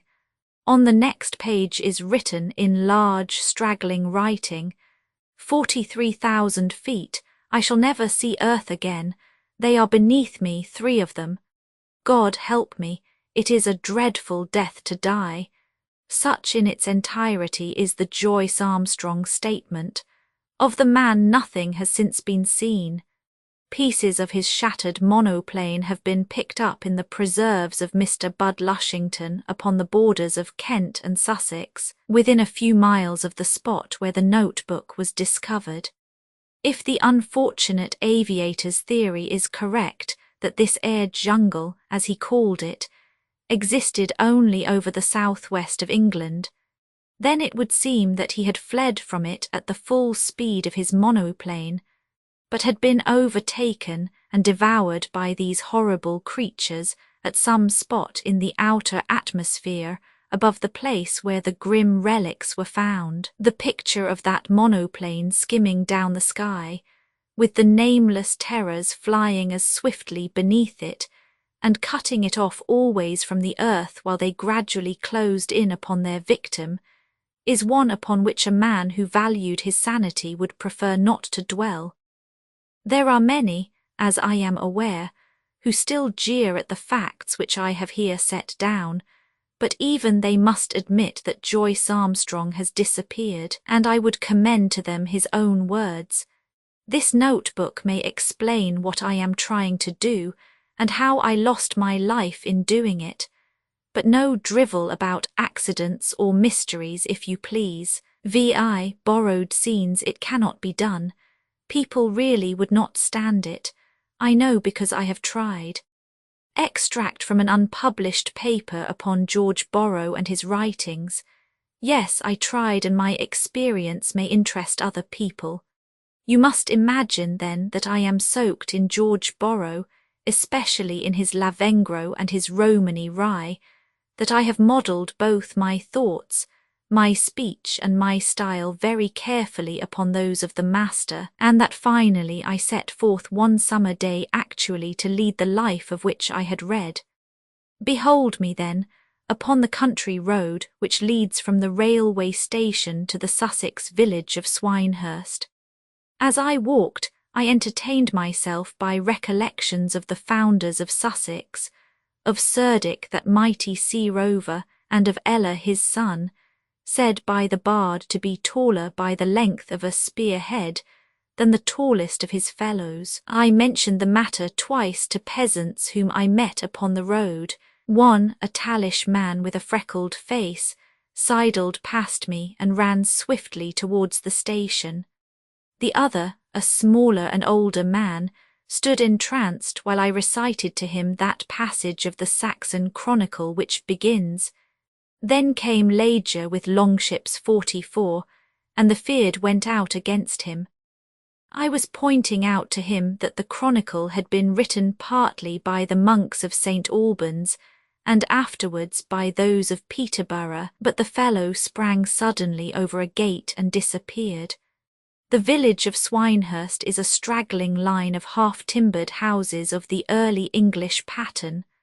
One of these houses stood, as I observed, somewhat taller than the rest, and seeing by its appearance and by the sign which hung before it that it was the village inn, I approached it, for indeed I had not broken my fast since I had left London. A stoutish man, 5'8" perhaps in height, with black coat and trousers of a greyish shade, stood outside, and to him I talked in the fashion of the master. "Why a rose and why a crown?" I asked as I pointed upwards. He looked at me in a strange manner. The man's whole appearance was strange. "Why not?" he answered, and shrank a little backwards. "The sign of a king," said I. "Surely," said he. "What else should we understand from a crown?" "And which king?" I asked. "You will excuse me," said he, and tried to pass. "Which king?" I repeated. "How should I know?" he asked. "You should know by the rose," said I, "which is the symbol of that Tudor who, coming from the mountains of Wales, yet seated his posterity upon the English throne. Tudor," I continued, getting between the stranger and the door of the inn, through which he appeared to be desirous of passing, "was of the same blood as Owen Glendower, the famous chieftain, who is by no means to be confused with Owen Gwynedd, the father of Madoc of the Sea, of whom the bard made the famous Sea Nylin, which runs in the Welsh as follows." I was about to repeat the famous stanza of Daffydap Gwilym when the man, who had looked very fixedly and strangely at me as I spoke, pushed past me and entered the inn. "Truly," said I aloud, "it is surely Swinehurst to which I have come, since the same means the grove of the hogs." So saying, I followed the fellow into the bar parlour, where I perceived him seated in a corner with a large chair in front of him. 4 persons of various degrees were drinking beer at a central table, whilst a small man of active build in a black, shiny suit, which seemed to have seen much service, stood before the empty fireplace. Him I took to be the landlord, and I asked him what I should have for my dinner. He smiled and said that he could not tell. "But surely, my friend," said I, "you can tell me what is ready." "Even that I cannot do," he answered, "but I doubt not that the landlord can inform us." On this he rang the bell, and a fellow answered, to whom I put the same question. "What would you have?" he asked. I thought of the master, and I ordered a cold leg of pork to be washed down with tea and beer. "Did you say tea and beer?" asked the landlord. "I did. For 25 years have I been in business," said the landlord, "and never before have I been asked for tea and beer." "The gentleman is joking," said the man with the shining coat. "Or else," said the elderly man in the corner. "Or what, sir?" I asked. "Nothing," said he. Nothing. There was something very strange in this man in the corner, him to whom I had spoken of Daffydap Gwyllim. "Then you are joking," said the landlord. I asked him if he had read the works of my master, George Borrow. He said that he had not. I told him that in those 5 volumes he would not, from cover to cover, find one trace of any sort of a joke. He would also find that my master drank tea and beer together. Now it happens that about tea I have read nothing either in the sagas or in the bardic Senilinians. But whilst the landlord had departed to prepare my meal, I recited to the company those Icelandic stanzas which praise the beer of Gunnar, the long-haired son of Harold the Bear. Then, lest the language should be unknown to some of them, I recited my own translation, ending with the line, "If the beer be small, then let the mug be large." I then asked the company whether they went to church or to chapel. The question surprised them, and especially the strange man in the corner upon whom I now fixed my eye. I had read his secret, and as I looked at him he tried to shrink behind the clock case. "The church or the chapel?" I asked him. "The church," he gasped. "Which church?" I asked. He shrank farther behind the clock. "I have never been so questioned," he cried. I showed him that I knew his secret. "Rome was not built in a day," said I. He cried. Then, as I turned away, he put his head from behind the clock case and tapped his forehead with his forefinger. So also did the man with the shiny coat, who stood before the empty fireplace, having eaten the cold leg of pork. Where is there a better dish, save only boiled mutton with capers? And having drunk both the tea and the beer, I told the company that such a meal had been called to Box Harry by the master, who had observed it to be in great favour with commercial gentlemen out of Liverpool. With this information and a stanza or two from Lopez de Vega, I left the Inn of the Rose and Crown behind me, having first paid my reckoning. At the door the landlord asked me for my name and address. "And why?" I asked. "Lest there should be inquiry for you," said the landlord. "But why should they inquire for me?" "Ah, who knows?" said the landlord, musing. And so I left him at the door of the Inn of the Rose and Crown, whence came, I observed, a great tumult of laughter. Assuredly, thought I, Rome was not built in a day. Having walked down the main street of Swinehurst, which, as I have observed, consists of half-timbered buildings in the ancient style, I came out upon the country road, and proceeded to look for those wayside adventures, which are, according to the master, as thick as blackberries for those who seek them upon an English highway. I had already received some boxing lessons before leaving London, so it seemed to me that if I should chance to meet some traveller whose size and age seemed such as to encourage the venture, I would ask him to strip off his coat and settle any differences which we could find in the old English fashion. I waited, therefore, by a stile for anyone who should chance to pass, and it was while I stood there that the screaming horror came upon me, even as it came upon the master in the dingle. I gripped the bar of the stile, which was of good British oak. Oh, who can tell the terrors of the screaming horror? That was what I thought as I grasped the oaken bar of the stile. Was it the beer, or was it the tea? Or was it that the landlord was right and that other, the man with the black, shiny coat, he who had answered the sign of the strange man in the corner? But the master drank tea with beer. Yes, but the master also had the screaming horror. All this I thought as I grasped the bar of British oak, which was the top of the stile. For half an hour the horror was upon me. Then it passed, and I was left feeling very weak and still grasping the oaken bar. I had not moved from the stile, where I had been seized by the screaming horror, when I heard the sound of steps behind me, and turning round I perceived that a pathway led across the field upon the farther side of the stile. A woman was coming towards me along this pathway, and it was evident to me that she was one of those gypsy rears, of whom the master has said so much. Looking beyond her, I could see the smoke of a fire from a small dingle, which showed where her tribe were camping. The woman herself was of a moderate height, neither tall nor short, with a face which was much sunburned and freckled. I must confess that she was not beautiful, but I do not think that anyone save the master has found very beautiful women walking about upon the high roads of England. Such as she was, I must make the best of her, and well I knew how to address her, for many times had I admired the mixture of politeness and audacity which should be used in such a case. Therefore, when the woman had come to the stile, I held out my hand and helped her over. "What says the Spanish poet Calderon?" said I. "I doubt not that you have read the couplet which has been thus Englished. O maiden, may I humbly pray that I may help you on your way?" The woman blushed but said nothing. "Where," I asked, "are the Romany chals and the Romany kais?" She turned her head away and was silent.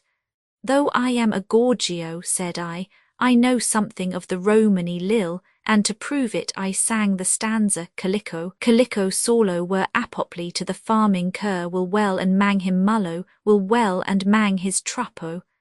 The girl laughed but said nothing. It appeared to me from her appearance that she might be one of those who make a living at telling fortunes or duckering, as the master calls it at race-courses and other gatherings of the sort. "Do you ducker?"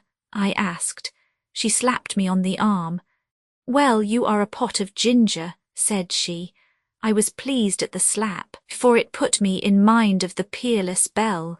"You can use Long Melford," said I, an expression which with the master meant fighting. "Get along with your sauce," said she, and struck me again. "You are a very fine young woman," said I, "and remind me of Grunelda, the daughter of H. Jalmer, who stole the golden bowl from the king of the islands." She seemed annoyed at this. "You keep a civil tongue, young man," said she. "I meant no harm, Belle. I was but comparing you to one of whom the saga says her eyes were like the shine of sun upon icebergs." This seemed to please her, for she smiled. "My name ain't Belle," she said at last. "What is your name?" "Henrietta." "The name of a queen," I said aloud. "Go on," said the girl. "Of Charles's queen," said I, "of whom Waller the poet, for the English also have their poets, though in this respect far inferior to the Basques, of whom, I say, Waller the poet said, that she was queen was the Creator's act, belated man could but endorse the fact." "I say," cried the girl, "how you do go on." "So now," said I, "since I have shown you that you are a queen, you will surely give me a chuma," this being a kiss in Romany talk. "I'll give you one on the ear-hole," she cried. "Then I will wrestle with you," said I. "If you should chance to put me down, I will do penance by teaching you the Armenian alphabet. The very word alphabet, as you will perceive, shows us that our letters came from Greece. If, on the other hand, I should chance to put you down, you will give me a chuma." I had got so far, and she was climbing the stile with some pretence of getting away from me, when there came a van along the road, belonging, as I discovered, to a baker in Swinehurst.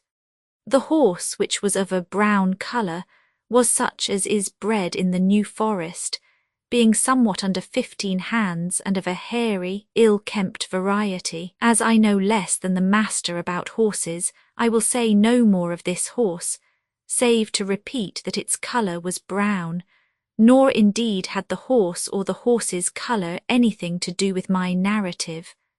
I might add, however, that it could either be taken as a small horse or as a large pony, being somewhat tall for the one, but undersized for the other. I have now said enough about this horse, which has nothing to do with my story, and I will turn my attention to the driver. This was a man with a broad, florid face and brown side whiskers. He was of a stout build and had rounded shoulders, with a small mole of a reddish colour over his left eyebrow. His jacket was of velveteen, and he had large, iron-shod boots, which were perched upon the splashboard in front of him. He pulled up the van as he came up to the stile near which I was standing with the maiden who had come from the dingle, and in a civil fashion he asked me if I could oblige him with a light for his pipe. Then, as I drew a matchbox from my pocket, he threw his reins over the splashboard, and removing his large, iron-shod boots, he descended on to the road. He was a burly man, but inclined to fat and scant of breath. It seemed to me that it was a chance for one of those wayside boxing adventures which were so common in the olden times. It was my intention that I should fight the man, and that the maiden from the dingle standing by me should tell me when to use my right or my left, as the case might be, picking me up also in case I should be so unfortunate as to be knocked down by the man with the iron-shod boots and the small mole of a reddish colour over his left eyebrow. "Do you use Long Melford?" I asked. He looked at me in some surprise and said that any mixture was good enough for him.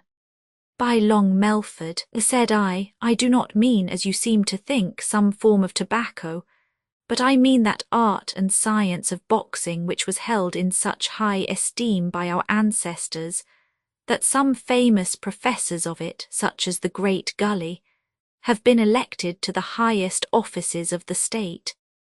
There were men of the highest character amongst the bruisers of England, of whom I would particularly mention Tom of Hereford, better known as Tom Spring, though his father's name, as I have been given to understand, was Winter. This, however, has nothing to do with the matter in hand, which is that you must fight me. The man with the florid face seemed very much surprised at my words, so that I cannot think that adventures of this sort were as common as I had been led by the master to expect. "Fight," said he.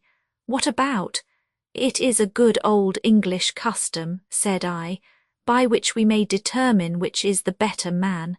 "I've nothing against you," said he. "Nor I against you," I answered, "so that we will fight for love," which was an expression much used in olden days. It is narrated by Harold Sigvinson that among the Danes it was usual to do so even with battle-axes, as is told in his second set of runes. Therefore you will take off your coat and fight. As I spoke, I stripped off my own. The man's face was less florid than before. "I'm not going to fight," said he. "Indeed you are," I answered, "and this young woman will doubtless do you the service to hold your coat." "You're clean balmy," said Henrietta. "Besides," said I, "if you will not fight me for love, perhaps you will fight me for this," and I held out a sovereign. "Will you hold his coat?" I said to Henrietta. "I'll hold the thick un," said she. "No, you don't," said the man, and put the sovereign into the pocket of his trousers, which were of a corduroy material. "Now," said he, "what am I to do to earn this?" "Fight," said I. "How do you do it?" he asked. "Put up your hands," I answered. He put them up as I had said, and stood there in a sheepish manner with no idea of anything further. It seemed to me that if I could make him angry he would do better, so I knocked off his hat, which was black and hard, of the kind which is called billycock. "Hess, governor," He cried, "What are you up to?" "That was to make you angry," said I. "Well, I am angry," said he. "Then here is your hat," said I, "and afterwards we shall fight." I turned as I spoke to pick up his hat, which had rolled behind where I was standing. As I stooped to reach it, I received such a blow that I could neither rise erect nor yet sit down. This blow which I received as I stooped for his billycock hat was not from his fist, but from his iron-shod boot, the same which I had observed upon the splashboard. Being unable either to rise erect or yet to sit down, I leaned upon the oaken bar of the stile and groaned loudly on account of the pain of the blow which I had received. Even the screaming horror had given me less pain than this blow from the iron-shod boot. When at last I was able to stand erect, I found that the florid-faced man had driven away with his cart, which could no longer be seen. The maiden from the dingle was standing at the other side of the stile, and a ragged man was running across the field from the direction of the fire. "Why did you not warn me, Henrietta?" I asked. "I hadn't time," said she. "Why were you such a chump as to turn your back on him like that?" The ragged man had reached us, where I stood talking to Henrietta by the stile. I will not try to write his conversation as he said it, because I have observed that the master never condescends to dialect, but prefers by a word introduced here and there to show the fashion of a man's speech. I will only say that the man from the dingle spoke as did the Anglo-Saxons, who were wont, as is clearly shown by the venerable Bede, to call their leaders engist and aucer, 2 words which in their proper meaning signify a horse and a mare. "What did he hit you for?" asked the man from the dingle. He was exceedingly ragged, with a powerful frame, a lean brown face, and an oaken cudgel in his hand. His voice was very hoarse and rough, as is the case with those who live in the open air. "The bloke hit you," said he. "What did the bloke hit you for?" "He asked him to," said Henrietta. "Asked him what?" "Why, he asked him to hit him, gave him a thick 'un to do it." The ragged man seemed surprised. "See here, governor," said he, "if you're collectin' I could let you have 1/2 price." "He took me unawares," said I. "What else would the bloke do when you bashed his hat?" said the maiden from the dingle. By this time I was able to straighten myself up by the aid of the oaken bar which formed the top of the stile. Having quoted a few lines of the Chinese poet Lo Tunan to the effect that, however hard a knock might be, it might always conceivably be harder, I looked about for my coat, but could by no means find it. "Henrietta," I said, "what have you done with my coat?" "Look here, governor," said the man from the dingle, "not so much Henrietta, if it's the same to you. This woman's my wife. Who are you to call her Henrietta?" I assured the man from the dingle that I had meant no disrespect to his wife. "I had thought she was a mort," said I, "but the rear of a Romany chal is always sacred to me." "Clean barmy," said the woman. "Some other day," said I may visit you in your camp in the dingle and read you the master's book about the Romanies." "What's Romanies?" asked the man. "Myself." "Romanies are gypsies." "The man, we ain't gypsies." "Myself." "What are you then?" "The man, we are hoppers." "Myself," to Henrietta. "Then how did you understand all I have said to you about gypsies?" "Henrietta." "I didn't." I again asked for my coat, but it was clear now that before offering to fight the florid-faced man with the mole over his left eyebrow, I must have hung my coat upon the splashboard of his van. I therefore recited a verse from Ferai Dinata, the Persian poet, which signifies that it is more important to preserve your skin than your clothes, and bidding farewell to the man from the dingle and his wife, I returned into the old English village of Swinehurst, where I was able to buy a second-hand coat, which enabled me to make my way to the station, where I should start for London. I could not but remark with some surprise that I was followed to the station by many of the villagers. together with the man with the shiny coat, and that other, the strange man, he who had slunk behind the clock case. From time to time I turned and approached them, hoping to fall into conversation with them, but as I did so they would break and hasten down the road. Only the village constable came on, and he walked by my side and listened while I told him the history of Hunyadi Jarnos and the events which occurred during the wars between that hero, known also as Corvinus or the Crow-like, and Mahomed II, he who captured Constantinople, better known as Byzantium before the Christian epoch.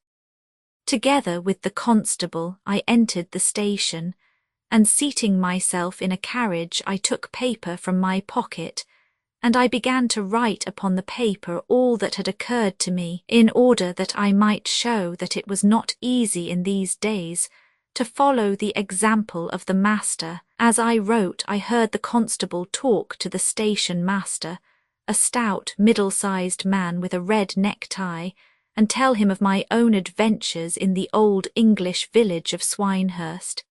"He is a gentleman too," said the constable, "and I doubt not that he lives in a big house in London town." "A very big house if every man had his rights," said the station master, and waving his hand he signalled that the train should proceed. Danger, and other stories. Roman 7, the surgeon of Gaster fell I. How the woman came to Kirkby Malhouse. Bleak and wind-swept is the little town of Kirkby Malhouse. Harsh and forbidding are the fells upon which it stands. It stretches in a single line of grey stone, slate-roofed houses, dotted down the furze-clad slope of the rolling moor. In this lonely and secluded village, I, James Upperton, found myself in the summer of '85. Little as the hamlet had to offer, it contained that for which I yearned above all things, seclusion and freedom from all which might distract my mind from the high and weighty subjects which engaged it. But the inquisitiveness of my landlady made my lodgings undesirable, and I determined to seek new quarters. As it chanced, I had in one of my rambles come upon an isolated dwelling in the very heart of these lonely moors, which I at once determined should be my own.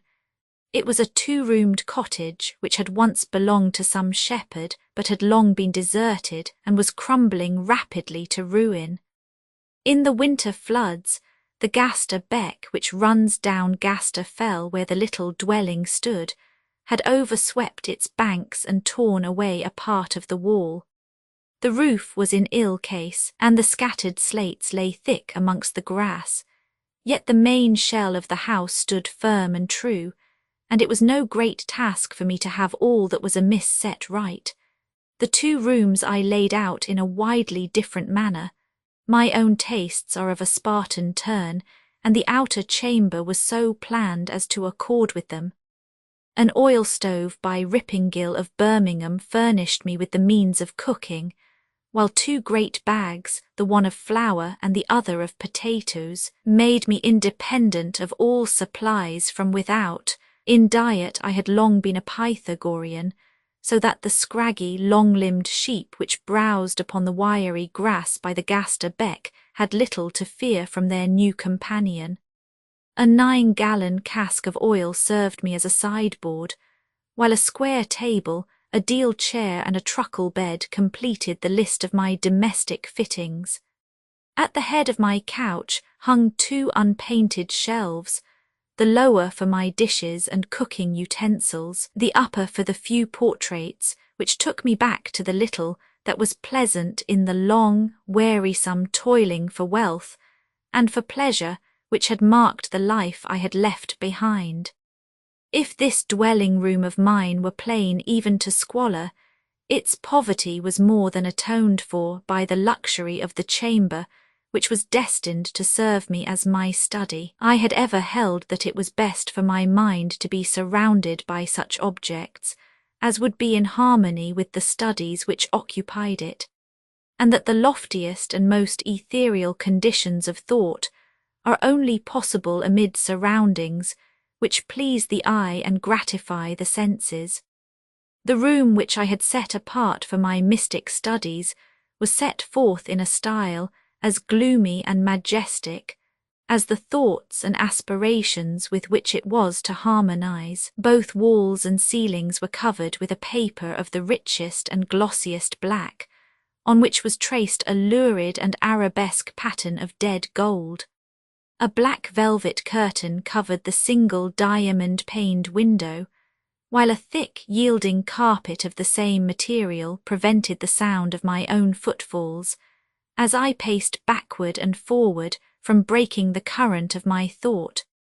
Along the cornices ran gold rods, from which depended 6 pictures, all of the sombre and imaginative cast, which chimed best with my fancy, and yet it was destined that ere ever I reached this quiet harbour I should learn that I was still one of humankind, and that it is an ill thing to strive to break the bond which binds us to our fellows. It was but 2 nights before the date I had fixed upon for my change of dwelling, when I was conscious of a bustle in the house beneath, with the bearing of heavy burdens up the creaking stair, and the harsh voice of my landlady, loud in welcome and protestations of joy. From time to time, amid the whirl of words, I could hear a gentle and softly modulated voice, which struck pleasantly upon my ear after the long weeks during which I had listened only to the rude dialect of the dalesmen. For an hour I could hear the dialogue beneath, the high voice and the low, with clatter of cup and clink of spoon, until at last a light, quick step passed my study door, and I knew that my new fellow lodger had sought her room. On the morning after this incident I was up betimes, as is my wont, but I was surprised on glancing from my window to see that our new inmate was earlier still. She was walking down the narrow pathway which zigzags over the fell, a tall woman, slender, her head sunk upon her breast, her arms filled with a bristle of wild flowers which she had gathered in her morning rambles. The white and pink of her dress, and the touch of deep red ribbon in her broad drooping hat, formed a pleasant dash of colour against the dun-tinted landscape. She was some distance off when I first set eyes upon her, yet I knew that this wandering woman could be none other than our arrival of last night, for there was a grace and refinement in her bearing which marked her from the dwellers of the fells. Even as I watched, she passed swiftly and lightly down the pathway, and turning through the wicket gate at the further end of our cottage garden, she seated herself upon the green bank which faced my window, and strewing her flowers in front of her, set herself to arrange them. As she sat there, with the rising sun at her back, and the glow of the morning spreading like an aureole around her stately and well-poised head, I could see that she was a woman of extraordinary personal beauty. Her face was Spanish rather than English in its type, oval, olive, with black, sparkling eyes and a sweetly sensitive mouth. From under the broad straw hat 2 thick coils of blue-black hair curved down on either side of her graceful, queenly neck. I was surprised as I watched her to see that her shoes and skirt bore witness to a journey rather than to a mere morning ramble. Her light dress was stained, wet and bedraggled, while her boots were thick with the yellow soil of the fells. Her face, too, wore a weary expression, and her young beauty seemed to be clouded over by the shadow of inward trouble. Even as I watched her, she burst suddenly into wild weeping, and throwing down her bundle of flowers ran swiftly into the house. Distrait as I was and weary of the ways of the world, I was conscious of a sudden pang of sympathy and grief as I looked upon the spasm of despair which seemed to convulse this strange and beautiful woman.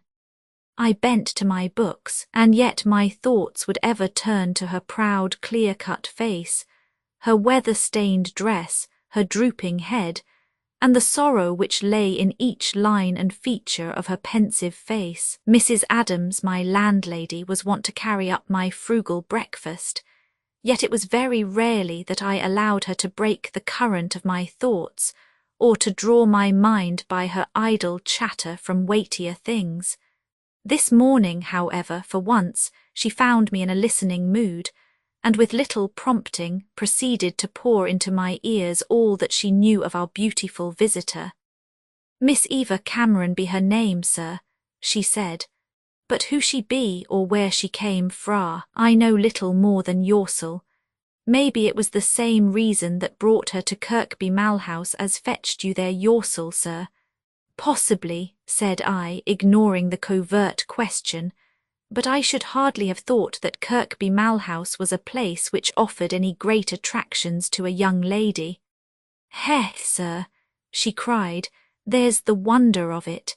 The leddy has just come fra France, and how her folk come to learn of me is just a wonder. A week ago up comes a man to my door, a fine man, sir, and a gentleman as one could see with half an eye. 'You are Mrs. Adams,' says he. 'I engage your rooms for Miss Cameron,' says he. 'She will be here in a week,' says he, and then off without a word of terms. Last night there comes the young Leddy Hersel, soft-spoken and downcast, with a touch of the French in her speech. But my sakes, sir, I must away and mak her some tea, for she'll feel lonesome like, poor lamb, when she wakes under a strange roof. Roman too, how I went forth to Gaster Fell, I was still engaged upon my breakfast when I heard the clatter of dishes and the landlady's footfall as she passed toward her new lodger's room. An instant afterward she had rushed down the passage and burst in upon me with uplifted hand and startled eyes. "Lord a mercy, sir," she cried, "and asking your pardon for troubling you, but I'm feared o' the young leddy, sir. She is not in her room." "Why, there she is," said I, standing up and glancing through the casement. "She has gone back for the flowers she left upon the bank. Oh, sir, see her boots and her dress," cried the landlady wildly. "I wish her mother was here, sir, I do. Where she has been is more than I ken, but her bed has not been lain on this night. She has felt restless, doubtless, and went for a walk, though the hour was certainly a strange one." Mrs. Adams pursed her lip and shook her head, but then as she stood at the casement, the girl beneath looked smilingly up at her and beckoned to her with a merry gesture to open the window. "Have you my tea there?" she asked in a rich, clear voice with a touch of the mincing French accent. "It is in your room, miss. Look at my boots, Mrs. Adams," she cried, thrusting them out from under her skirt. "These fells of yours are dreadful places, effroyable, 1 inch, 2 inch, never have I seen such mud. My dress too, voila." "Eh, miss, but you are in a pickle," cried the landlady as she gazed down at the bedraggled gown. "But you must be main weary and heavy for sleep." "No, no," she answered laughingly, "I care not for sleep. What is sleep? It is a little death, voila tout.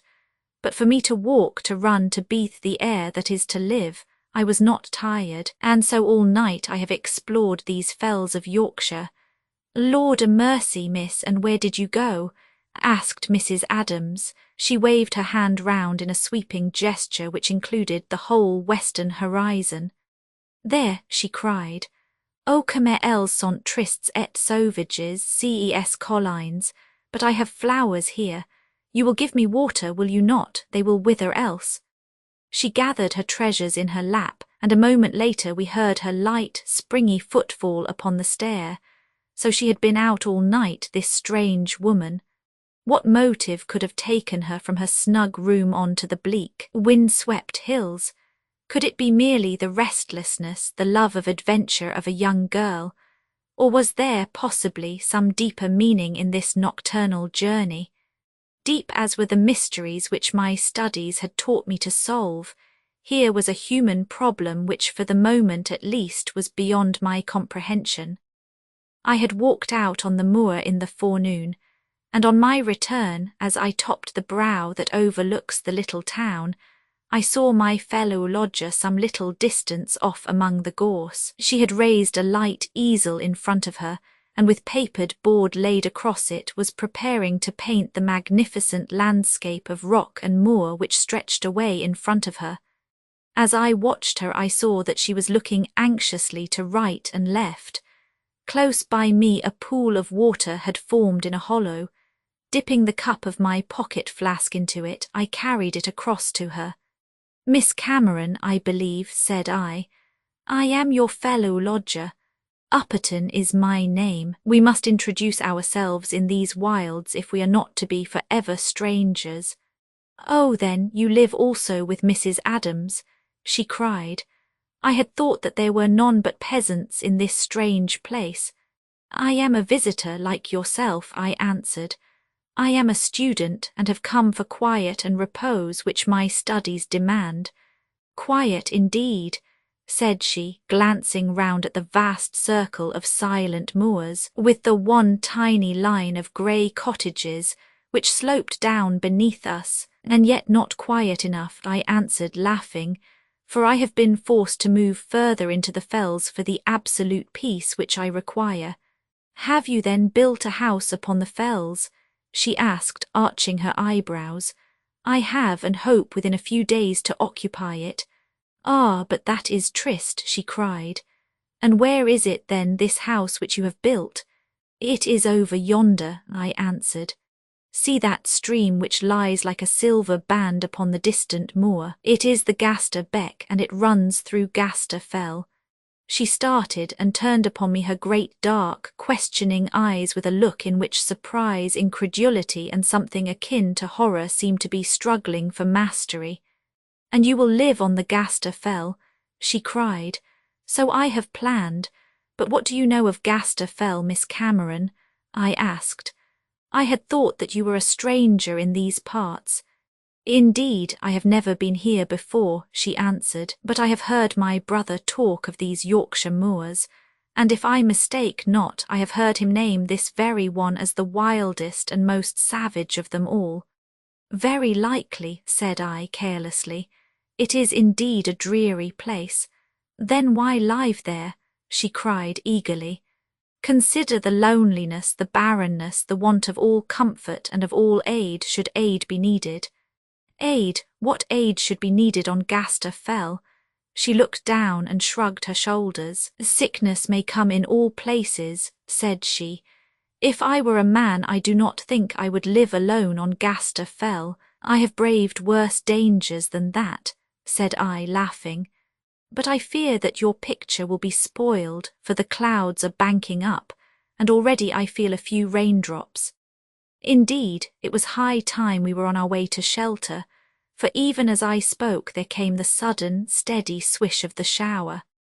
Laughing merrily, my companion threw her light shawl over her head, and seizing picture and easel, ran with the lithe grace of a young fawn down the furze-clad slope, while I followed after with camp stool and paint-box.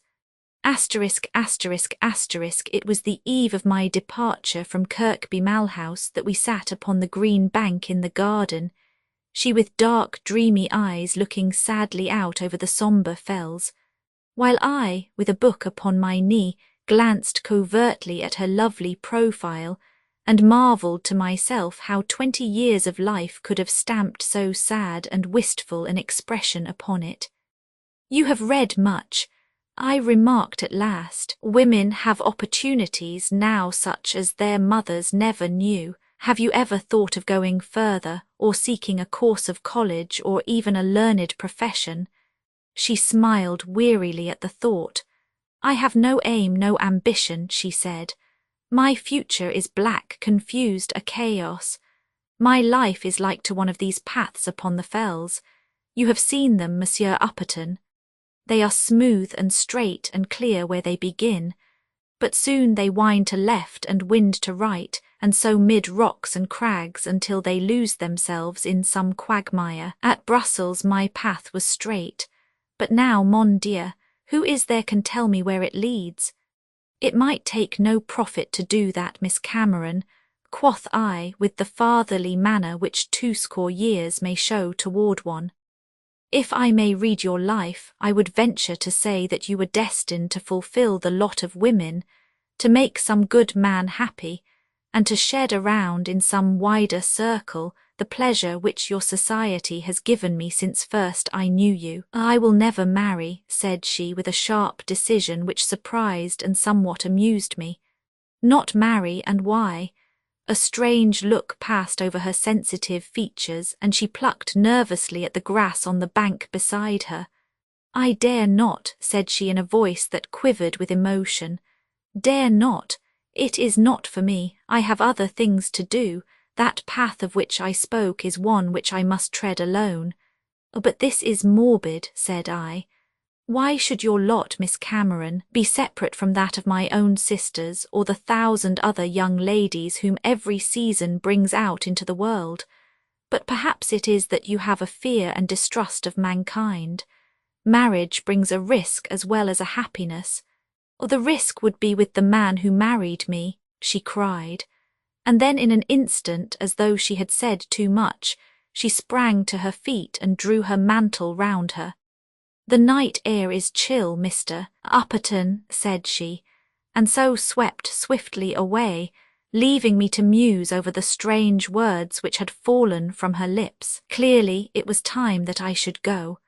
I set my teeth and vowed that another day should not have passed before I should have snapped this newly formed tie, and sought the lonely retreat which awaited me upon the moors. Breakfast was hardly over in the morning before a peasant dragged up to the door the rude handcart which was to convey my few personal belongings to my new dwelling. My fellow lodger had kept her room, and steeled as my mind was against her influence, I was yet conscious of a little throb of disappointment that she should allow me to depart without a word of farewell.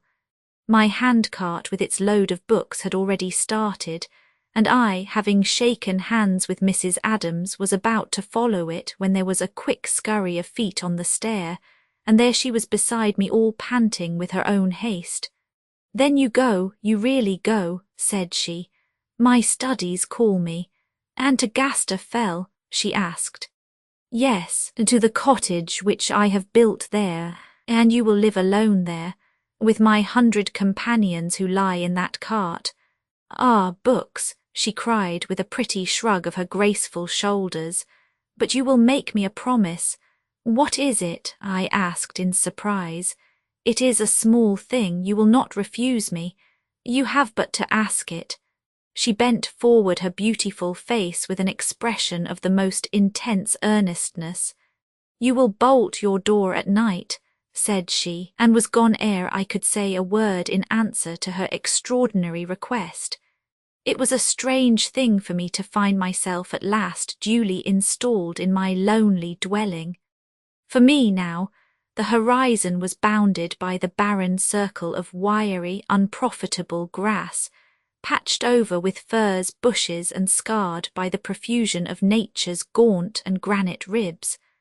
A duller, wearier waste I have never seen, but its dullness was its very charm, and yet the very first night which I spent at Gaster Fell there came a strange incident to lead my thoughts back once more to the world which I had left behind me. It had been a sullen and sultry evening, with great livid cloud banks mustering in the west. As the night wore on, the air within my little cabin became closer and more oppressive.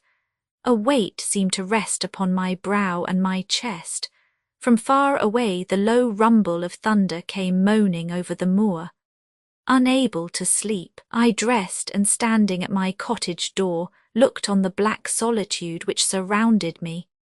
Taking the narrow sheep path which ran by this stream, I strolled along it for some 100 yards, and had turned to retrace my steps, when the moon was finally buried beneath an ink-black cloud, and the darkness deepened so suddenly that I could see neither the path at my feet, the stream upon my right, nor the rocks upon my left. I was standing groping about in the thick gloom when there came a crash of thunder with a flash of lightning which lighted up the whole vast fell, so that every bush and rock stood out clear and hard in the vivid light.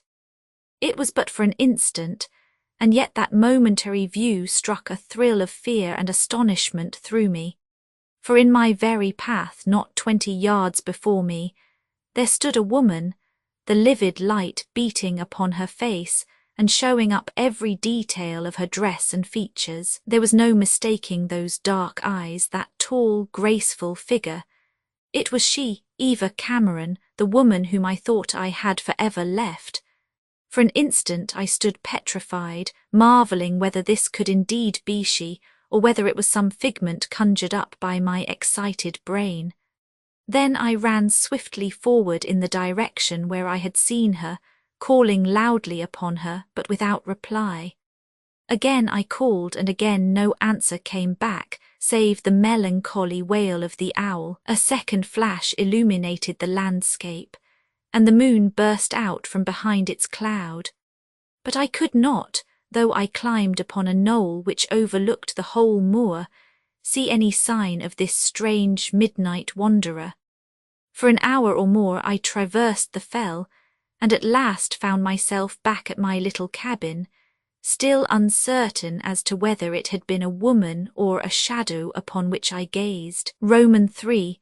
Of the grey cottage in the glen, it was either on the 4th or the 5th day after I had taken possession of my cottage that I was astonished to hear footsteps upon the grass outside, quickly followed by a crack, as from a stick upon the door. The explosion of an infernal machine would hardly have surprised or discomfited me more. I had hoped to have shaken off all intrusion for ever, yet here was somebody beating at my door with as little ceremony as if it had been a village ale-house. Hot with anger, I flung down my book and withdrew the bolt just as my visitor had raised his stick to renew his rough application for admittance. He was a tall, powerful man, tawny-bearded and deep-chested, clad in a loose-fitting suit of tweed, cut for comfort rather than elegance. As he stood in the shimmering sunlight, I took in every feature of his face: the large, fleshy nose, the steady blue eyes with their thick thatch of overhanging brows, the broad forehead all knitted and lined with furrows, which were strangely at variance with his youthful bearing. In spite of his weather-stained felt hat and the coloured handkerchief slung round his muscular brown neck, I could see at a glance he was a man of breeding and education. I had been prepared for some wandering shepherd or uncouth tramp, but this apparition fairly disconcerted me. "You look astonished," said he with a smile. "Did you think then that you were the only man in the world with a taste for solitude? You see that there are other hermits in the wilderness besides yourself. Do you mean to say that you live here?" I asked in no conciliatory voice. "Up yonder," he answered, tossing his head backward. "I thought as we were neighbours, Mr. Upperton, that I could not do less than look in and see if I could assist you in any way." "Thank you," I said coldly, standing with my hand upon the latch of the door. "I am a man of simple tastes, and you can do nothing for me. You have the advantage of me in knowing my name." He appeared to be chilled by my ungracious manner. "I learned it from the masons who were at work here," he said. "As for me, I am a surgeon, the surgeon of Gaster Fell. That is the name I have gone by in these parts, and it serves as well as another. Not much room for practice here," I observed. "Not a soul except yourself for miles on either side." "You appear to have had need of some assistance yourself," I remarked, glancing at a broad white splash, as from the recent action of some powerful acid, upon his sunburnt cheek. "That is nothing," he answered curtly, turning his face half round to hide the mark. "I must get back, for I have a companion who is waiting for me. If I can ever do anything for you, pray let me know. You have only to follow the beck upward for a mile or so to find my place. Have you a bolt on the inside of your door?" "Yes," I answered, rather startled at this question. "Keep it bolted, then," he said. "The fell is a strange place. You never know who may be about. It is as well to be on the safe side. Goodbye." He raised his hat, turned on his heel and lounged away along the bank of the little stream. I was still standing with my hand upon the latch, gazing after my unexpected visitor, when I became aware of yet another dweller in the wilderness. Some distance along the path which the stranger was taking there lay a great grey boulder, and leaning against this was a small, wizened man, who stood erect as the other approached, and advanced to meet him. The two talked for a minute or more, the taller man nodding his head frequently in my direction, as though describing what had passed between us. Then they walked on together and disappeared in a dip of the fell. Presently I saw them ascending once more some rising ground farther on. My acquaintance had thrown his arm round his elderly friend, either from affection or from a desire to aid him up the steep incline. The square burly figure and its shriveled, meagre companion stood out against the skyline, and turning their faces they looked back at me. At the sight I slammed the door, lest they should be encouraged to return. But when I peeped from the window some minutes afterward, I perceived that they were gone. All day I bent over the Egyptian papyrus upon which I was engaged, but neither the subtle reasonings of the ancient philosopher of Memphis, nor the mystic meaning which lay in his pages, could raise my mind from the things of earth. Evening was drawing in before I threw my work aside in despair. My heart was bitter against this man for his intrusion. Standing by the beck which purled past the door of my cabin, I cooled my heated brow, and thought the matter over. Clearly it was the small mystery hanging over these neighbours of mine which had caused my mind to run so persistently on them. That cleared up, they would no longer cause an obstacle to my studies. What was to hinder me, then, from walking in the direction of their dwelling and observing for myself, without permitting them to suspect my presence, what manner of men they might be? Doubtless their mode of life would be found to admit of some simple and prosaic explanation. In any case the evening was fine, and a walk would be bracing for mind and body. Lighting my pipe, I set off over the moors in the direction which they had taken. About halfway down a wild glen there stood a small clump of gnarled and stunted oak trees. From behind these, a thin dark column of smoke rose into the still evening air. Clearly this marked the position of my neighbour's house. Trending away to the left, I was able to gain the shelter of a line of rocks, and so reach a spot from which I could command a view of the building without exposing myself to any risk of being observed. It was a small, slate-covered cottage, hardly larger than the boulders among which it lay. Like my own cabin, it showed signs of having been constructed for the use of some shepherd, but unlike mine, no pains had been taken by the tenants to improve and enlarge it.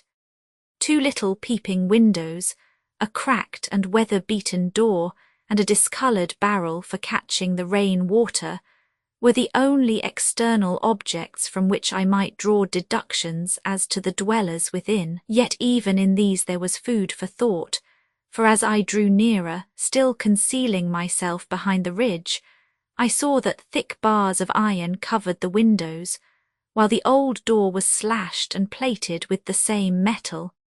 These strange precautions, together with the wild surroundings and unbroken solitude, gave an indescribably ill omen and fearsome character to the solitary building.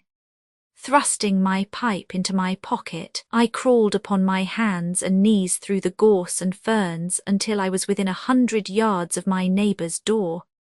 There, finding that I could not approach nearer without fear of detection, I crouched down and set myself to watch.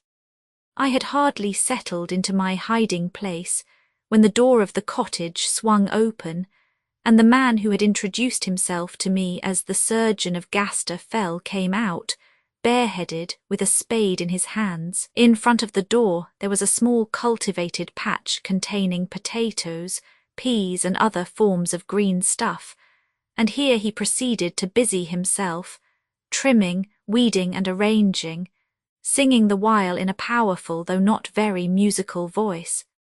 He was all engrossed in his work with his back to the cottage, when there emerged from the half-open door the same attenuated creature whom I had seen in the morning. I could perceive now that he was a man of 60, wrinkled, bent, and feeble, with sparse, grizzled hair and long, colourless face. With a cringing, sidelong gait, he shuffled toward his companion, who was unconscious of his approach until he was close upon him.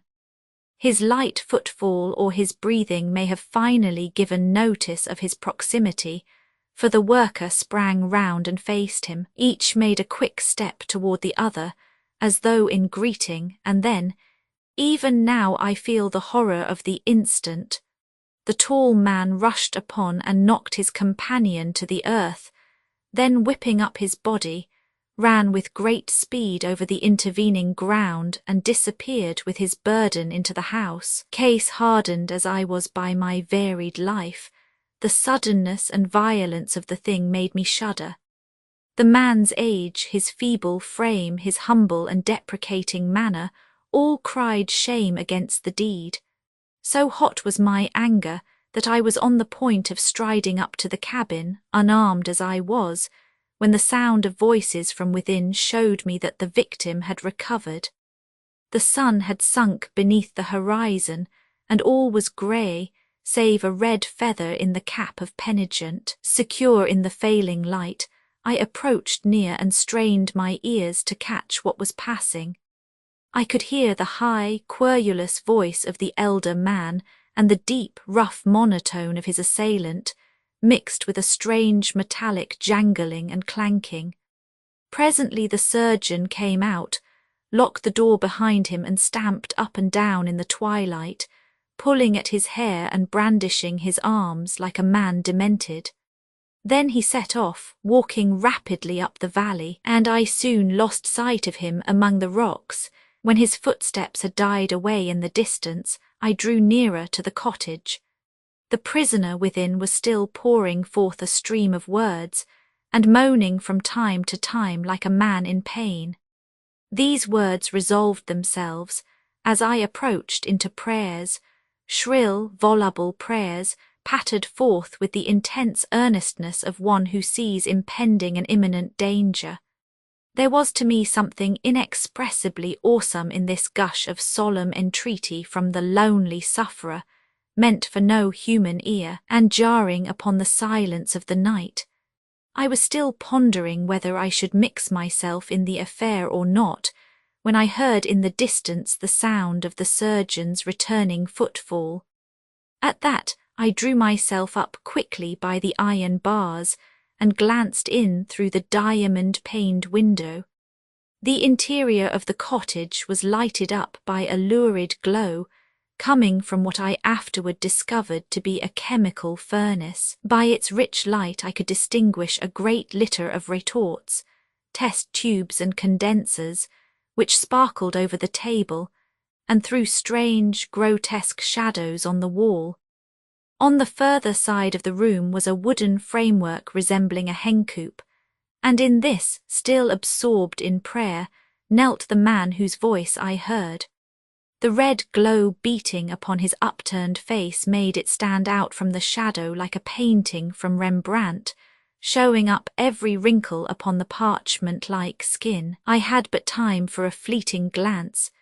Then, dropping from the window, I made off through the rocks and the heather, nor slackened my pace until I found myself back in my cabin once more.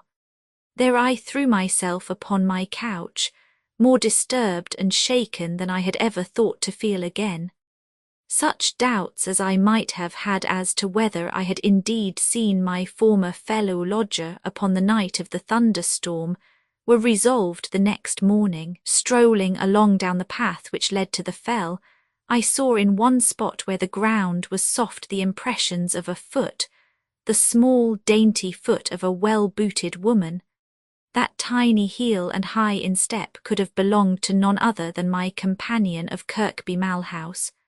I followed her trail for some distance, till it still pointed, as far as I could discern it, to the lonely and ill-omened cottage. What power could there be to draw this tender girl, through wind and rain and darkness, across the fearsome moors to that strange rendezvous. I have said that a little beck flowed down the valley and past my very door. A week or so after the doings which I have described, I was seated by my window when I perceived something white drifting slowly down the stream. My first thought was that it was a drowning sheep, but picking up my stick, I strolled to the bank and hooked it ashore.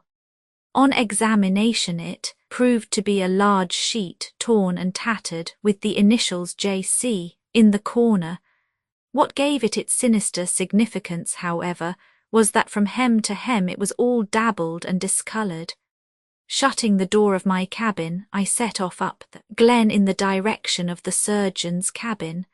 I had not gone far before I perceived the very man himself. He was walking rapidly along the hillside, beating the furze bushes with a cudgel and bellowing like a madman. Indeed, at the sight of him, the doubts as to his sanity which had arisen in my mind were strengthened and confirmed. As he approached, I noticed that his left arm was suspended in a sling. On perceiving me, he stood irresolute, as though uncertain whether to come over to me or not. I had no desire for an interview with him, however, so I hurried past him, on which he continued on his way, still shouting and striking about with his club. When he had disappeared over the fells, I made my way down to his cottage, determined to find some clue to what had occurred. I was surprised, on reaching it, to find the iron-plated door flung wide open. The ground immediately outside it was marked with the signs of a struggle. The chemical apparatus within and the furniture were all dashed about and shattered. Most suggestive of all, the sinister wooden cage was stained with blood marks, and its unfortunate occupant had disappeared.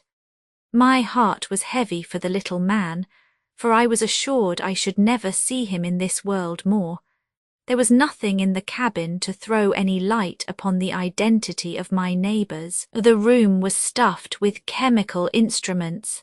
In one corner, a small bookcase contained a choice selection of works of science. In another was a pile of geological specimens collected from the limestone. I caught no glimpse of the surgeon upon my homeward journey, but when I reached my cottage I was astonished and indignant to find that somebody had entered it in my absence. Boxes had been pulled out from under the bed, the curtains disarranged, the chairs drawn out from the wall. Even my study had not been safe from this rough intruder, for the prints of a heavy boot were plainly visible on the ebony black carpet. Roman 4, of the man who came in the night set in gusty and tempestuous, and the moon was all girt with ragged clouds. The wind blew in melancholy gusts, sobbing and sighing over the moor, and setting all the gorse bushes a-groaning. From time to time a little sputter of rain pattered up against the window pane. I sat until near midnight, glancing over the fragment on immortality by Iamblichus, the Alexandrian Platonist, of whom the Emperor Julian said that he was posterior to Plato in time, but not in genius. At last, shutting up my book, I opened my door and took a last look at the dreary fell and still more dreary sky. As I protruded my head, a swoop of wind caught me and sent the red ashes of my pipe sparkling and dancing through the darkness. At the same moment the moon shone brilliantly out from between two clouds, and I saw, sitting on the hillside, not 200 yards from my door, the man who called himself the surgeon of Gaster Fell. He was squatted among the heather, his elbows upon his knees and his chin resting upon his hands, as motionless as a stone, with his gaze fixed steadily upon the door of my dwelling. At the sight of this ill-omened sentinel, a chill of horror and of fear shot through me, for his gloomy and mysterious associations had cast a glamour round the man, and the hour and place were in keeping with his sinister presence. In a moment, however, a manly glow of resentment and self-confidence drove this petty emotion from my mind, and I strode fearlessly in his direction. He rose as I approached and faced me, with the moon shining on his grave, bearded face and glittering on his eyeballs. "What is the meaning of this?" I cried as I came upon him. "What right have you to play the spy on me?" I could see the flush of anger rise on his face. "Your stay in the country has made you forget your manners," he said. "The moor is free to all." "You will say next that my house is free to all," I said hotly. "You have had the impertinence to ransack it in my absence this afternoon." He started, and his features showed the most intense excitement. "I swear to you that I had no hand in it," he cried. "I have never set foot in your house in my life. Oh, sir, if you will but believe me, there is a danger hanging over you, and you would do well to be careful." "I have had enough of you," I said.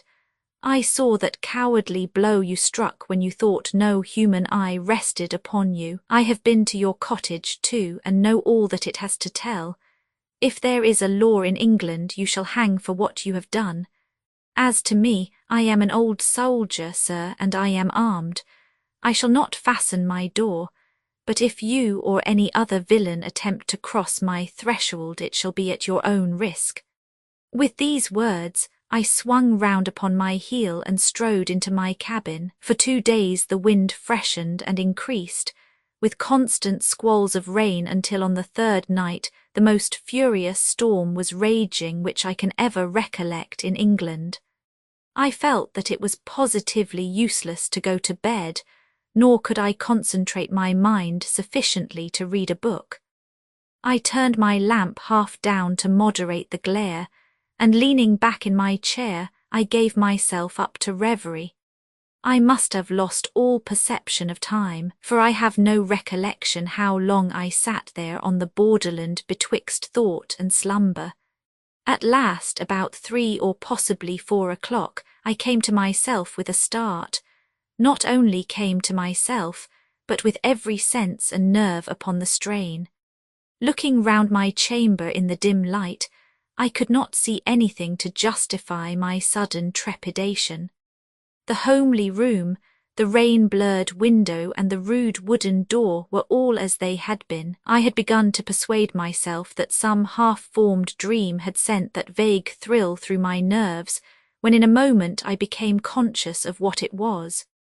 It was a sound, the sound of a human step outside my solitary cottage. Amid the thunder and the rain and the wind I could hear it, a dull, stealthy footfall, now on the grass, now on the stones, occasionally stopping entirely, then resumed, and ever drawing nearer. I sat breathlessly, listening to the eerie sound. It had stopped now at my very door, and was replaced by a panting and gasping, as of one who has travelled fast and far. By the flickering light of the expiring lamp, I could see that the latch of my door was twitching, as though a gentle pressure was exerted on it from without.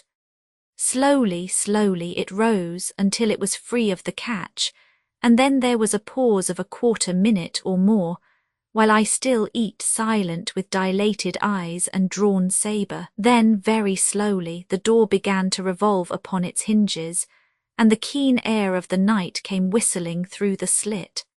Very cautiously it was pushed open, so that never a sound came from the rusty hinges. As the aperture enlarged, I became aware of a dark, shadowy figure upon my threshold, and of a pale face that looked in at me. The features were human, but the eyes were not. They seemed to burn through the darkness with a greenish brilliancy of their own, and in their baleful, shifty glare I was conscious of the very spirit of murder. Springing from my chair, I had raised my naked sword when, with a wild shouting, a second figure dashed up to my door.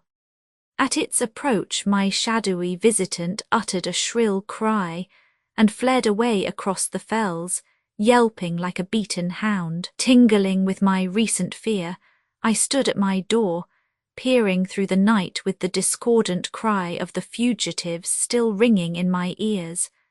At that moment, a vivid flash of lightning illuminated the whole landscape and made it as clear as day. By its light, I saw far away upon the hillside 2 dark figures pursuing each other with extreme rapidity across the fells. Even at that distance, the contrast between them forbid all doubt as to their identity. The first was the small, elderly man whom I had supposed to be dead. The second was my neighbour, the surgeon. For an instant they stood out clear and hard in the unearthly light. In the next, the darkness had closed over them and they were gone. As I turned to re-enter my chamber, my foot rattled against something on my threshold. Stooping, I found it was a straight knife, fashioned entirely of lead, and so soft and brittle that it was a strange choice for a weapon. To render it more harmless, the top had been cut square off. The edge, however, had been assiduously sharpened against a stone, as was evident from the markings upon it, so that it was still a dangerous implement in the grasp of a determined man. And what was the meaning of it all, you ask? Many a drama which I have come across in my wandering life, some as strange and as striking as this one, has lacked the ultimate explanation which you demand. Fate is a grand weaver of tales, but she ends them, as a rule, in defiance of all artistic laws and with an unbecoming want of regard for literary propriety. As it happens, however, I have a letter before me as I write which I may add without comment, and which will clear all that may remain dark. Kirkby Lunatic Asylum, September 4th, 1885. Sir, I am deeply conscious that some apology and explanation is due to you for the very startling and, in your eyes, mysterious events which have recently occurred and which have so seriously interfered with the retired existence which you desire to lead. I should have called upon you on the morning after the recapture of my father, but my knowledge of your dislike to visitors and also of, you will excuse my saying it, your very violent temper, led me to think that it was better to communicate with you by letter. My poor father was a hard-working general practitioner in Birmingham, where his name is still remembered and respected. About 10 years ago he began to show signs of mental aberration, which we were inclined to put down to overwork and the effects of a sunstroke. Feeling my own incompetence to pronounce upon a case of such importance, I at once sought the highest advice in Birmingham and London. Among others, we consulted the eminent alienist, Mr. Fraser Brown, who pronounced my father's case to be intermittent in its nature, but dangerous during the paroxysms. It may take a homicidal, or it may take a religious turn, he said, or it may prove to be a mixture of both. For months he may be as well as you or me, and then in a moment he may break out. You will incur a great responsibility if you leave him without supervision. I need say no more, sir. You will understand the terrible task which has fallen upon my poor sister, and me in endeavouring to save my father from the asylum which in his sane moments filled him with horror. I can only regret that your peace has been disturbed by our misfortunes, and I offer you in my sister's name and my own our apologies. Yours truly, J. Cameron, Roman 8, How IT Happened. She was a writing medium. This is what she wrote. I can remember some things upon that evening most distinctly, and others are like some vague, broken dreams. That is what makes it so difficult to tell a connected story. I have no idea now what it was that had taken me to London and brought me back so late. It just merges into all my other visits to London. But from the time that I got out at the little country station, everything is extraordinarily clear. I can live it again, every instant of it. I remember so well walking down the platform and looking at the illuminated clock at the end which told me that it was 11:30. I remember also my wondering whether I could get home before midnight. Then I remember the big motor, with its glaring headlights and glitter of polished brass, waiting for me outside. It was my new 30-horsepower robber, which had only been delivered that day. I remember also asking Perkins, my chauffeur, how she had gone, and his saying that he thought she was excellent. "I'll try her myself," said I, and I climbed into the driver's seat. "The gears are not the same," said he. "Perhaps, sir, I had better drive." "No, I should like to try her," said I. And so we started on the 5-mile drive for home. My old car had the gears as they used always to be in notches on a bar. In this car you passed the gear lever through a gate to get on the higher ones. It was not difficult to master, and soon I thought that I understood it. It was foolish, no doubt, to begin to learn a new system in the dark, but one often does foolish things, and one has not always to pay the full price for them. I got along very well until I came to Claystall Hill. It is one of the worst hills in England, 1.5 miles long and 1 in 6 in places, with 3 fairly sharp curves. My park gates stand at the very foot of it upon the main London road. We were just over the brow of this hill where the grade is steepest when the trouble began. I had been on the top speed and wanted to get her on the free, but she stuck between gears and I had to get her back on the top again. By this time she was going at a great rate, so I clapped on both brakes, and one after the other they gave way. I didn't mind so much when I felt my foot brake snap, but when I put all my weight on my side brake and the lever clanged to its full limit without a catch, it brought a cold sweat out of me. By this time we were fairly tearing down the slope. The lights were brilliant, and I brought her round the first curve all right. Then we did the second one, though it was a close shave for the ditch. There was 1 mile of straight then with the third curve beneath it, and after that the gate of the park. If I could shoot into that harbour all would be well, for the slope up to the house would bring her to a stand. Perkins behaved splendidly. I should like that to be known. He was perfectly cool and alert. I had thought at the very beginning of taking the bank, and he read my intention. "I wouldn't do it, sir," said he. "At this pace it must go over and we should have it on the top of us." Of course he was right. He got to the electric switch and had it off so we were in the free, but we were still running at a fearful pace. He laid his hands on the wheel. "I'll keep her steady," said he, "if you care to jump and chance it. We can never get round that curve. Better jump, sir." "No," said I. "I'll stick it out. You can jump if you like." "I'll stick it with you, sir," said he. If it had been the old car, I should have jammed the gear lever into the reverse and seen what would happen. I expect she would have stripped her gears or smashed up somehow, but it would have been a chance. As it was, I was helpless. Perkins tried to climb across, but you couldn't do it going at that pace. The wheels were whirring like a high wind and the big body creaking and groaning with the strain. But the lights were brilliant, and one could steer to an inch. I remember thinking what an awful and yet majestic sight we should appear to anyone who met us. It was a narrow road, and we were just a great, roaring, golden death to anyone who came in our path. We got round the corner with one wheel 3 feet high upon the bank.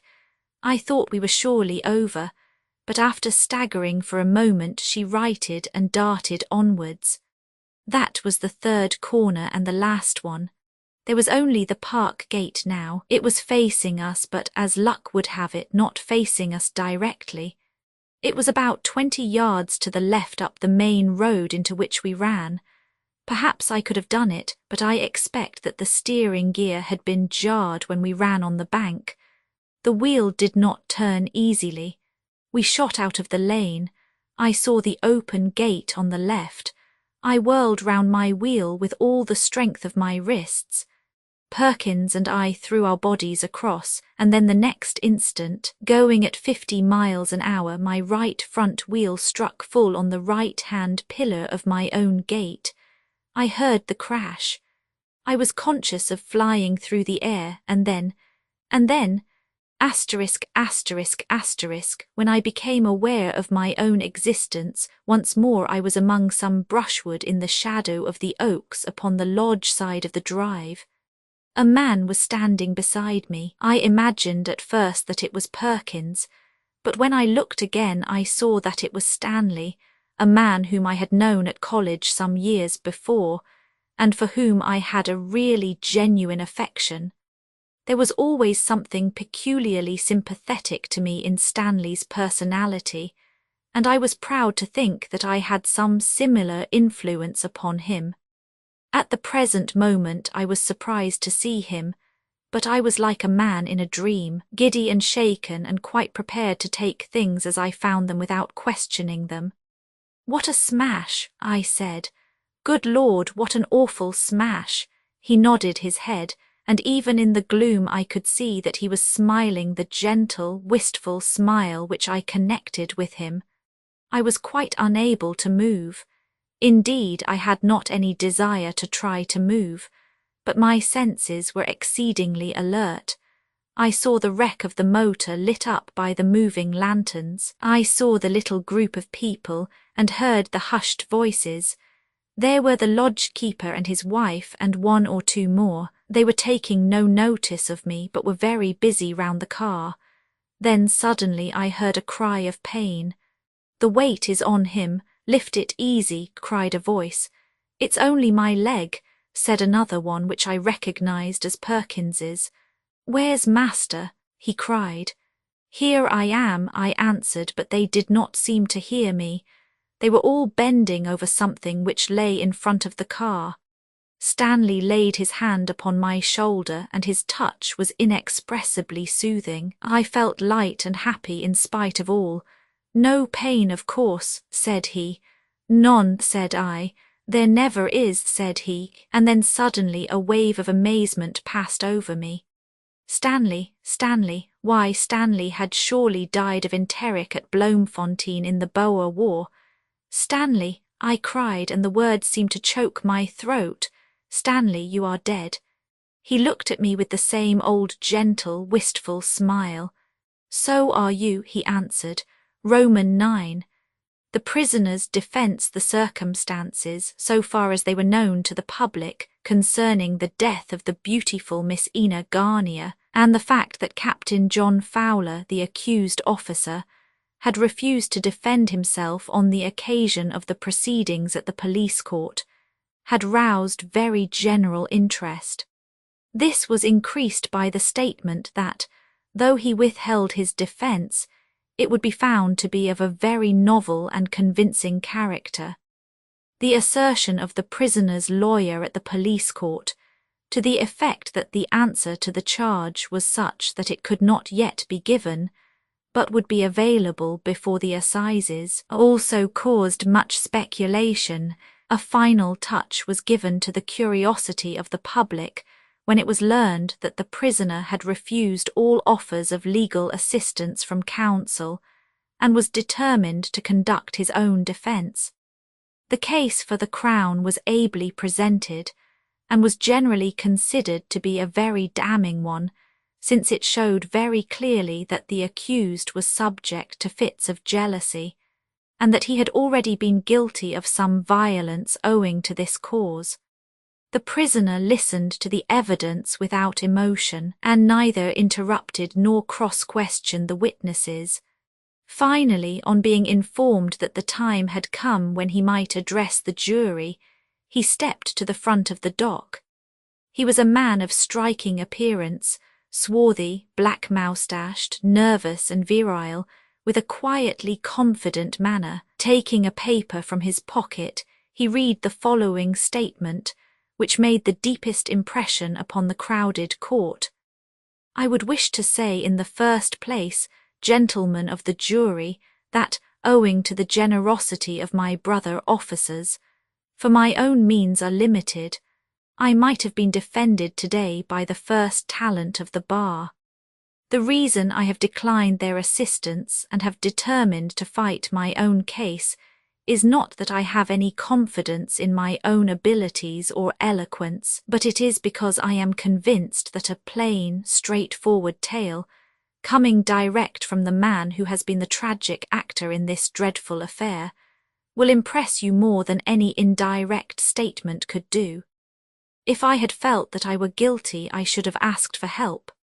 Since in my own heart I believe that I am innocent, I am pleading my own cause, feeling that my plain words of truth and reason will have more weight with you than the most learned and eloquent advocate. By the indulgence of the court, I have been permitted to put my remarks upon paper, so that I may reproduce certain conversations and be assured of saying neither more nor less than I mean. It will be remembered that at the trial at the police court 2 months ago I refused to defend myself. This has been referred to today as a proof of my guilt. I said that it would be some days before I could open my mouth. This was taken at the time as a subterfuge. Well, the days are over, and I am now able to make clear to you not only what took place, but also why it was impossible for me to give any explanation. I will tell you now exactly what I did, and why it was that I did it. If you, my fellow countrymen, think that I did wrong, I will make no complaint, but will suffer in silence any penalty which you may impose upon me. I am a soldier of 15 years' standing, a captain in the 2nd Breconshire Battalion. I have served in the South African campaign and was mentioned in dispatches after the Battle of Diamond Hill. When the war broke out with Germany, I was seconded from my regiment, and I was appointed as adjutant to the 1st Scottish Scouts, newly raised. The regiment was quartered at Radchurch in Essex, where the men were placed partly in huts and were partly billeted upon the inhabitants. All the officers were billeted out, and my quarters were with Mr. Murrayfield, the local squire. It was there that I first met Miss Ina Garnier. It may not seem proper at such a time and place as this that I should describe that lady, and yet her personality is the very essence of my case. Let me only say that I cannot believe that nature ever put into female form a more exquisite combination of beauty and intelligence. She was 25 years of age, blonde and tall, with a peculiar delicacy of features and of expression. I have read of people falling in love at first sight, and had always looked upon it as an expression of the novelist. And yet from the moment that I saw Ina Garnier, life held for me but the one ambition, that she should be mine. I had never dreamed before of the possibilities of passion that were within me. I will not enlarge upon the subject, but to make you understand my action, for I wish you to comprehend it, however much you may condemn it. You must realize that I was in the grip of a frantic elementary passion which made, for a time, the world and all that was in it seem a small thing if I could but gain the love of this one girl. And yet, in justice to myself, I will say that there was always one thing which I placed above her. That was my honour as a soldier and a gentleman. You will find it hard to believe this when I tell you what occurred, and yet, though for one moment I forgot myself, my whole legal offence consists in my desperate endeavour to retrieve what I had done. I soon found that the lady was not insensible to the advances which I made to her. Her position in the household was a curious one. She had come a year before from Montpellier, in the south of France, in answer to an advertisement from the Murrayfields in order to teach French to their 3 young children. She was, however, unpaid, so that she was rather a friendly guest than an employee. She had always, as I gathered, been fond of the English and desirous to live in England, but the outbreak of the war had quickened her feelings into passionate attachment, for the ruling emotion of her soul was her hatred of the Germans. Her grandfather, as she told me, had been killed under very tragic circumstances in the campaign of 1870, and her two brothers were both in the French army. Her voice vibrated with passion when she spoke of the infamies of Belgium, and more than once I have seen her kissing my sword and my revolver, because she hoped they would be used upon the enemy. With such feelings in her heart, it can be imagined that my wooing was not a difficult one. I should have been glad to marry her at once, but to this she would not consent. Everything was to come after the war, for it was necessary, she said, that I should go to Montpellier and meet her people, so that the French proprieties should be properly observed. She had one accomplishment which was rare for a lady. She was a skilled motor-cyclist. She had been fond of long, solitary rides, but after our engagement I was occasionally allowed to accompany her. She was a woman, however, of strange moods and fancies, which added in my feelings to the charm of her character. She could be tenderness itself, and she could be aloof and even harsh in her manner. More than once she had refused my company with no reason given, and with a quick, angry flash of her eyes when I asked for one. Then perhaps her mood would change, and she would make up for this unkindness by some exquisite attention which would in an instant soothe all my ruffled feelings. It was the same in the house. My military duties were so exacting that it was only in the evenings that I could hope to see her, and yet very often she remained in the little study which was used during the day for the children's lessons, and would tell me plainly that she wished to be alone. Then, when she saw that I was hurt by her caprice, she would laugh and apologize so sweetly for her rudeness that I was more her slave than ever. Mention has been made of my jealous disposition, and it has been asserted at the trial that there were scenes owing to my jealousy, and that once Mrs. Murrayfield had to interfere. I admit that I was jealous. When a man loves with the whole strength of his soul, it is impossible, I think, that he should be clear of jealousy. The girl was of a very independent spirit. I found that she knew many officers at Chelmsford and Colchester. She would disappear for hours together upon her motorcycle. There were questions about her past life which she would only answer with a smile unless they were closely pressed. Then the smile would become a frown. Is it any wonder that I, with my whole nature vibrating with passionate, whole-hearted love, was often torn by jealousy when I came upon those closed doors of her life which she was so determined not to open? Reason came at times and whispered how foolish it was that I should stake my whole life and soul upon one of whom I really knew nothing. Then came a wave of passion once more, and reason was submerged. I have spoken of the closed doors of her life. I was aware that a young, unmarried Frenchwoman has usually less liberty than her English sister, and yet in the case of this lady, it continually came out in her conversation that she had seen and known much of the world. It was the more distressing to me as whenever she had made an observation which pointed to this she would afterwards, as I could plainly see, be annoyed by her own indiscretion, and endeavour to remove the impression by every means in her power. We had several small quarrels on this account, when I asked questions to which I could get no answers, but they have been exaggerated in the address for the prosecution. Too much has been made also of the intervention of Mrs. Murrayfield, though I admit that the quarrel was more serious upon that occasion. It arose from my finding the photograph of a man upon her table, and her evident confusion when I asked her for some particulars about him.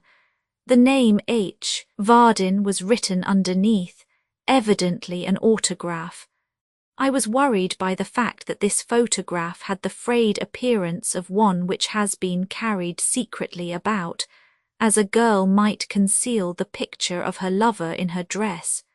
She absolutely refused to give me any information about him, save to make a statement which I found incredible, that it was a man whom she had never seen in her life. It was then that I forgot myself. I raised my voice and declared that I should know more about her life, or that I should break with her, even if my own heart should be broken in the parting. I was not violent, but Mrs. Murrayfield heard me from the passage and came into the room to remonstrate. She was a kind, motherly person who took a sympathetic interest in our romance, and I remember that on this occasion she reproved me for my jealousy and finally persuaded me that I had been unreasonable, so that we became reconciled once more. Ina was so madly fascinating, and I so hopelessly her slave, that she could always draw me back, however much prudence and reason warned me to escape from her control.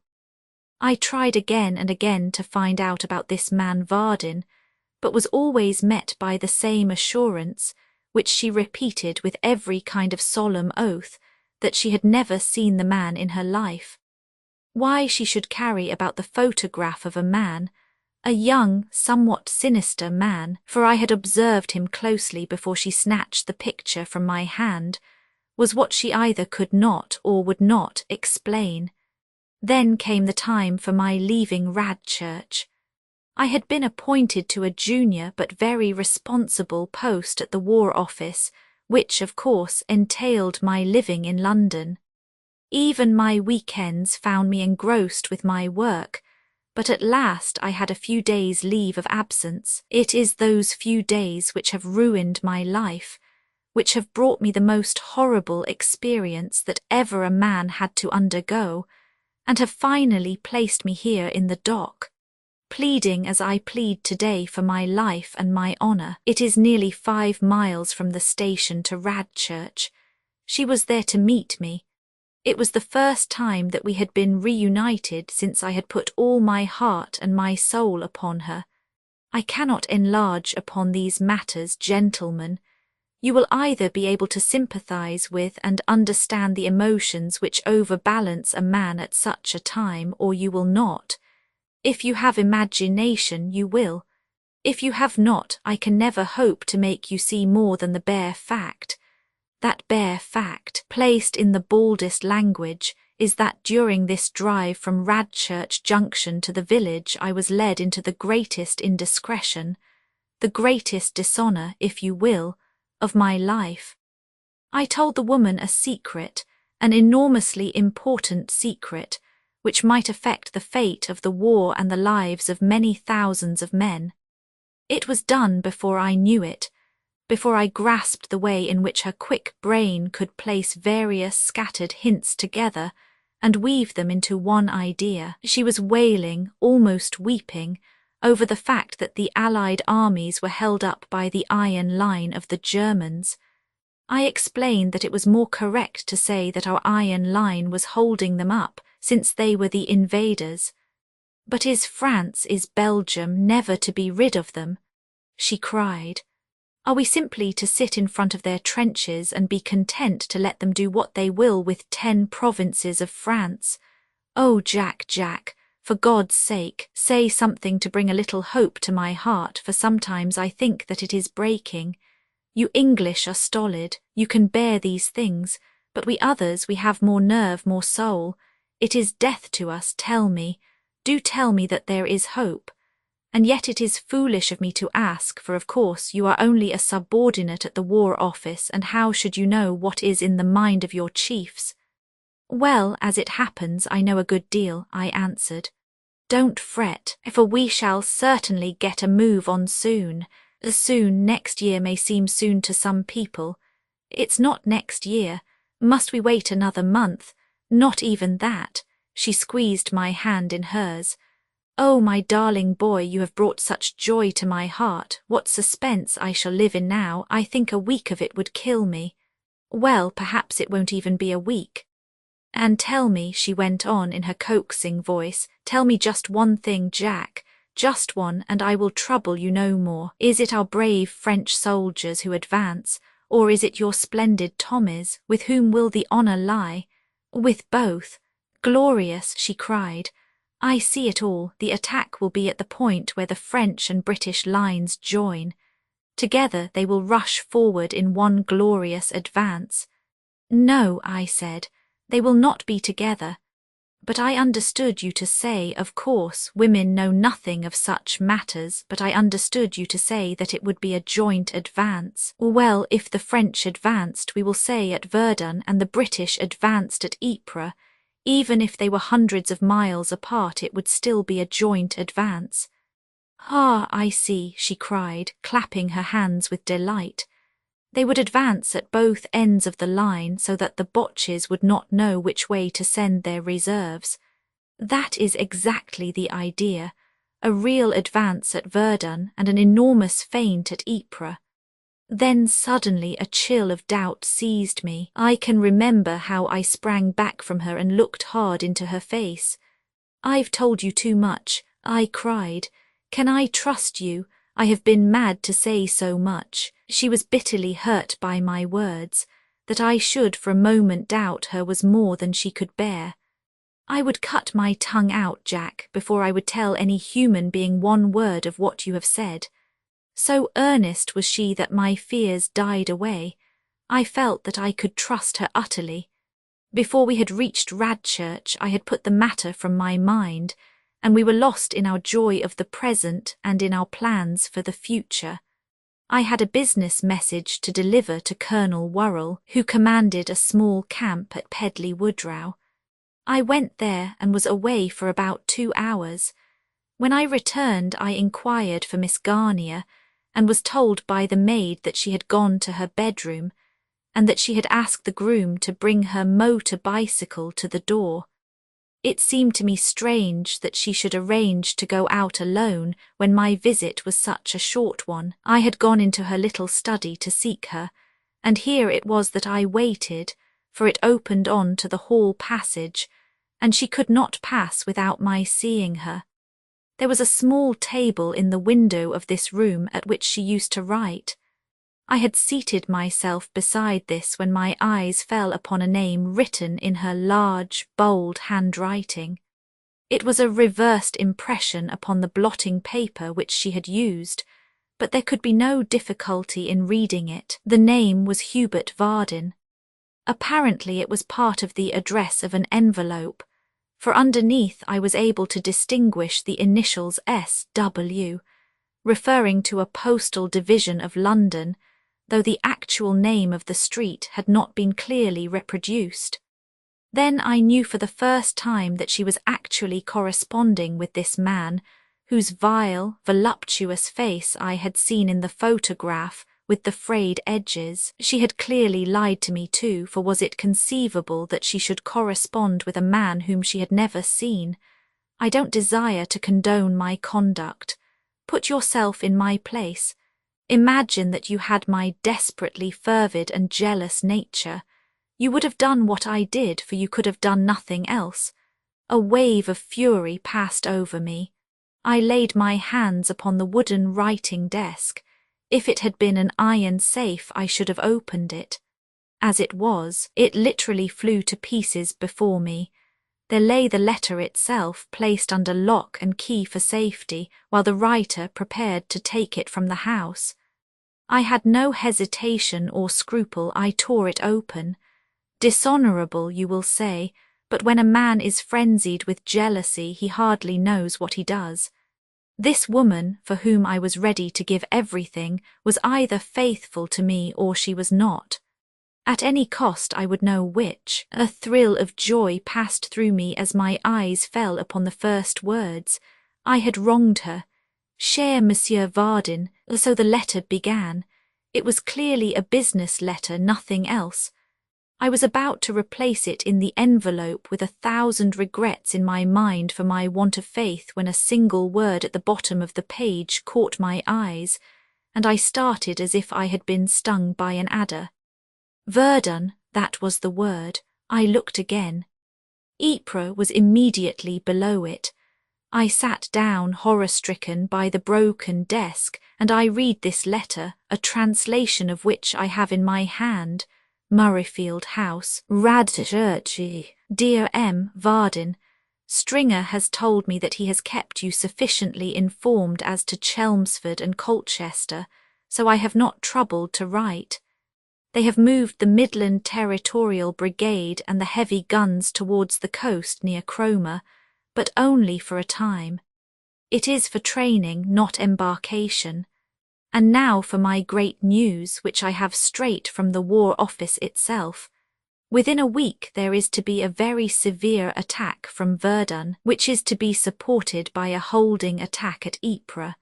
It is all on a very large scale, and you must send off a special Dutch messenger to von Stammer by the first boat. I hope to get the exact date and some further particulars from my informant tonight, but meanwhile you must act with energy. I dare not post this here.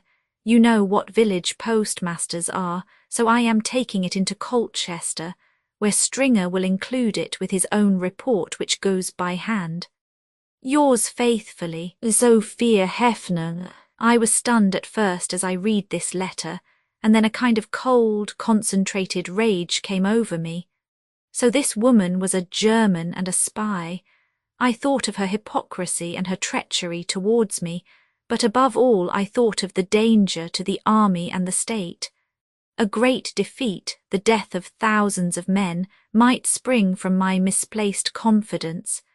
There was still time, by judgment and energy, to stop this frightful evil. I heard her step upon the stairs outside, and an instant later she had come through the doorway. She started, and her face was bloodless as she saw me seated there with the open letter in my hand. "How did you get that?" she gasped. "How dared you break my desk and steal my letter?" I said nothing. I simply sat and looked at her and pondered what I should do. She suddenly sprang forward and tried to snatch the letter. I caught her wrist and pushed her down onto the sofa where she lay collapsed. Then I rang the bell and told the maid that I must see Mr. Murrayfield at once. He was a genial, elderly man who had treated this woman with as much kindness as if she were his daughter. He was horrified at what I said. I could not show him the letter on account of the secret that it contained, but I made him understand that it was of desperate importance. "What are we to do?" he asked.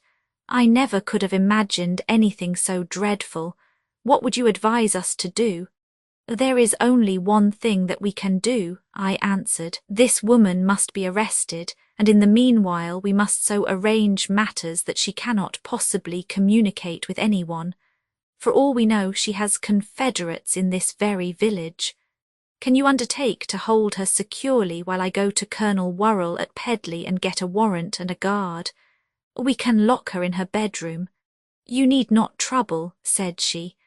"I give you my word that I will stay where I am. I advise you to be careful, Captain Fowler. You've shown once before that you are liable to do things before you have thought of the consequence. If I am arrested, all the world will know that you have given away the secrets that were confided to you. There is an end of your career, my friend. You can punish me, no doubt. What about yourself?"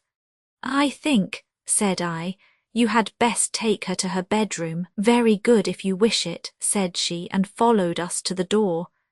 When we reached the hall, she suddenly broke away, dashed through the entrance and made for her motor bicycle, which was standing there. Before she could start, we had both seized her. She stooped and made her teeth meet in Murrayfield's hand. With flashing eyes and tearing fingers, she was as fierce as a wild cat at bay. It was with some difficulty that we mastered her and dragged her, almost carried her, up the stairs. We thrust her into her room and turned the key while she screamed out abuse and beat upon the door inside. "It's a 40-foot drop into the garden," said Murrayfield, tying up his bleeding hand. "I'll wait here till you come back. I think we have the lady fairly safe." "I have a revolver here," said I. "You should be armed." I slipped a couple of cartridges into it and held it out to him. "We can't afford to take chances. How do you know what friends she may have?" "Oh, thank you," said he. "I have a stick here and the gardener is within call. Do you hurry off for the guard and I will answer for the prisoner." Having taken, as it seemed to me, every possible precaution, I ran to give the alarm. It was 2 miles to Pedley, and the colonel was out, which occasioned some delay. Then there were formalities and a magistrate's signature to be obtained. A policeman was to serve the warrant, but a military escort was to be sent in to bring back the prisoner. I was so filled with anxiety and impatience that I could not wait, but I hurried back alone with the promise that they would follow. The Pedley-Woodrow road opens into the high road to Colchester at a point about half a mile from the village of Radchurch.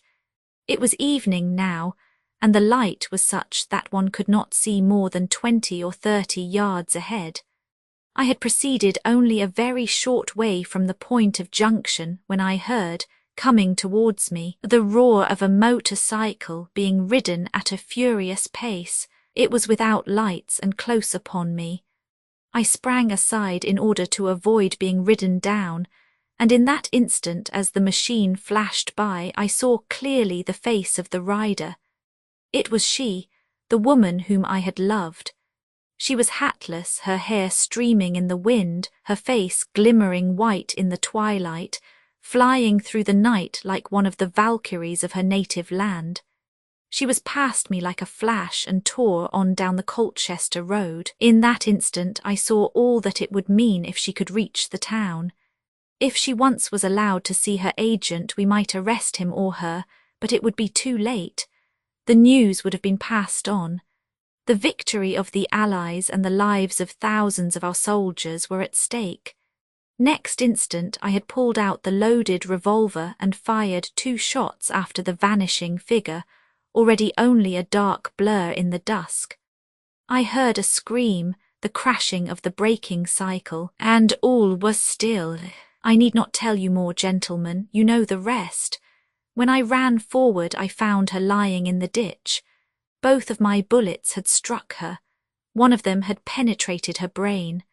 I was still standing beside her body when Murrayfield arrived, running breathlessly down the road. She had, it seemed, with great courage and activity scrambled down the ivy of the wall. Only when he heard the whir of the cycle did he realize what had occurred. He was explaining it to my dazed brain when the police and soldiers arrived to arrest her. By the irony of fate, it was me whom they arrested instead. It was urged at the trial in the police court that jealousy was the cause of the crime. I did not deny it, nor did I put forward any witnesses to deny it. It was my desire that they should believe it. The hour of the French advance had not yet come, and I could not defend myself without producing the letter which would reveal it. But now it is over, gloriously over, and so my lips are unsealed at last. I confess my fault, my very grievous fault. But it is not that for which you are trying me. It is for murder. I should have thought myself the murderer of my own countrymen if I had let the woman pass. These are the facts, gentlemen. I leave my future in your hands. If you should absolve me, I may say that I have hopes of serving my country in a fashion which will atone for this one great indiscretion, and will also, as I hope, end for ever those terrible recollections which weigh me down. If you condemn me, I am ready to face whatever you may think fit to inflict. 3 of them a chat about children, snakes, and Zebus. These little sketches are called 3 of them, but there are really 5, on and off the stage. There is Daddy, a lumpish person with some gift for playing Indian games when he is in the mood. He is then known as the great chief of the Leatherskin tribe. Then there is my Lady Sunshine. These are the grown-ups and don't really count. There remain the 3 who need some differentiating upon paper, though their little spirits are as different in reality as spirits could be, all beautiful and all quite different. The eldest is a boy of 8 whom we shall call Laddie. If ever there was a little cavalier sent down ready-made, it is he. His soul is the most gallant, unselfish, innocent thing that ever God sent out to get an extra polish upon earth. It dwells in a tall, slight, well-formed body, graceful and agile, with a head and face as clean-cut as if an old Greek cameo had come to life, and a pair of innocent and yet wise grey eyes that read and win the heart. He is shy and does not shine before strangers. I have said that he is unselfish and brave. When there is the usual wrangle about going to bed, up he gets in his sedate way. "I will go first," says he, and off he goes, the eldest, that the others may have the few extra minutes while he is in his bath. As to his courage, he is absolutely lion-hearted where he can help or defend anyone else. On one occasion Daddy lost his temper with Dimples, boy number 2, and not without very good provocation gave him a tap on the side of the head. Next instant he felt a butt down somewhere in the region of his waist belt, and there was an angry little red face looking up at him, which turned suddenly to a brown mop of hair as the butt was repeated. No one, not even Daddy, should hit his little brother. Such was Laddie, the gentle and the fearless. Then there is Dimples. Dimples is nearly 7, and you never saw a rounder, softer, dimplier face with 2 great roguish, mischievous eyes of wood-pigeon grey, which are sparkling with fun for the most part, though they can look sad and solemn enough at times. Dimples has the making of a big man in him. He has depth and reserves in his tiny soul, but on the surface he is a boy of boys, always in innocent mischief. "I will now do Miss Chuff," he occasionally announces, and is usually as good as his word. He has a love and understanding of all living creatures, the uglier and more slimy the better, treating them all in a tender, fairy-like fashion which seems to come from some inner knowledge.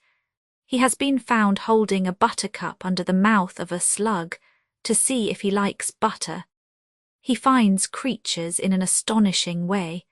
Put him in the fairest garden, and presently he will approach you with a newt, a toad, or a huge snail in his custody. Nothing would ever induce him to hurt them, but he gives them what he imagines to be a little treat, and then restores them to their homes.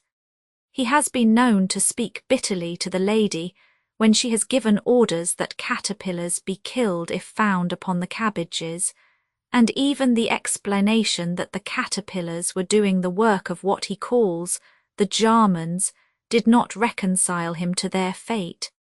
He has an advantage over Laddie in that he suffers from no trace of shyness and is perfectly friendly in an instant with anyone of every class of life, plunging straight into conversation with some such remark as "Can your daddy give a war whoop?" or "Were you ever chased by a bear?" He is a sunny creature, but combative sometimes when he draws down his brows, sets his eyes, his chubby cheeks flush, and his lips go back from his almond-white teeth. "I am Swanky the Berserker," says he, quoting out of his favourite Erling the Bold, which Daddy reads aloud at bedtime. When he is in this fighting mood, he can even drive back Laddie, chiefly because the elder is far too chivalrous to hurt him. If you want to see what Laddie can really do, put the small gloves on him and let him go for Daddy. Some of those hurricane rallies of his would stop Daddy grinning if they could get home, and he has to fall back off his stool in order to get away from them.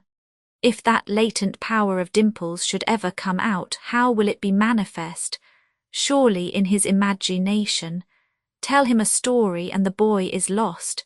He sits with his little round, rosy face immovable and fixed, while his eyes never budge from those of the speaker. He sucks in everything that is weird or adventurous or wild. Laddie is a rather restless soul, eager to be up and doing, but Dimples is absorbed in the present if there be something worth hearing to be heard. In height he is half a head shorter than his brother, but rather more sturdy in build. The power of his voice is one of his noticeable characteristics. If Dimples is coming, you know it well in advance. With that physical gift upon the top of his audacity and his loquacity, he fairly takes command of any place in which he may find himself, while Laddie, his soul too noble for jealousy, becomes one of the laughing and admiring audience. Then there is baby, a dainty elfin Dresden china little creature of 5, as fair as an angel and as deep as a well.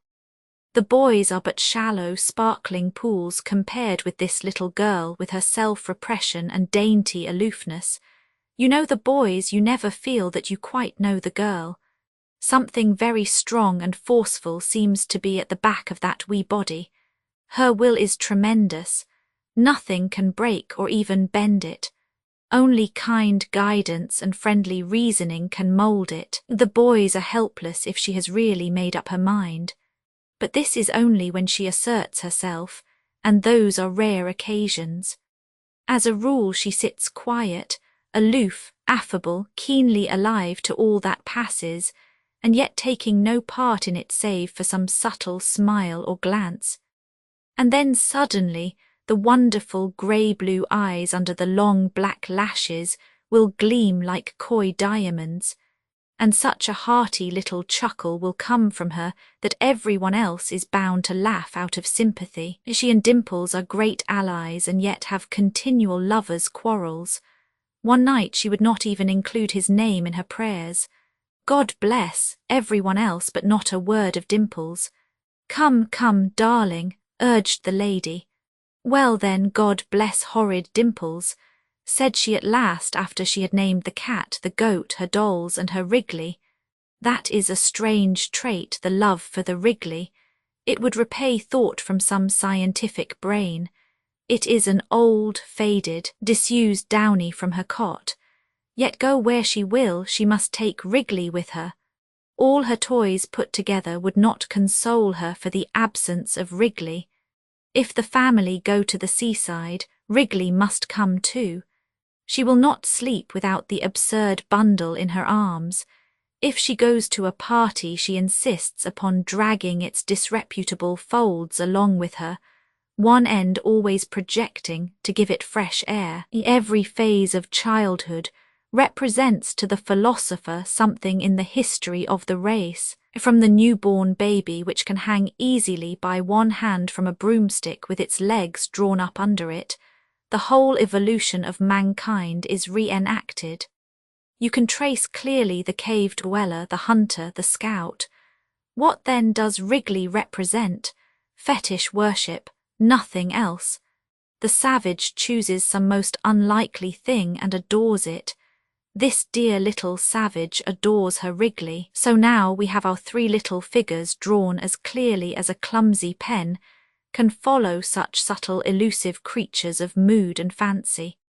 We will suppose now that it is a summer evening, that Daddy is seated smoking in his chair, that the lady is listening somewhere near, and that the 3 are in a tumbled heap upon the bearskin before the empty fireplace trying to puzzle out the little problems of their tiny lives. When 3 children play with a new thought, it is like 3 kittens with a ball, one giving it a pat and another a pat. As they chase it from point to point, Daddy would interfere as little as possible, save when he was called upon to explain or to deny. It was usually wiser for him to pretend to be doing something else. Then their talk was the more natural. On this occasion, however, he was directly appealed to. "Daddy," asked Dimples. "Yes, boy, do you think that the roses know us?" Dimples, in spite of his impish naughtiness, had a way of looking such a perfectly innocent and delightfully kissable little person that one felt he really might be a good deal nearer to the sweet secrets of nature than his elders. However, Daddy was in a material mood. "No, boy, how could the roses know us? The big yellow rose at the corner of the gate knows me." "How do you know that?" "'Cause it nodded to me yesterday." Laddie roared with laughter. "That was just the wind." Dimples, "No, it was not," said Dimples with conviction. "There was none wind, baby was there, weren't you, baby?" "The wos knew us," said baby gravely. "Beasts know us," said Laddie. "But them beasts run round and make noises. Roses don't make noises." "Yes, they do, they rustle." Woses wustle, said baby. That's not a living noise, that's an all the same noise, different to Roy who barks and makes different noises all the time. Fancy the roses all barkin' at you.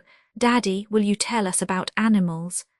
That is one of the child stages which takes us back to the old tribe life, their inexhaustible interest in animals, some distant echo of those long nights when wild men sat round the fires and peered out into the darkness, and whispered about all the strange and deadly creatures who fought with them for the lordship of the earth.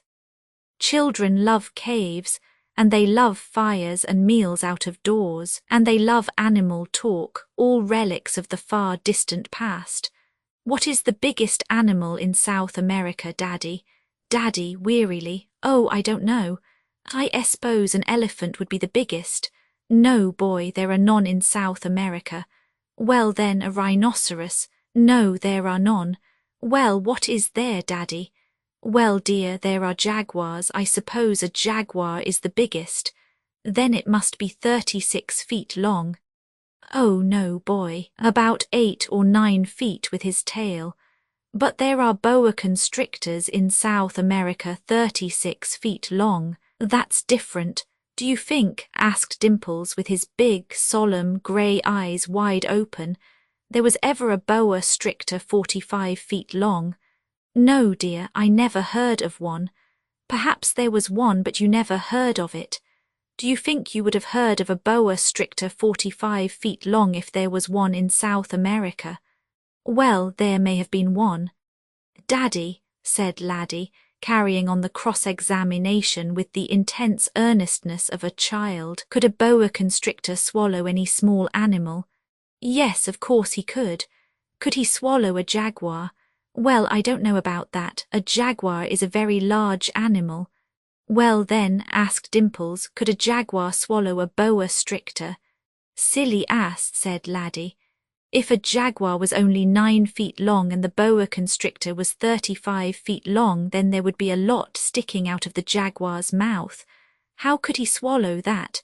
He'd bite it off, said Dimples, and then another slice for supper and another for breakfast.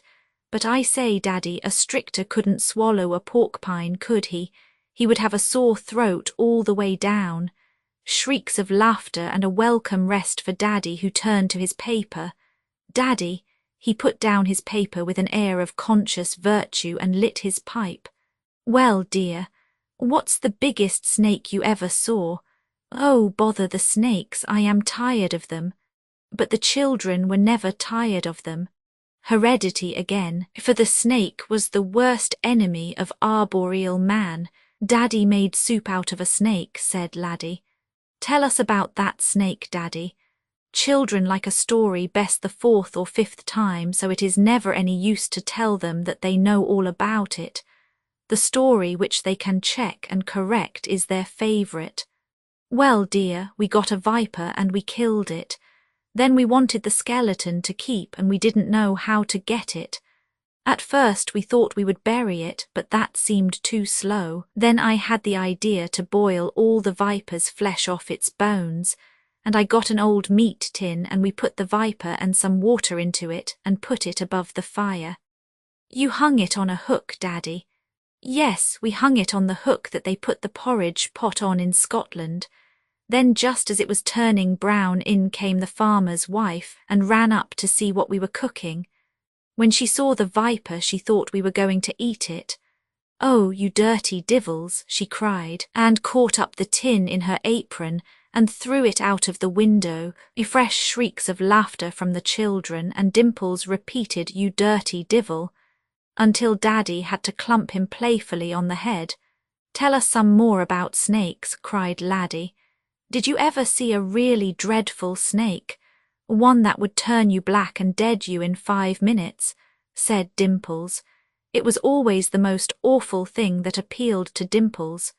Yes, I have seen some beastly creatures. Once in the Sudan I was dozing on the sand when I opened my eyes, and there was a horrid creature like a big slug with horns, short and thick, about 1 foot long, moving away in front of me. What was it, Daddy? 6 eager eyes were turned up to him. It was a death adder. I expect that would dead you in 5 minutes, Dimples, if it got a bite at you. Did you kill it? No, it was gone before I could get to it. Which is the horridest, Daddy, a snake or a shark? I'm not very fond of either. Did you ever see a man eaten by sharks? No, dear, but I was not so far off being eaten myself. Ooh, from all 3 of them. I did a silly thing, for I swam round the ship in water where there are many sharks.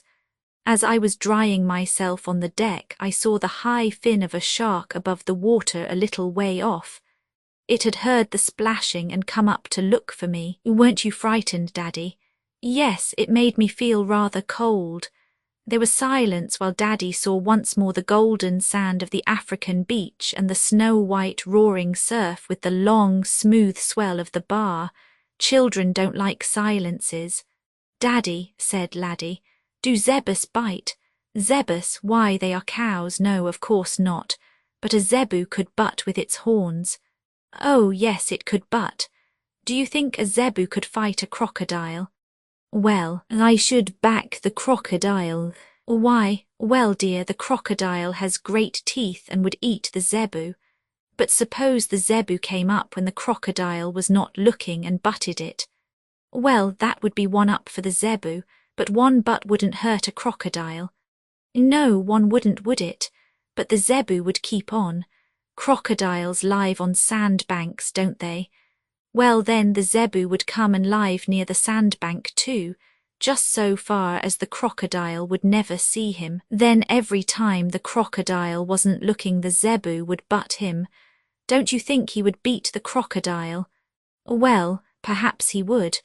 How long do you think it would take the zebu to beat the crocodile? Well, it would depend upon how often he got in his butt. Well, suppose he butted him once every 3 hours, don't you think? Oh, bother the zebu. That's what the crocodile would say, cried Laddie, clapping his hands. Well, I agree with the crocodile, said Daddy. And it's time all good children were in bed, said the lady as the glimmer of the nurse's apron was seen in the gloom. Roman 2 about cricket supper was going on down below, and all good children should have been long ago in the land of dreams. Yet a curious noise came from above. What on earth? Asked Daddy. Laddie practising cricket, said the lady with the curious clairvoyance of motherhood. He gets out of bed to bowl. I do wish you would go up and speak seriously to him about it, for it takes quite an hour off his rest. Daddy departed upon his mission intending to be gruff, and my word, he can be quite gruff when he likes.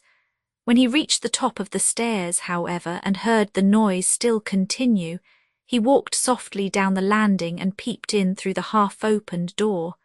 The room was dark save for a night light. In the dim glimmer he saw a little white-clad figure, slight and supple, taking short steps and swinging its arm in the middle of the room. "Halloa," said Daddy. The white-clad figure turned and ran forward to him. "Oh, Daddy, how jolly of you to come up." Daddy felt that gruffness was not quite so easy as it had seemed. "Look here, you get into bed," he said with the best imitation he could manage. "Yes, Daddy, but before I go, how is this?" He sprang forward and the arm swung round again in a swift and graceful gesture. Daddy was a moth-eaten cricketer of sorts, and he took it in with a critical eye. "Good, Laddie, I like a high action. That's the real Spofforth swing. Oh, Daddy, come and talk about cricket." He was pulled on the side of the bed and the white figure dived between the sheets. "Yes, tell us about sea wicket," came a cooing voice from the corner. Dimples was sitting up in his cot. "You naughty boy, I thought one of you was asleep anyhow. I mustn't stay, I keep you awake." "Who was Popoff?" cried Laddie, clutching at his father's sleeve. "Was he a very good bowler?" Spofforth was the best bowler that ever walked on to a cricket field. He was the great Australian bowler and he taught us a great deal. "Did he ever kill a dog?" from Dimples. "No, boy, why?" "Because Laddie said there was a bowler so fast that his ball went through a coat and killed a dog." Oh, that's an old yarn. I heard that when I was a little boy about some bowler whose name I think was Jackson.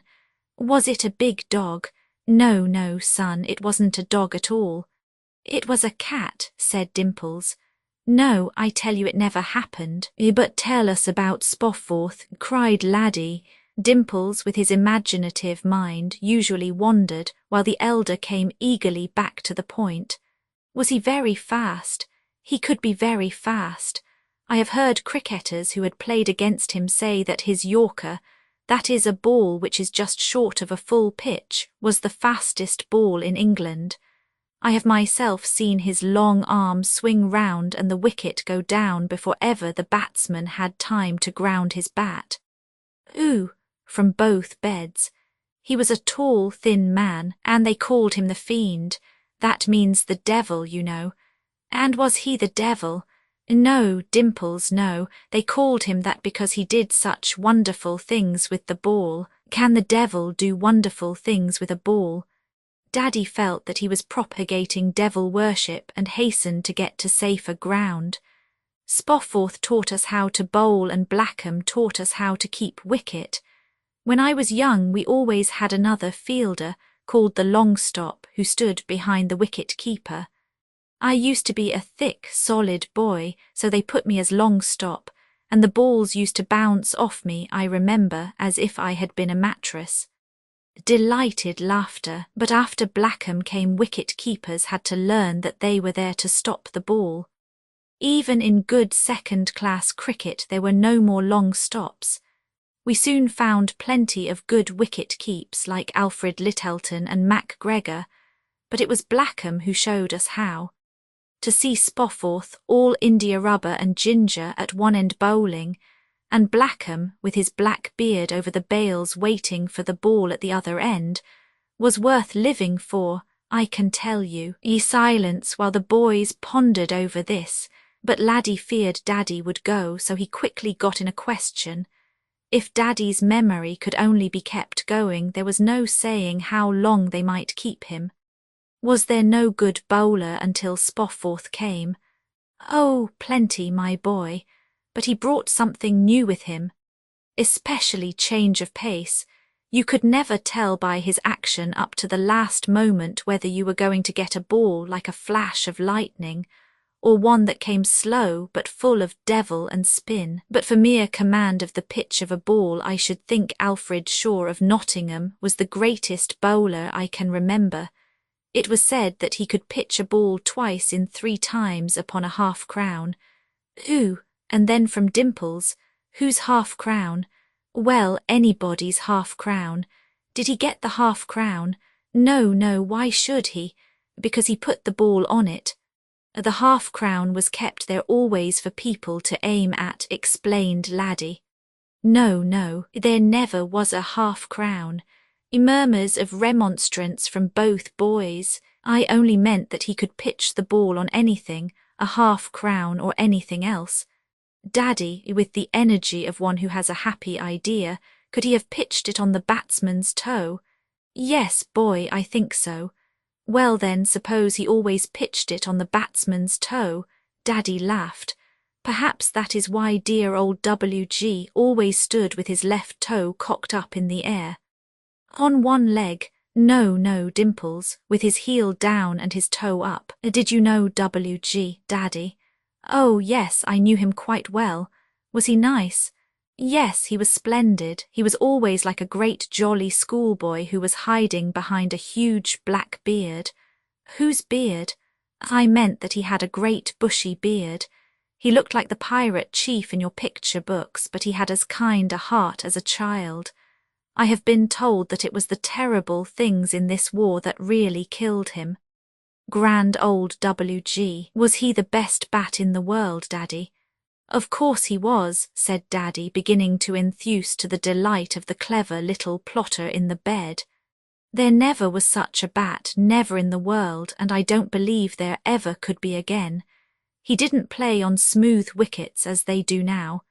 He played where the wickets were all patchy and you had to watch the ball right on to the bat. You couldn't look at it before it hit the ground and think, that's all right. I know where that one will be. My word, that was cricket. What you got you earned. Did you ever see WG make 100, Daddy? See him. I fielded out for him and melted on a hot August day while he made 150. There's a pound or two of your daddy somewhere on that field yet, but I love to see it, and I was always sorry when he got out for nothing, even if I were playing against him. Did he ever get out for nothing? Yes, dear. The first time I ever played in his company he was given out leg before wicket before he made a run. And all the way to the pavilion, that's where people go when they are out. He was walking forward, but his big black beard was backward over his shoulder as he told the umpire what he thought. And what did he think? More than I can tell you, Dimples. But I dare say he was right to be annoyed, for it was a left-handed bowler, bowling round the wicket, and it is very hard to get leg before to that. However, that's all Greek to you. What's Greek? Well, I mean you can't understand that. Now I am going. No, Daddy, wait a moment. Tell us about Bonner and the big catch. Oh, you know about that. 2 little coaxing voices came out of the darkness. Oh, please, please. I don't know what your mother will say. What was it you asked? Bonner. Ah, Bonner.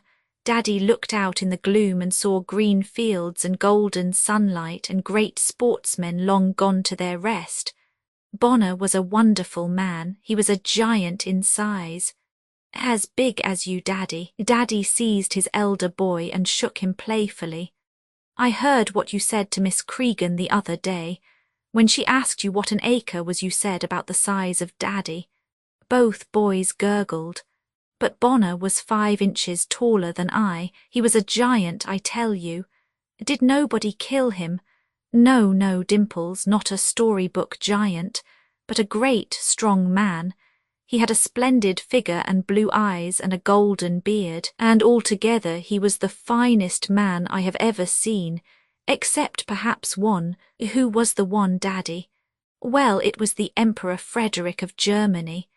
A German, cried Dimples in horror. Yes, a German. Mind you, boys, a man may be a very noble man and be a German, though what has become of the noble ones these last 3 years is more than I can guess. But Frederick was noble and good, as you could see on his face. How he ever came to be the father of such a blasphemous braggart. Daddy sank into reverie. Bonner, Daddy, said Laddie, and Daddy came back from politics with a start. Oh, yes, Bonner in white flannels on the green sward with an English June sun upon him. That was a picture of a man. But you asked me about the catch. It was in a test match at the Oval, England against Australia. Bonner said before he went in that he would hit Alfred Shaw into the next county, and he set out to do it. Shaw, as I have told you, could keep a very good length, so for some time Bonner could not get the ball he wanted, but at last he saw his chance, and he jumped out and hit that ball the most awful curwallop that ever was seen in a cricket field. Ooh! From both boys, and then did it go into the next county, Daddy? From Dimples. Well, I'm telling you, said Daddy, who was always testy when one of his stories was interrupted. Bonner thought he had made the ball a half-volley. That is the best ball to hit. But Shaw had deceived him and the ball was really on the short side. So when Bonner hit it, up and up it went, until it looked as if it were going out of sight into the sky. Ooh, at first everybody thought it was going far outside the ground. But soon they saw that all the giant's strength had been wasted in hitting the ball so high, and that there was a chance that it would fall within the ropes. The batsmen had run 3 runs and it was still in the air. Then it was seen that an English fielder was standing on the very edge of the field with his back on the ropes, a white figure against the black line of the people. He stood watching the mighty curve of the ball, and twice he raised his hands together above his head as he did so. Then a 3rd time he raised his hands above his head, and the ball was in them and Bonner was out. Why did he raise his hands twice? I don't know, he did so. And who was the fielder, Daddy? The fielder was G.F. Grace, the younger brother of W.G. Only a few months afterwards he was a dead man. But he had one grand moment in his life, with 20,000 people all just mad with excitement. Poor G.F., he died too soon. Did you ever catch a catch like that, Daddy? No, boy, I was never a particularly good fielder. Did you never catch a good catch? Well, I won't say that. You see, the best catches are very often flukes, and I remember one awful fluke of that sort. Do tell us, Daddy. Well, dear, I was fielding at slip. That is very near the wicket, you know. Woodcock was bowling, and he had the name of being the fastest bowler of England at that time. It was just the beginning of the match, and the ball was quite red. Suddenly I saw something like a red flash, and there was the ball stuck in my left hand. I had not time to move it, it simply came and stuck. Ooh, I saw another catch like that. It was done by Uliot, a fine Yorkshire player, such a big, upstanding fellow. He was bowling, and the batsman, it was an Australian in a test match, hit as hard as ever he could. Uliot could not have seen it, but he just stuck out his hand, and there was the ball. Suppose it had hit his body. Well, it would have hurt him. Would he have cried? From Dimples. No, boy, that is what games are for, to teach you to take a knock and never show it, supposing that a step was heard coming along the passage. Good gracious, boys, here's Mumty. Shut your eyes this moment. It's all right, dear. I spoke to them very severely, and I think they are nearly asleep. What have you been talking about? Asked the lady. Sea wicket, cried Dimples. It's natural enough, said Daddy. Of course, when two boys. 3, said the lady as she tucked up the little beds. Roman 3, speculations. The 3 children were sitting together in a bunch upon the rug in the gloaming. Baby was talking, so Daddy, behind his newspaper, pricked up his ears, for the young lady was silent as a rule, and every glimpse of her little mind was of interest. She was nursing the disreputable little downy quilt, which she called Wrigley, and much preferred to any of her dolls. I wonder if they will let Wrigley into heaven, she said. The boys laughed. They generally laughed at what Baby said. If they won't, I won't go in either, she added. Nor me neither, if they don't let in my teddy bear, said Dimples. I'll tell them it is a nice, clean, blue Wrigley, said Baby. I love my Wrigley. She cooed over it and hugged it. What about that, Daddy? Asked Laddie in his earnest fashion. Are there toys in heaven, do you think? Of course there are. Everything that can make children happy. As many toys as in Hamley's shop, asked Dimples. More, said Daddy stoutly. Ooh, from all 3. Daddy, dear, said Laddie. I've been wondering about the deluge. Yes, dear, what was it? Well, the story about the ark. All those animals were in the ark, just 2 of each for 40 days. Wasn't that so? That is the story. Well then, what did the carnivorous animals eat? One should be honest with children and not put them off with ridiculous explanations. Their questions about such matters are generally much more sensible than their parents' replies. Well, dear, said Daddy, weighing his words, these stories are very, very old. The Jews put them in the Bible, but they got them from the people in Babylon, and the people in Babylon probably got them from someone else away back in the beginning of things. If a story gets passed down like that, one person adds a little and another adds a little, and so you never get things quite as they happened. The Jews put it in the Bible exactly as they heard it, but it had been going about for thousands of years before then. So it was not true. Yes, I think it was true. I think there was a great flood, and I think that some people did escape and that they saved their beasts, just as we should try to save Nigger and the Monkstown cocks and hens if we were flooded out. Then they were able to start again when the waters went down, and they were naturally very grateful to God for their escape. What did the people who didn't escape think about it? Well, we can't tell that. They wouldn't be very grateful, would they? Their time was come, said Daddy, who was a bit of a fatalist. I expect it was the best thing. It was jolly hard luck on Noah being swallowed by a fish after all his trouble, said Dimples. Silly ass, it was Jonah that was swallowed. Was it a whale, Daddy? A whale? Why, a whale couldn't swallow a herring.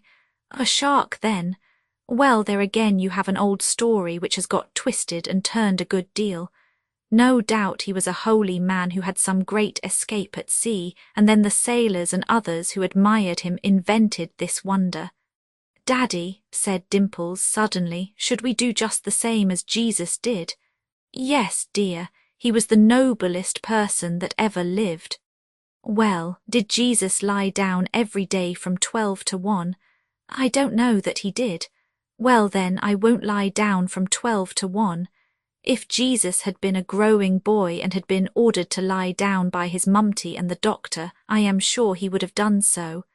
Did he take malt extract? He did what he was told, my son, I am sure of that. He was a good man, so he must have been a good boy, perfect in all he did. Baby saw God yesterday, remarked Laddie. Casually, Daddy dropped his paper. Yes, we made up our minds we would all lie on our backs and stare at the sky until we saw God. So we put the big rug on the lawn and then we all lay down side by side and stared and stared. I saw nothing and Dimples saw nothing, but Baby says she saw God. Baby nodded in her wise way. I saw him, she said. What was he like then?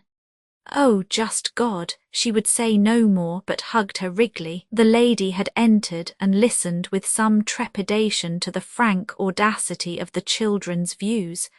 Yet the very essence of faith was in that audacity. It was all so unquestionably real. Which is strongest, Daddy, God, or the devil?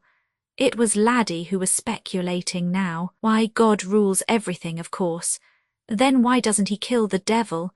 And scalp him, added Dimples. That would stop all trouble, wouldn't it, Daddy? Poor Daddy was rather floored. The lady came to his help. If everything was good and easy in this world, then there would be nothing to fight against, and so, Laddie, our characters would never improve. It would be like a football match with all the players on one side, said Daddy. If there was nothing bad, then nothing would be good, for you would have nothing to compare by, added the lady. Well then, said Laddie with the remorseless logic of childhood, if that is so, then the devil is very useful, so he can't be so very bad after all. Well, I don't see that, Daddy answered. Our army can only show how brave it is by fighting the German emperor. But that does not prove that the German emperor is a very nice person, does it now?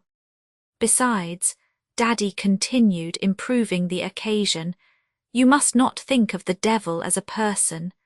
You must think of all the mean things one could do, and all the dirty things, and all the cruel things, and that is really the devil you are fighting against. You couldn't call them useful, could you? The children thought over this for a little. Daddy, said Laddie, have you ever seen God? No, my boy, but I see his works. I expect that is as near as we can get in this world. Look at all the stars at night and think of the power that made them and keeps each in its proper place. He couldn't keep the shooting stars in their proper place, said Dimples. I expect he meant them to shoot, said Laddie. Suppose they all shot, what jolly nights we should have, cried Dimples. Yes, said Laddie, but after one night they would all have gone, and a nice thing then. Well, there's always the moon, remarked Dimples. But, Daddy, is it true that God listens to all we say? I don't know about that, Daddy answered cautiously. You never know into what trap those quick little wits may lead you. The lady was more rash or more orthodox. Yes, dear, he does hear all you say. Is he listening now? Yes, dear. Well, I call it vewy rude of him. Daddy smiled and the lady gasped. It isn't rude, said Laddie. It is his duty, and he has to notice what you are doing and saying. Daddy, did you ever see a fairy? No, boy. I saw one once. Laddie is the very soul of truth, quite painfully truthful in details so that his quiet remark caused attention. Tell us about it, dear. He described it with as little emotion as if it were a Persian cat. Perhaps his perfect faith had indeed opened something to his vision. It was in the day nursery. There was a stool by the window. The fairy jumped on the stool and then down and went across the room. What was it dressed like? All in grey with a long cloak. It was about as big as baby's doll. I could not see its arms for they were under the cloak. Did he look at you? No, he was sideways and I never really saw his face. He had a little cap. That's the only fairy I ever saw. Of course there was Father Christmas if you call him a fairy. Daddy, was Father Christmas killed in the war? No, boy, because he has never come since the war began. I expect he is fighting the Germans. It was Dimples who was talking. Last time he came, said Laddie. Daddy said one of his reindeers had hurt its leg in the ruts of the Monkstown Lane. Perhaps that's why he never comes. He'll come all right after the war, said Daddy, and he'll be redder and whiter and jollier than ever.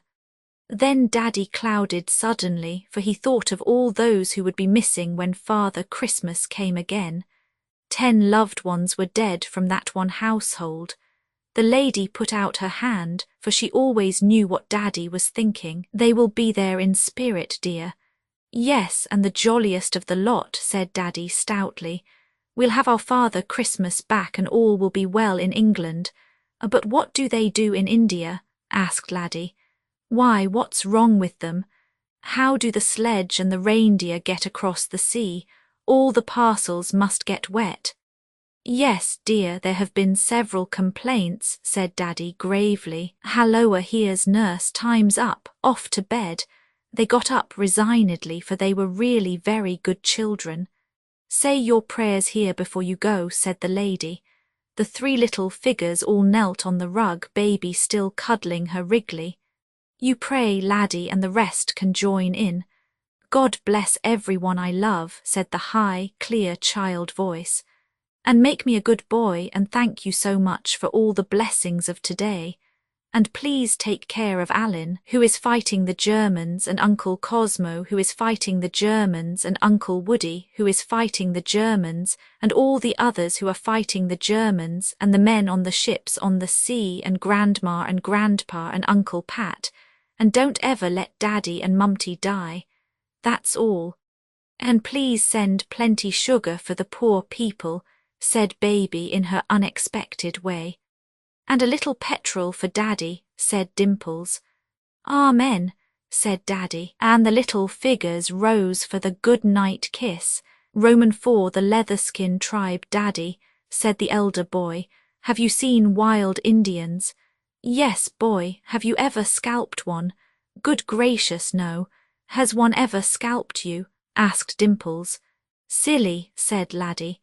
If Daddy had been scalped he wouldn't have all that hair on his head unless perhaps it grew again. He has none hair on the very top, said Dimples, hovering over the low chair in which Daddy was sitting. They didn't scalp you, did they, Daddy? Asked Laddie, with some anxiety. I expect nature will scalp me some of these days. Both boys were keenly interested. Nature presented itself as some rival chief. When? Asked Dimples eagerly, with the evident intention of being present. Daddy passed his fingers ruefully through his thinning locks. Pretty soon, I expect, said he. Ooh, said the 3 children. Laddie was resentful and defiant, but the 2 younger ones were obviously delighted. But I say, Daddy, you said we should have an Indian game after tea. You said it when you wanted us to be so quiet after breakfast. You promised, you know. It doesn't do to break a promise to children. Daddy rose somewhat wearily from his comfortable chair and put his pipe on the mantelpiece. First he held a conference in secret with Uncle Pat, the most ingenious of playmates. Then he returned to the children. Collect the tribe, said he. There is a council in a quarter of an hour in the big room. Put on your Indian dresses and arm yourselves. The great chief will be there." Sure enough, when he entered the big room a quarter of an hour later, the tribe of the Leatherskins had assembled. There were 4 of them, for little rosy cousin John from next door always came in for an Indian game. They had all Indian dresses with high feathers and wooden clubs or tomahawks. Daddy was in his usual untidy tweeds, but carried a rifle. He was very serious when he entered the room, for one should be very serious in a real good Indian game. Then he raised his rifle slowly over his head in greeting, and the 4 childish voices rang out in the war cry.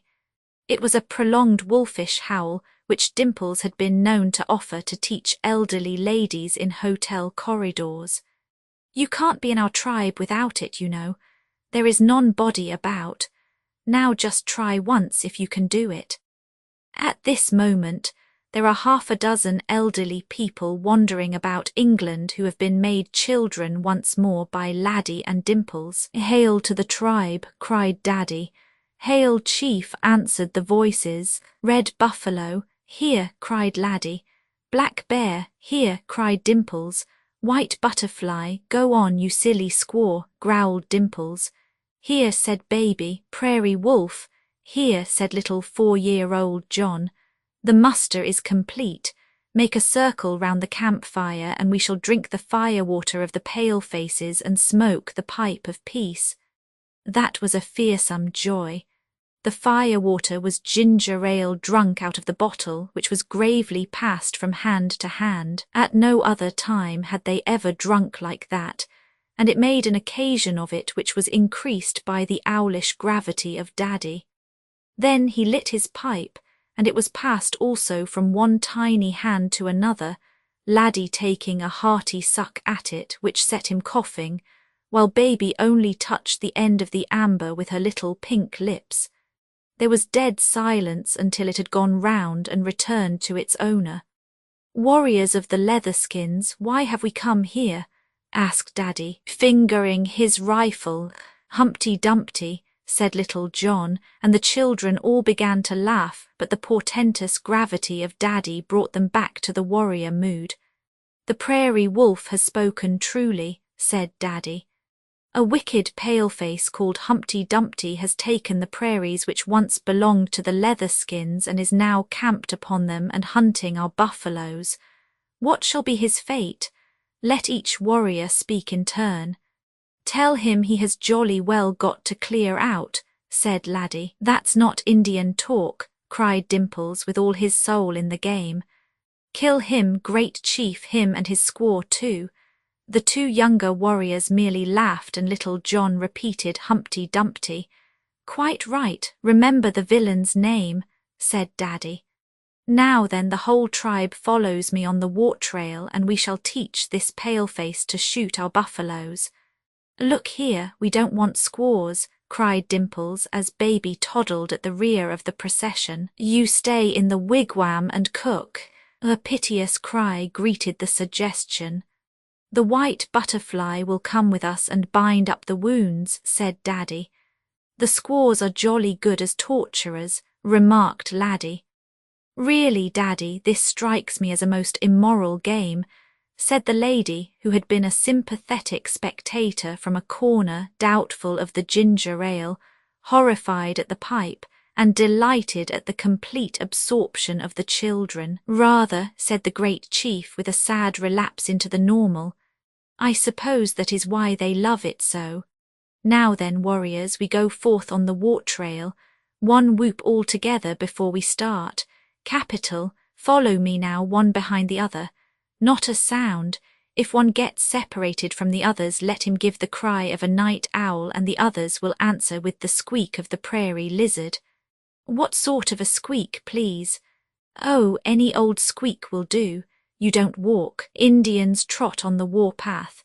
If you see any man hiding in a bush, kill him at once, but don't stop to scalp him." "Really, dear, from the corner. The great queen would rather that you scalp him. Now then, all ready, start." Away went the line of figures, Daddy stooping with his rifle at the trail. Laddie and Dimples armed with axes and toy pistols, as tense and serious as any redskins could be. The other two rather more irresponsible but very much absorbed all the same. The little line of absurd figures wound in and out of the furniture and out onto the lawn and round the laurel bushes and into the yard and back to the clump of trees. Their daddy stopped and held up his hand with a face that froze the children. "Are all here?" he asked. "Yes, yes. Hush, warriors, no sound. There is an enemy scout in the bushes ahead. Stay with me, you two, you red buffalo and you black bear, crawl forward and settle him.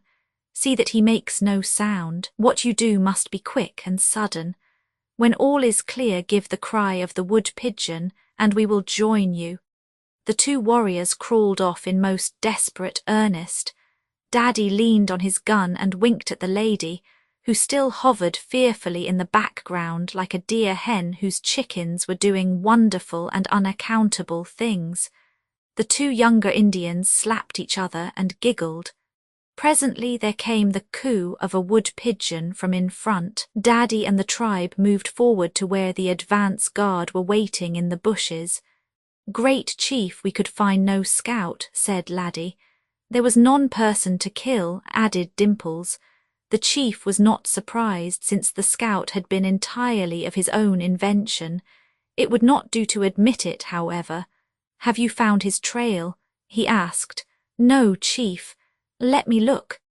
Daddy hunted about with a look of preternatural sagacity about him. "Before the snows fell, a man passed here with a red head, grey clothes, and a squint in his left eye.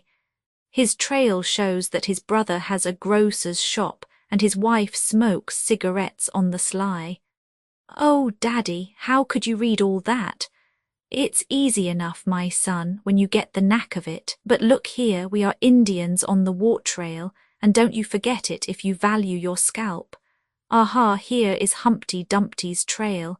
Uncle Pat had laid down a paper trail from this point, as Daddy well knew. So now the children were off like a little pack of eager harriers, following in and out among the bushes. Presently they had a rest. "Great Chief, why does a wicked paleface leave paper wherever he goes?" Daddy made a great effort. "He tears up the wicked letters he has written. Then he writes others even wickeder and tears them up in turn. You can see for yourself that he leaves them wherever he goes. Now, warriors, come along." Uncle Pat had dodged all over the limited garden, and the tribe followed his trail. Finally, they stopped at a gap in the hedge which leads into the field. There was a little wooden hut in the field, where Daddy used to go and put up a printed cardboard. Working.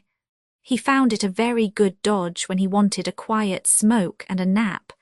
Usually there was nothing else in the field, but this time the chief pushed the whole tribe hurriedly behind the hedge and whispered to them to look carefully out between the branches.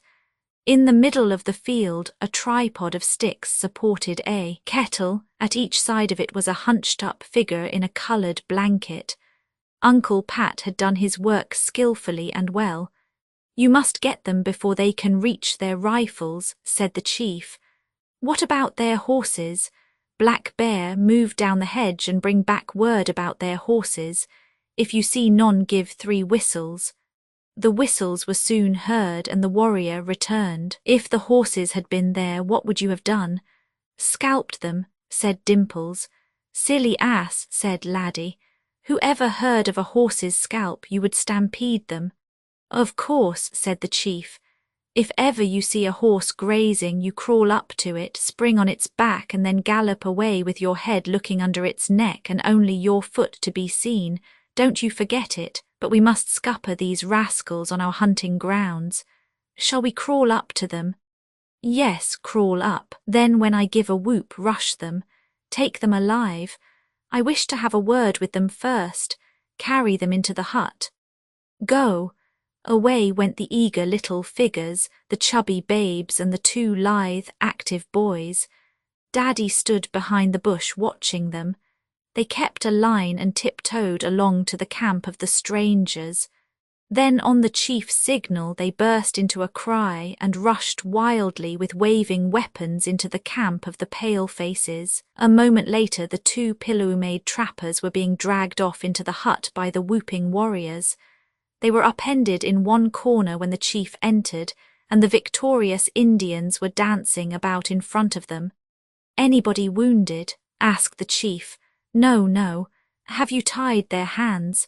With perfect gravity, Red Buffalo made movements behind each of the pillows. "They are tied, great chief. What shall we do with them?" "Cut off their heads," shrieked Dimples, who was always the most bloodthirsty of the tribe, though in private life he had been known to weep bitterly over a squashed caterpillar. "The proper thing is to tie them to a stake," said Laddie. "What do you mean by killing our buffaloes?" asked Daddy severely. The prisoners preserved a sulky silence. "Shall I shoot the green one?" asked Dimples, presenting his wooden pistol. "Wait a bit," said the chief. "We had best keep one as a hostage and send the other back to say that unless the chief of the pale-faces pays a ransom within 3 days. But at that moment, as a great romancer used to say, a strange thing happened. There was the sound of a turning key, and the whole tribe of the Leatherskins was locked into the hut. A moment later a dreadful face appeared at the window, a face daubed with mud and overhung with grass, which drooped down from under a soft cap. The weird creature danced in triumph, and then stooped to set a light to some paper and shavings near the window. "Heavens!" cried the chief. "It is Yellow Snake, the ferocious chief of the Bottlenoses." Flame and smoke were rising outside. It was excellently done and perfectly safe, but too much for the younger warriors. The key turned, the door opened, and 2 tearful babes were in the arms of the kneeling lady. Red Buffalo and Black Bear were of sterner stuff. "I'm not frightened, Daddy," said Laddie, though he looked a little pale. "Nor me," cried Dimples, hurrying to get out of the hut. "We'll lock the prisoners up with no food and have a council of war upon them in the morning," said the chief. "Perhaps we've done enough today." "I rather think you have," said the lady as she soothed the poor little sobbing figures. "That's the worst of having kids to play," said Dimples. "Fancy having a squaw in a war party." "Never mind, we've had a jolly good Indian game," said Laddie, as the sound of a distant bell called them all to the nursery tea. Printed by Hazel, Watson and Viney, L.D., London and Aylesbury, England. Footnotes: 1. The reader is referred to the preface in connection with this story. A. C. D. Danger, and other stories. Updated editions will replace the previous one. The old editions will be renamed. Creating the works from print editions not protected by U.S. copyright law means that no one owns a United States copyright in these works, so the Foundation and you can copy and distribute it in the United States without permission and without paying copyright royalties. Special rules, set forth in the General Terms of Use part of this license, apply to copying and distributing project, and may not be used if you charge for an e-book, except by following the terms of the trademark license, including paying royalties for use copies of this e-book. Complying with the trademark license is very easy. You may use this e-book for nearly any purpose, such as creation of derivative works, reports, performances, and research. Project Gutenberg e-books may be modified and printed and given away. You may do practically anything in the United States with e-books not protected by U.S. copyright law. Redistribution is subject to the trademark license, especially commercial redistribution. Start. Full license. Please read this before you distribute or use this work. Distribution of electronic works. By using or distributing this work, or any other work associated in any way with the phrase Project Gutenberg, you agree to comply with all the terms of the full www. Gutenberg, org/license. Electronic works, electronic work. You indicate that you have read, understand, agree to, and accept all the terms of this license and intellectual property, trademark/copyright, agreement. If you do not agree to abide by all the terms of this agreement, you must cease using and return or possession. If you paid a fee for obtaining a copy of or access to by the terms of this agreement, you may obtain a refund from the person or entity to whom you paid the fee as set forth in paragraph 1. 8. Used on or associated in any way with an electronic work by people who agree to be bound by the terms of this agreement. There are a few even without complying with the full terms of this agreement. See paragraph 1. See below. There are a lot of things you can do with Project Gutenberg electronic works if you follow the terms of this electronic works. See paragraph 1. Below. Foundation or PGLAF owns a compilation copyright in the collection. Works in the collection are in the public domain in the United States.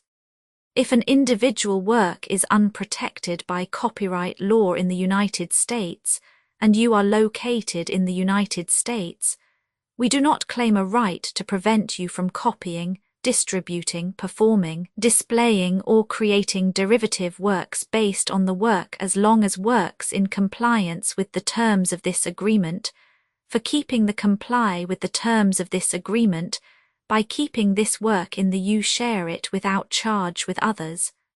1. D. The copyright laws of the place where you are located also govern what you can do with this work. Copyright laws in most countries are in a constant state of change. If you are outside the United States, check the laws of your country in addition to the terms of this agreement before downloading, copying, displaying, performing, distributing or creating derivative works based on this work, or any representations concerning the copyright status of any work in any country other than the United States. 1. 1. The following sentence with active links to or other performed, viewed, copied or distributed. This e-book is for the use of anyone anywhere in the United States and most other parts of the world at no cost and with almost no restrictions whatsoever. You may copy it, give it away or reuse it under the terms at www.gutenberg.org. If you are not located in the United States, you will have to check the laws of the country where you are located before using this e-book. Derived from texts not protected by U.S. copyright law, does not contain a notice indicating that it is posted with permission of the copyright holder. The work can be copied and distributed to anyone in the United States without paying any fees or charges. If you are redistributing or providing access to a work with the phrase Project Gutenberg associated with or appearing on the work, you must comply either with the requirements of paragraphs 1, 1 through 1, 7 or trademark as set forth in paragraphs 1, 8 or 1, 9, with the permission of the copyright holder. Your use and distribution must comply with both paragraphs 1, 1 through 1, 7 and any additional terms imposed by the copyright holder. Additional terms posted with the permission of the copyright holder found at the beginning of this work. License terms from this work or any files containing a part of this one. 5. Do not copy, display, perform, distribute or redistribute this electronic work, or any part of this electronic work, without prominently displaying the sentence set forth in paragraph 1. 1 with active links or immediate access to the full terms of the Project Gutenberg license. 1. 6.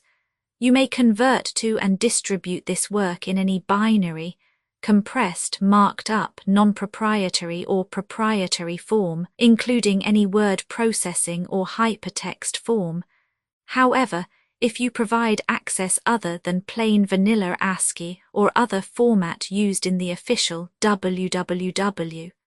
Gutenberg.org, you must at no additional cost, fee or expense to the user provide a copy, a means of exporting a copy, or a means of obtaining a copy upon request of the work in its original plain vanilla ASCII or other form. Any alternate format must include the 1E7. Do not charge a fee for access to viewing displaying unless you comply with paragraph 1E8 or 1E9, 1E8. You may charge a reasonable fee for copies of or provided that you pay a royalty fee of 20% of the gross profits you derive from you already used to calculate your applicable taxes. The fee is owed agreed to donate royalties under this paragraph to the Project Gutenberg Literary Archive Foundation. Royalty payments must be paid within 60 days following each date on which you prepare, or are legally required to prepare, your periodic tax returns. Royalty payments should be clearly marked as such and sent to the Project Gutenberg Literary Archive Foundation at the address specified in Literary Archive Foundation. You provide a full refund of any money paid by a user who notifies you in writing or by email within 30 days of receipt that he license. You must require such a user to return or destroy all copies of the works possessed in a physical medium and discontinue works. You provide, in accordance with paragraph 1F3, a full refund of any money paid for a work or a replacement copy if a defect in the electronic work is discovered and reported to you within 90 days of receipt of the work. You comply with all other terms of this agreement for free. 1E9. If you wish to charge a fee or distribute a Project Gutenberg trademark electronic work or group of works on different terms than are set forth in this agreement, you must obtain permission in writing forth in section 3 below. 1F. Effort to identify, do copyright research on, transcribe and proofread works not protected by U.S. copyright law in creating the project electronic works, and the medium on which they may be stored, may contain defects, such as but not limited to incomplete, inaccurate or corrupt data, transcription errors, a copyright or other intellectual property infringement, a defective or damaged disk or other medium, a computer virus or computer codes that damage or cannot be read by your equipment. 1F2. Limited warranty, disclaimer of damages except for the right of replacement or refund, described in paragraph 1F3.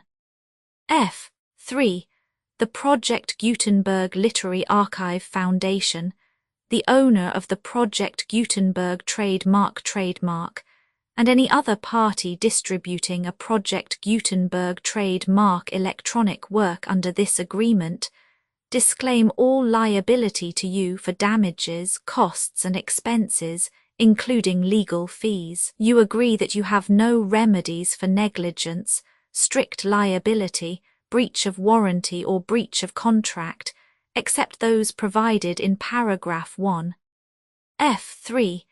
You agree that the foundation, the trademark owner, and any distributor under this agreement will not be liable to you for actual, direct, indirect, consequential, punitive, or incidental damages, even if you give notice of the possibility of such damage.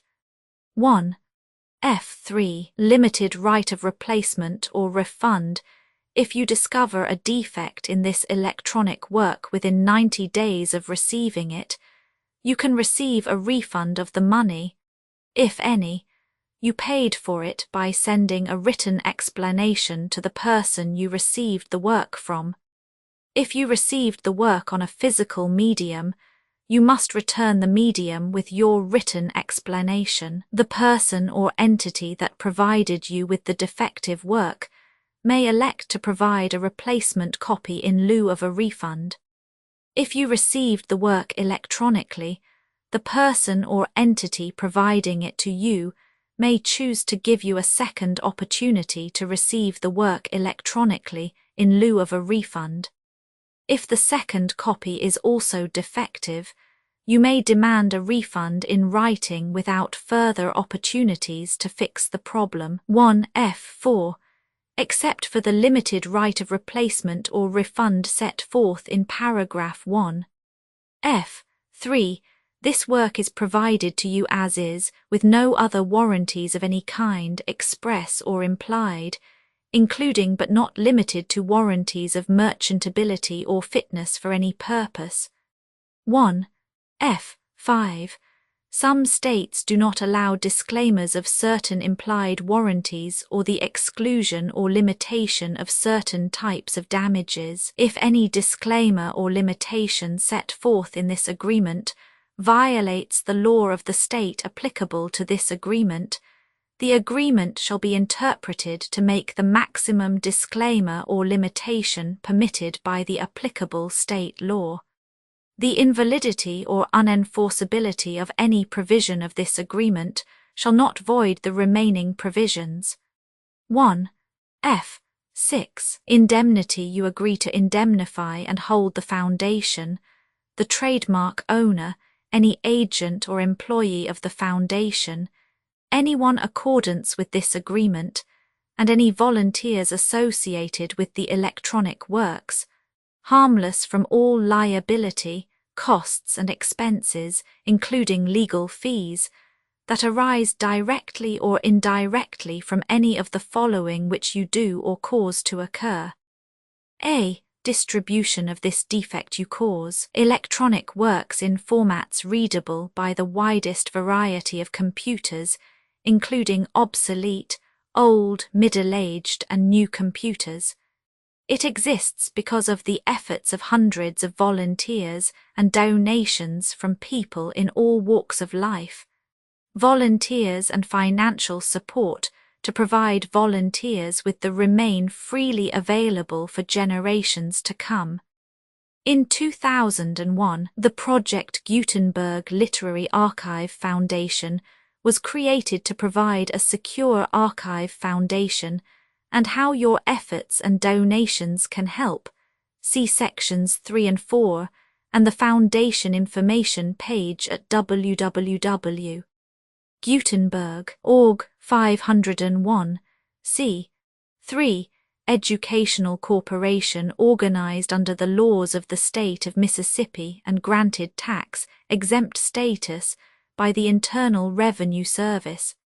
The Foundation's EIN, or Federal Tax Identification Archive Foundation, are tax-deductible to the full extent permitted by U.S. federal laws and your state's laws. The Foundation's business office is located at 41 Watchung Plaza #516, Montclair, NJ 07042, USA, +1 862 621 to 9288.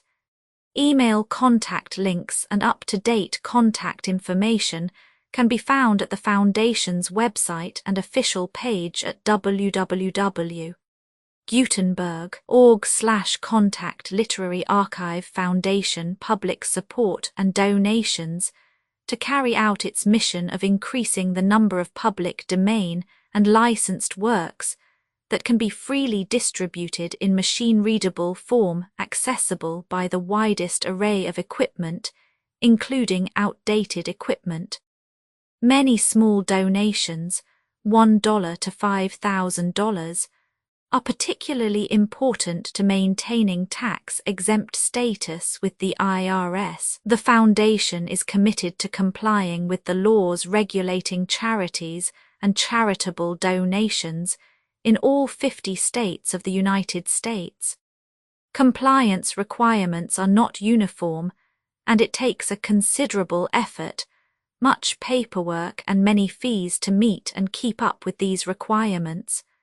We do not solicit donations in locations where we have not received written confirmation of compliance, to send donations or determine the status of compliance for any particular state. Visit www.gutenberg.org/donate. While we cannot and do not solicit contributions from states where we have not met the solicitation requirements, we know of no prohibition against accepting unsolicited donations from donors in such states who approach us with offers to donate. International donations are gratefully accepted, but we cannot make any statements concerning tax treatment of donations received from outside the United States. U.S. laws alone swamp our small staff. Methods and addresses. Donations are accepted in a number of other ways, including checks, online payments, and credit card donations. To donate, please visit www.gutenberg.org/donate. Professor Michael S. Hart was the originator of the Project Gutenberg concept of a library of electronic works that could be freely shared with anyone.